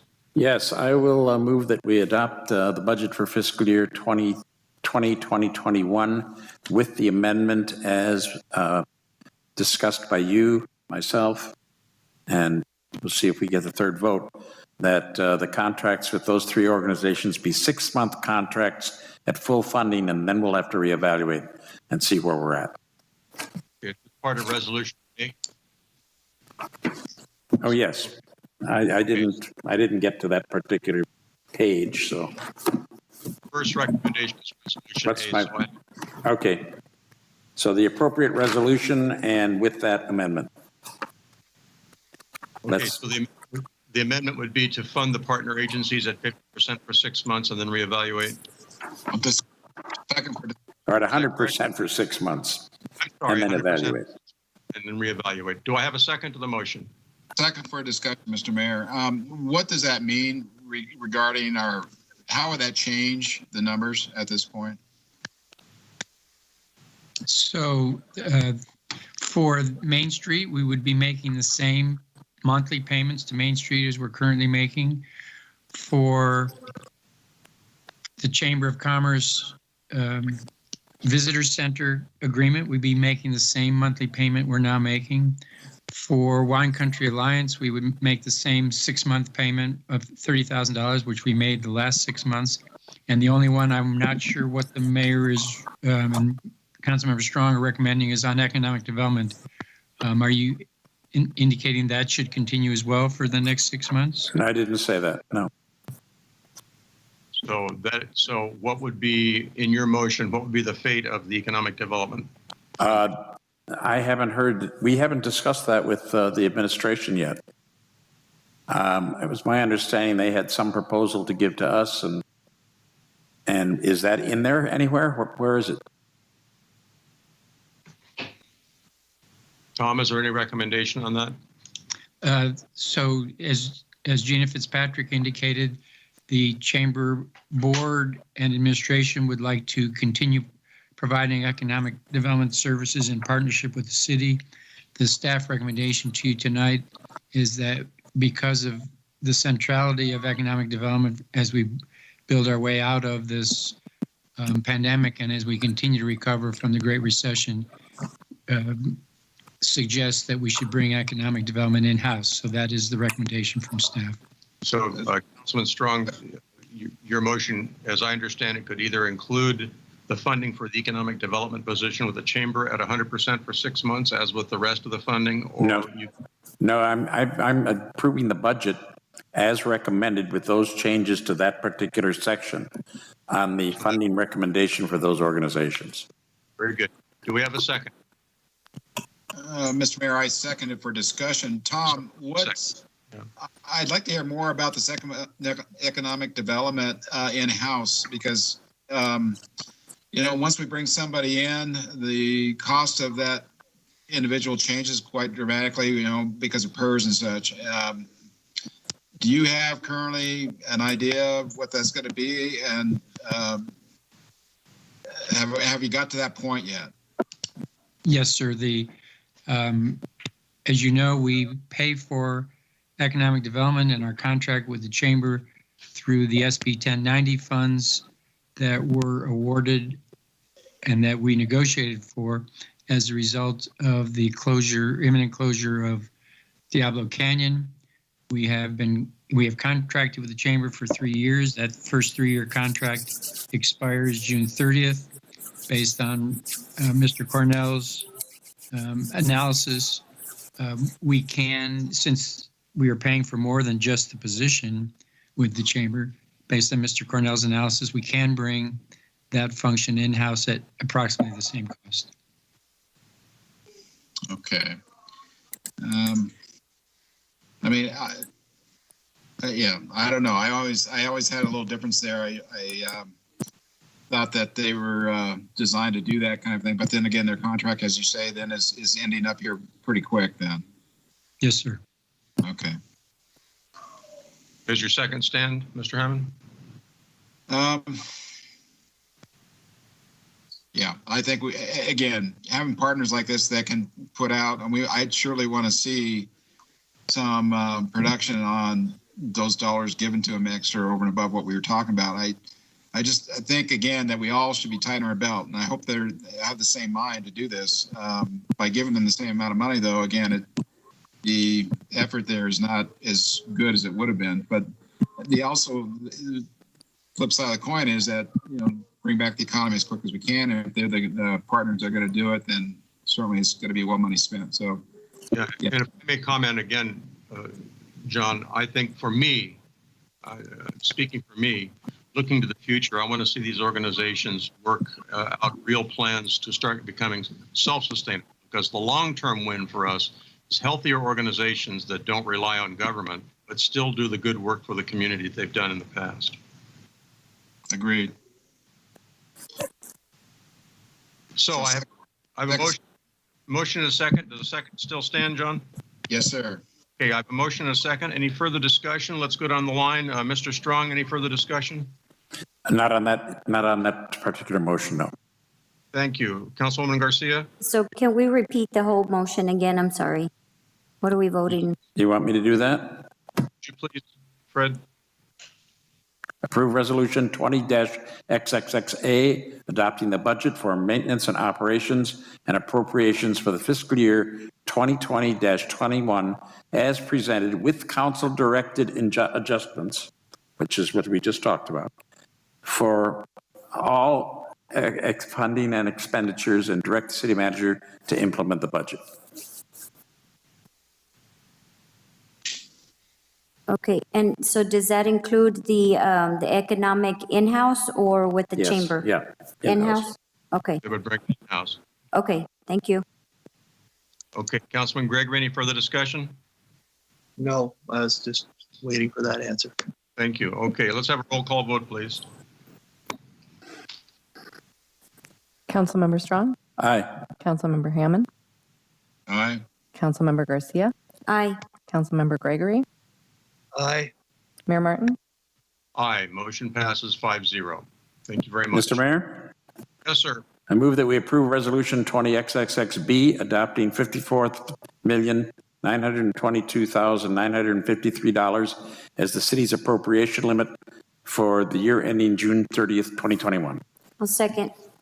Motion by Councilman Strong, second by Councilwoman Garcia. Roll call vote, please. Councilmember Strong, Aye.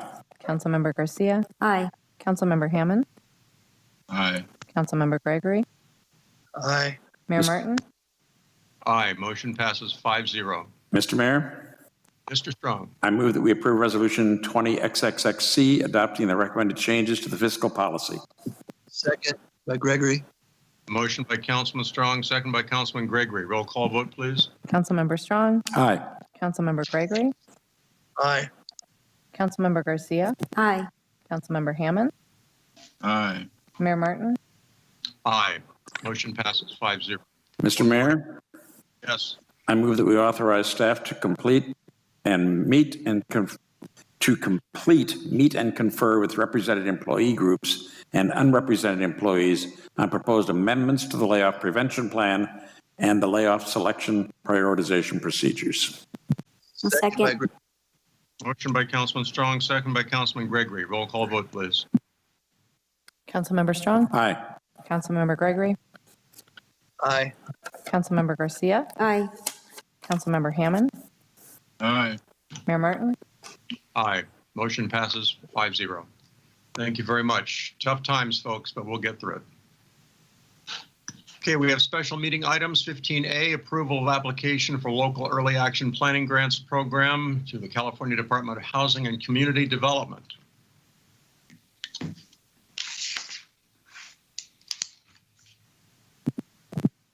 So, Mr. Mayor, this is a resolution that normally would be on consent. We just need authorization to apply for a grant. This will reimburse a number of planning activities that the city needs to undertake over the next year or so. Thank you. Questions of staff? Councilman Strong?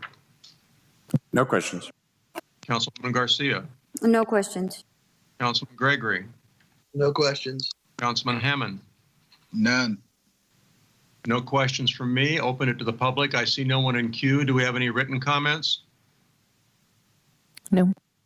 Close public comment. Bring it back to the council for action. Mr. Mayor? Yes, sir. Yes, I move that we authorize staff to submit an application for LEAP grant funds to the California Department of Housing and Community Development. Second.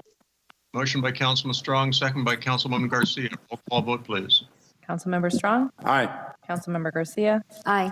Councilmember Hammond, Aye. Councilmember Gregory, Aye. Mayor Martin. Aye, motion passes 5-0. Item 15B, riverbed abatement presentation. Your Honor, members of the council, Council. Randy Harris, Battalion Chief Fire Marshal. I'd like to give you an update on the staff's effort to reduce the fire hazard in and adjacent to the Salinas River corridor. As you might recall, in July of 2019, Council declared a local emergency and allocated funding to create a fire break on the east side of the river, as well as under and around several areas of infrastructure. Fire and ES staff coordinated the work, and we were successful in abating over 100 acres in and around the Salinas corridor.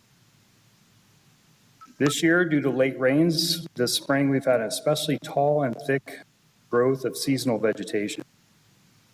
This fuel is now dried and is very receptive to any sparks or embers and presents a high fire hazard.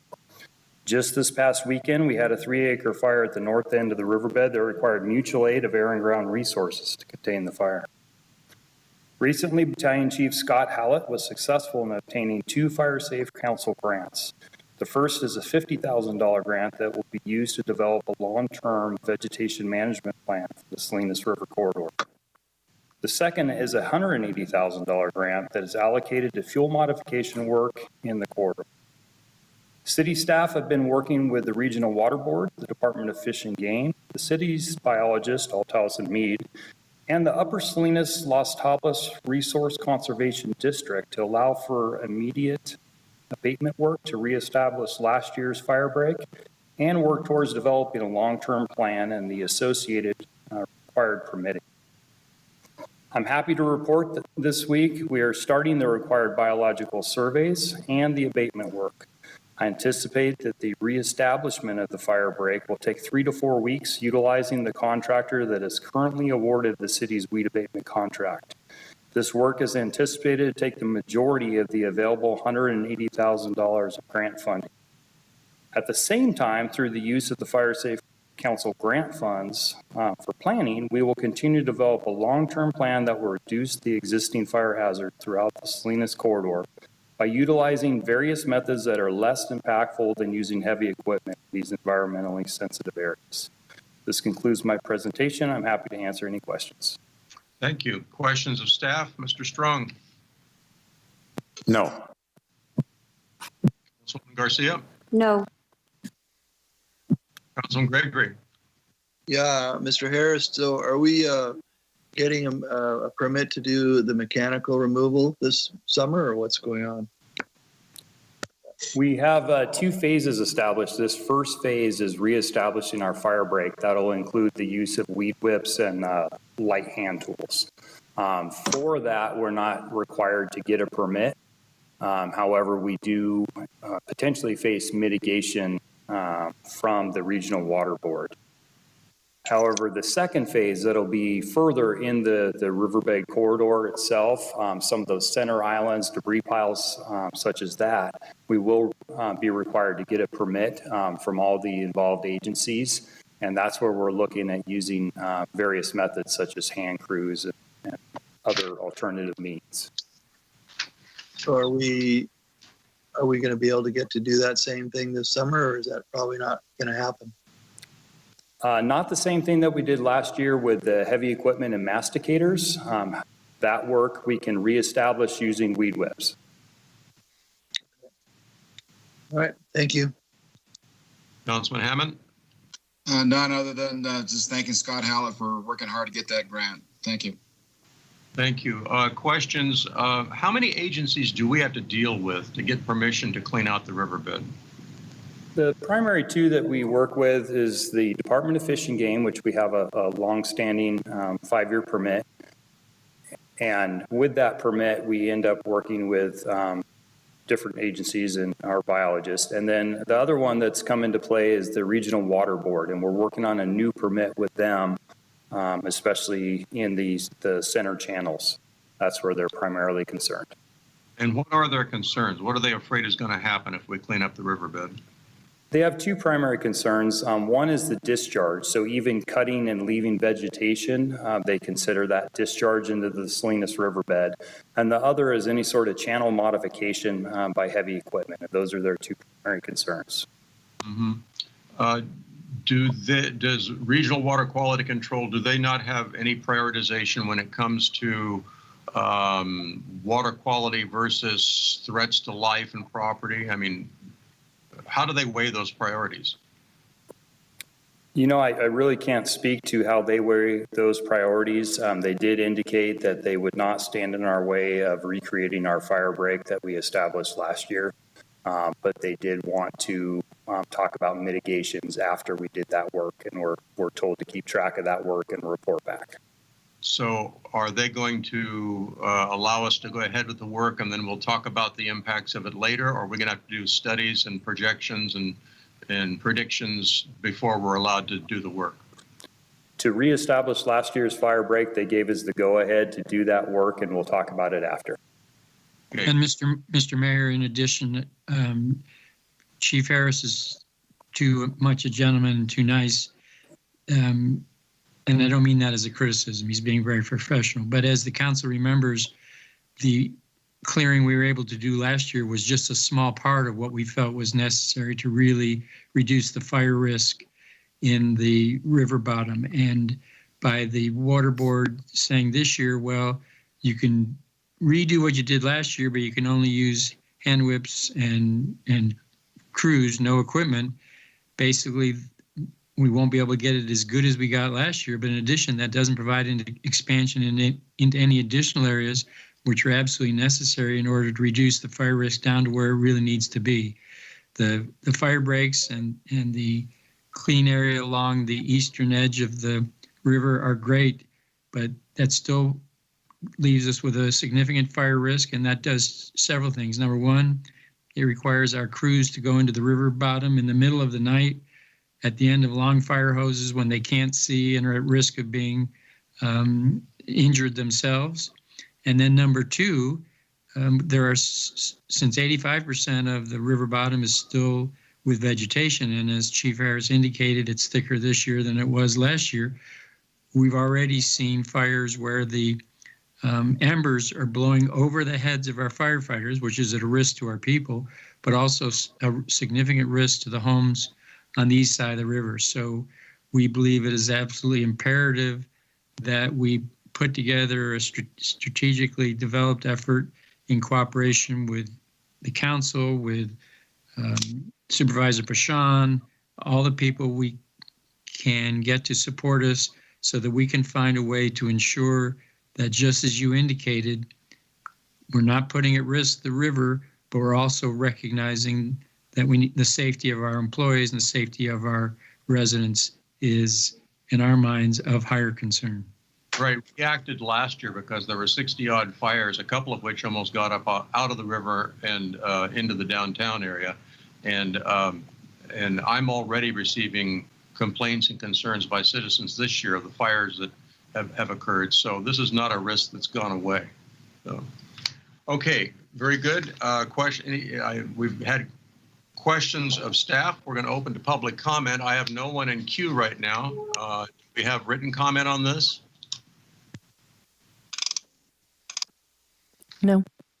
Okay, then I will close public comment, bring it back to the council for action. And I will lead off by saying that I think we need to act with all speed and deliberation to bring together the parties the city manager mentioned and transmit a message to our friends at Regional Water Quality Control that we have a responsible way to handle this plan, but we are not willing to bear the liability of the risk to the lives of our fire protection people and our citizens and their property because we can't get their cooperation. And I think I have a long list of people in the community that would sign that letter, in addition to a lot of electeds too.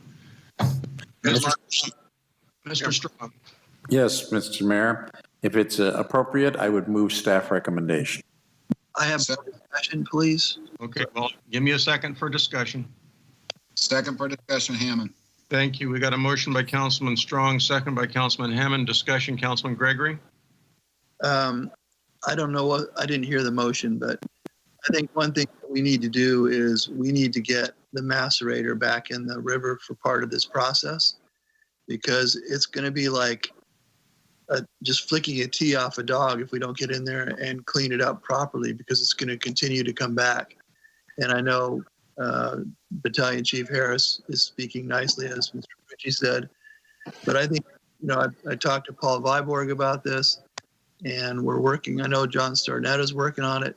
We need to have a mechanicized removal or it's not going to do any good. So I think we ought to make that part of the motion. Thank you. Councilwoman Garcia, any comments?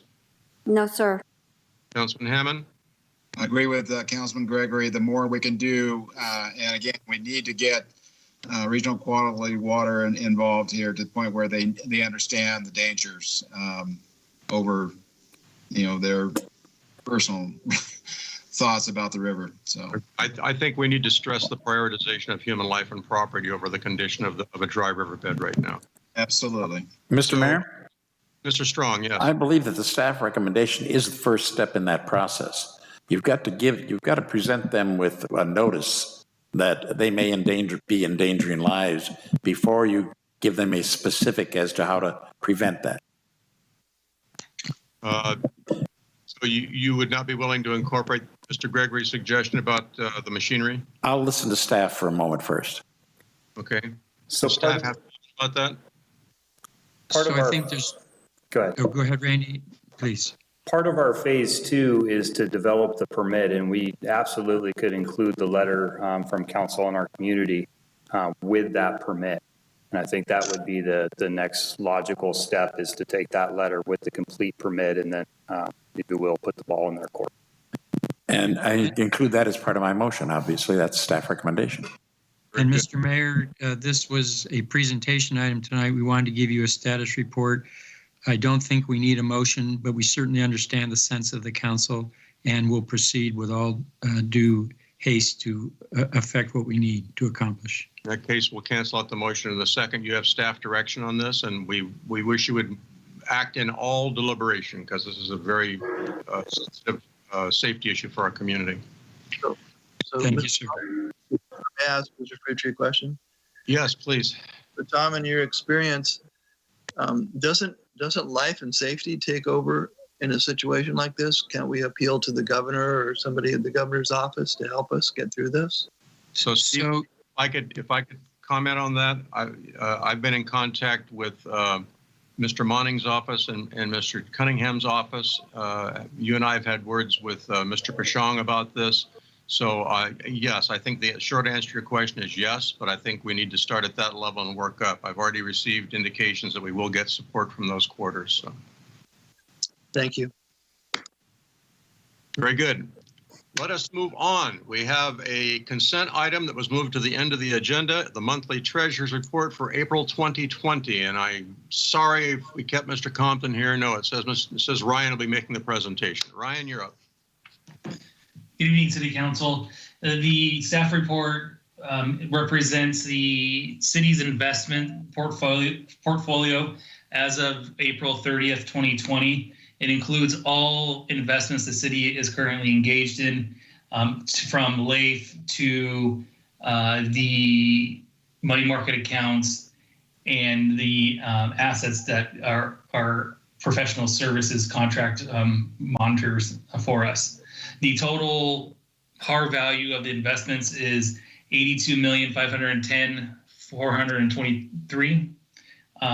At April 30th, the market value of that is slightly low at about $85.4 million.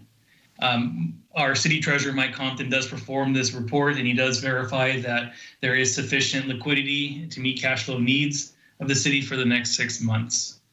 Again, the report itemizes each individual assets that the city owns. With that, I'd be happy to answer any questions for council. Questions of staff, Mr. Strong? No questions. Thank you. Councilwoman Garcia. No, sir, none. Councilman Gregory. Yeah, Ryan, I just had a quick question. So our status seems to be pretty stable on our accounts. Is that because they're not affected by the market?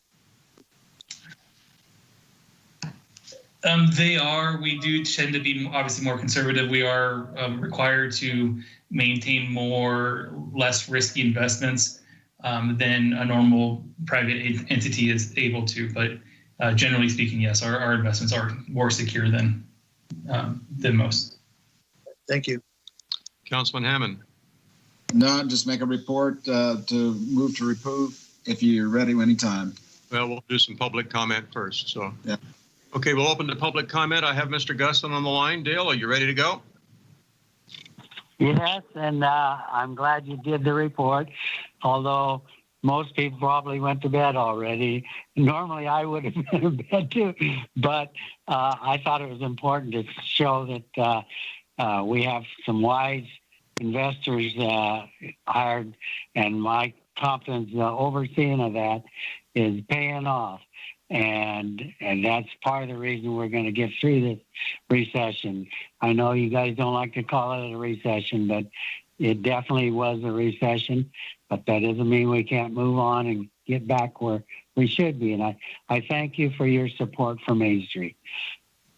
Thank you. I see no one else in queue. We're going to close public comment, bring it back to the council. Mr. Hammond? Mr. Mayor, I'd like to go ahead and approve item 9, monthly treasury's report, April 2020. Second. Motion by Councilman Hammond, second by Councilman Gregory. I think you got under the wire. Roll call vote, please. Councilmember Hammond, Aye. Councilmember Gregory, Aye. Councilmember Garcia, Aye. Councilmember Strong, Aye. and Mayor Martin.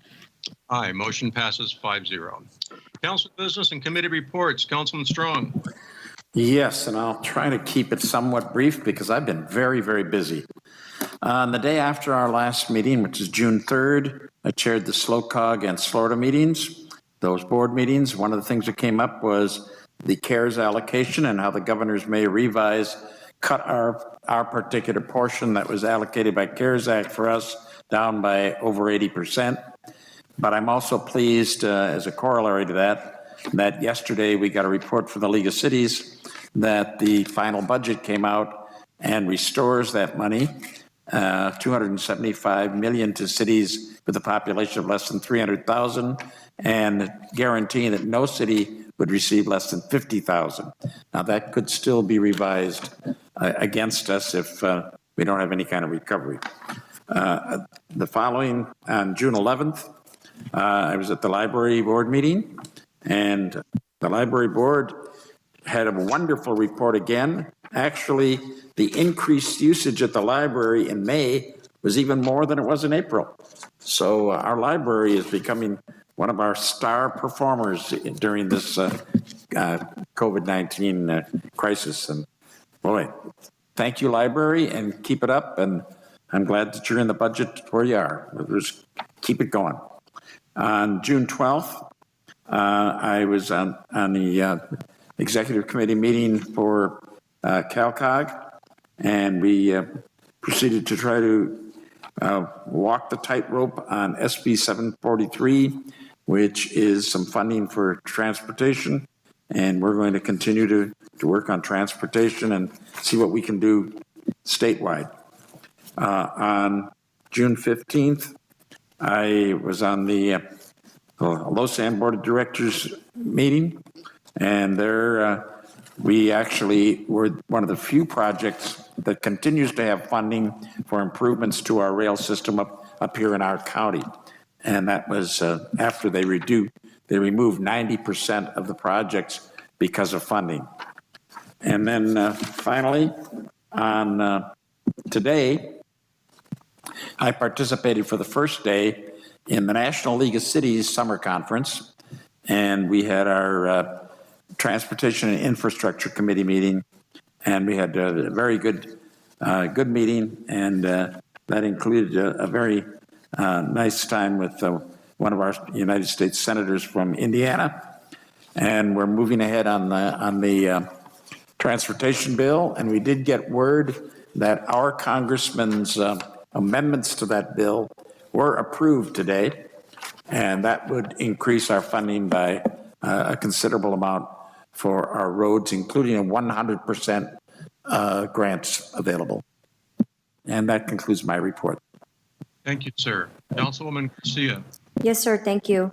I also attended on June the 11th the library board meeting and wanted to report on those, the curbside. They had 50 holds per day. They had 20 to 30 pickups. Their zip book online has started and picked up. They do have their plexiglass up and ready at the desks. Their audio books and the people that wanted to learn different languages increased. Another thing that we talked about at the board meeting, at the library board meeting, was how great all these virtual programs have been for social outlet for people that are dealing with how to stay at home, and so that was really good to hear that they're keeping up all those virtual programs for a social outlet for our community.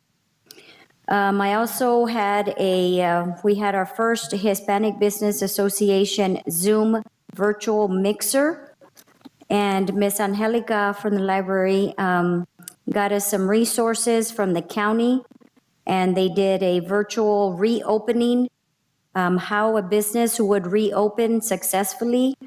When I was trying to help some of the Hispanic businesses in our community on reopening, they had questions about what a risk assessment plan is. So I had spoke to Angelica, and she put together some resources for us, and we had some great speakers, and that really helped answer a lot of questions for our community. I also wanted to make a comment on a Rotary Sunrise virtual Zoom meeting I attended.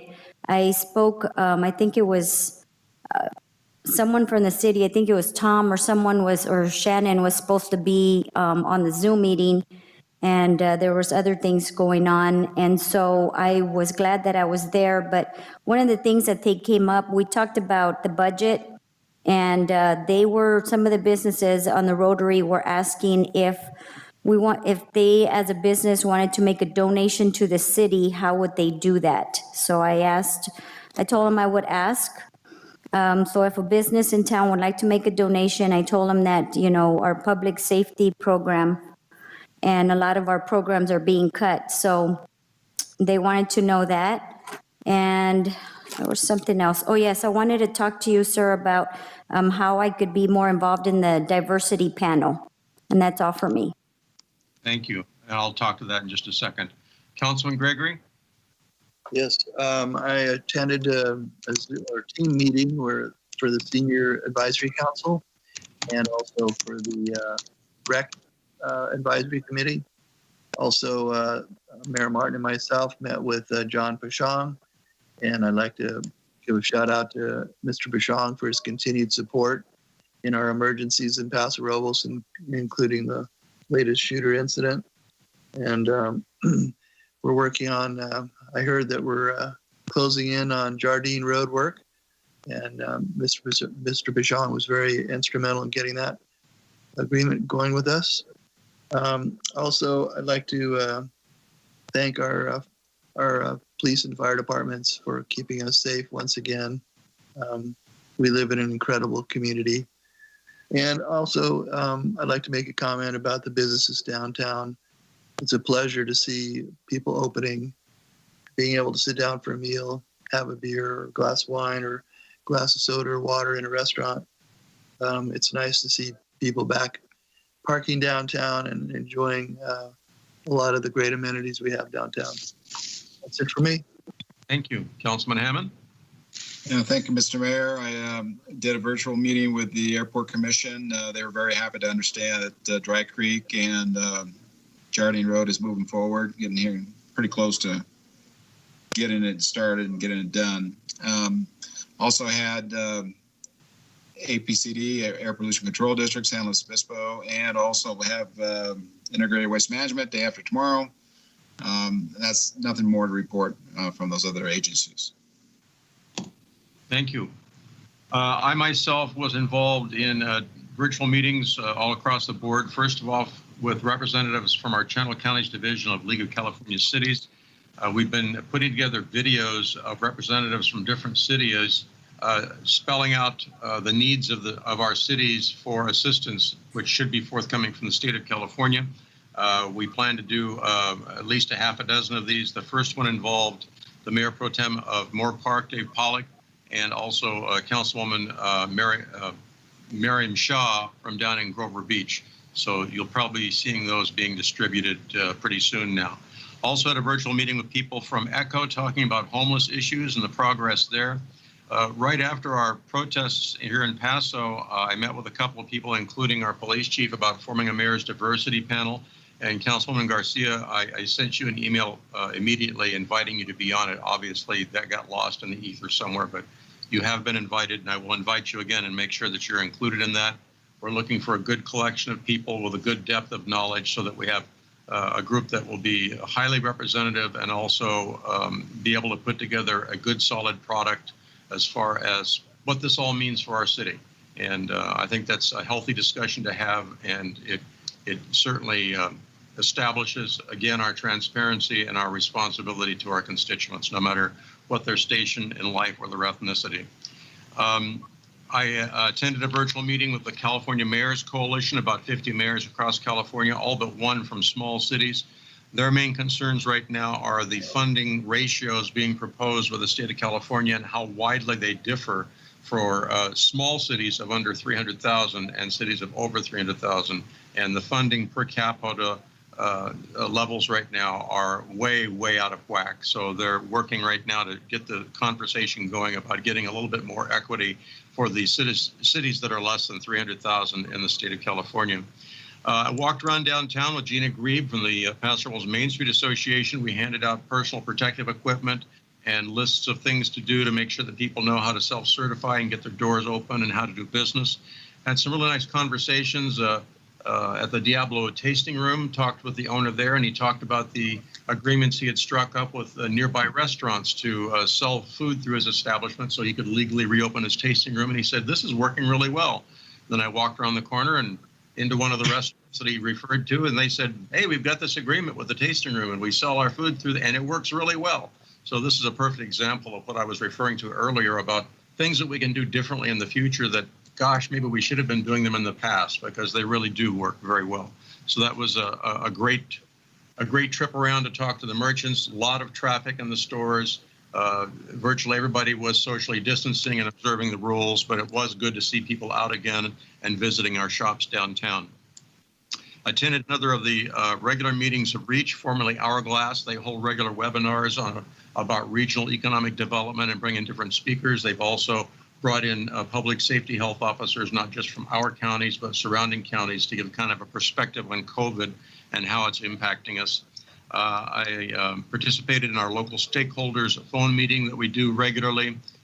Did attend breakfast with Mr. Bashong and Councilman Gray, and I echo his comments about John's support for Paso Robles. Has been very strong, and we appreciate that. I attended a virtual meeting put on by the Paso Robles School District, a cultural building committee, again, increasing conversation regarding the issues of the day, and I think that's also going to have positive impacts as time goes on. Coming up next, we have a Planning Commission meeting on Tuesday, June 23rd, 6:30 p.m. We have a City Council regular meeting on Thursday, July 9th at 6:30 p.m. And before I close the meeting out, there were several items that we were asked to at least talk about at the end of the meeting.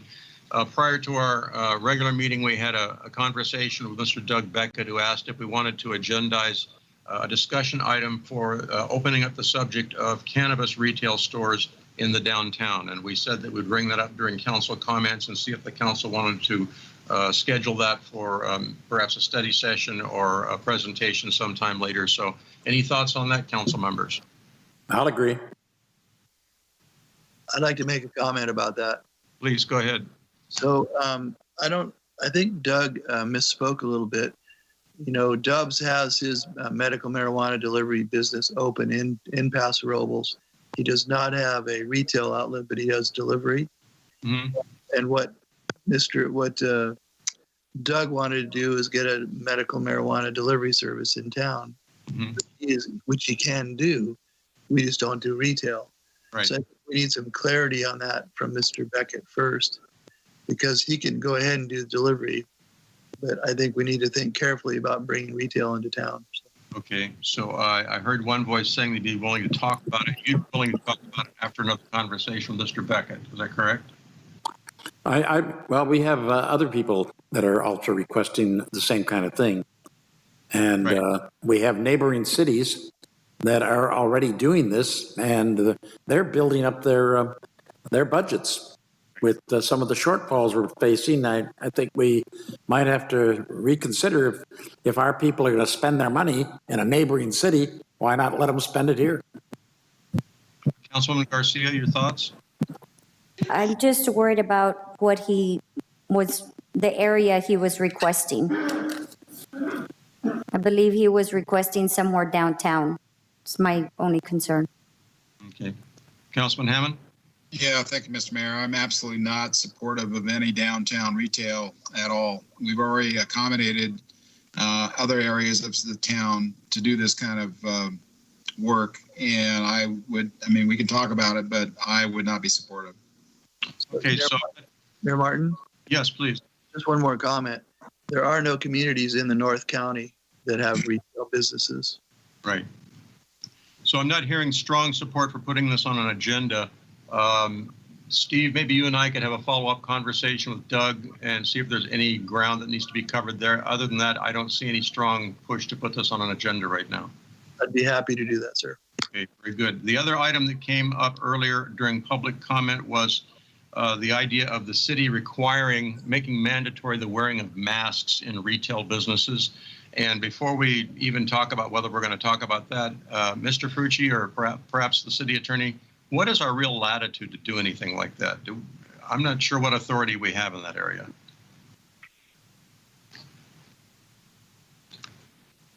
While Kimberly is reviewing her law books, Mr. Mayor, several cities in the county have already considered a selective mask ordinance. And so those, presuming Kimberly has a chance to review those, we could bring something like that to you if you so chose.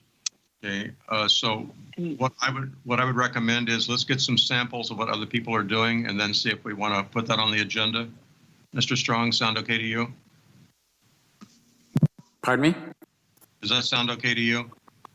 Sure. Okay, Councilwoman Garcia? Yes, sir. Okay, Mr. Gregory? I'd like to talk about it a little bit. Sure. So we were notified by the San Luis County Health Department that masks are no longer required as of this last Saturday because we've moved into stage 3 for restaurant workers. So I think we should make sure we incorporate. We've continued to use the masks, but there's a lot of restaurants that are not. So I think we should talk about what the health departments. I don't want to intervene on their jurisdiction over us. I totally agree, and that's the reason I want to see what has already been drawn up somewhere else. So. I will pull that information together. There's been different approaches. Yeah. On that. So. Councilman Hammond? Again, I would refer back to county standards, and again, for restaurant workers who deal with public, okay, but I think it's a personal situation there, and just what we've been saying all along is distancing and keeping yourself clean, don't touch your face, and that's going to be the major issue. But I don't want to put any more restrictions. We need to get people back, and hopefully they're going to understand how to handle themselves out in this new world. So. Mask, in my opinion, many of the ones I've seen are more of a feel-good thing than anything else. They don't look like they would stop anything from going through into their body. But at any rate. Okay. So what I'm hearing is, Kimberly, if you would kind of send us all an email about what some of the options are, and if that strikes the spark, we'll revisit this. Okay. Okay. Okay, I've already announced upcoming meetings. If there is no further business for the council, I'll entertain a motion to adjourn. Mr. Mayor, there is one item of further business, if you don't mind. If you will. I apologize, but Iris Yang, our city attorney emeritus, asked that I just point out that the ordinance, the Gateway Ordinance B, referred to Development Agreement 20.03. It's actually 20.04. The council approved 3 development agreements this year with respect to the Olson South Chandler Ranch specific plan. So we will make that correction on the ordinance before we bring it to you for signature. Very good. That's okay. Done it. That's agreeable. Okay. Do I have a motion to adjourn? So move. Second. I have a motion by Councilman Strong, second by Councilman Hammond to adjourn. All those in favor signify by saying aye. Aye. Aye. Opposed? It's been a long evening, folks, but we've done a lot of work. Thank you. I appreciate it. Talk to you soon. Thank you, Mr.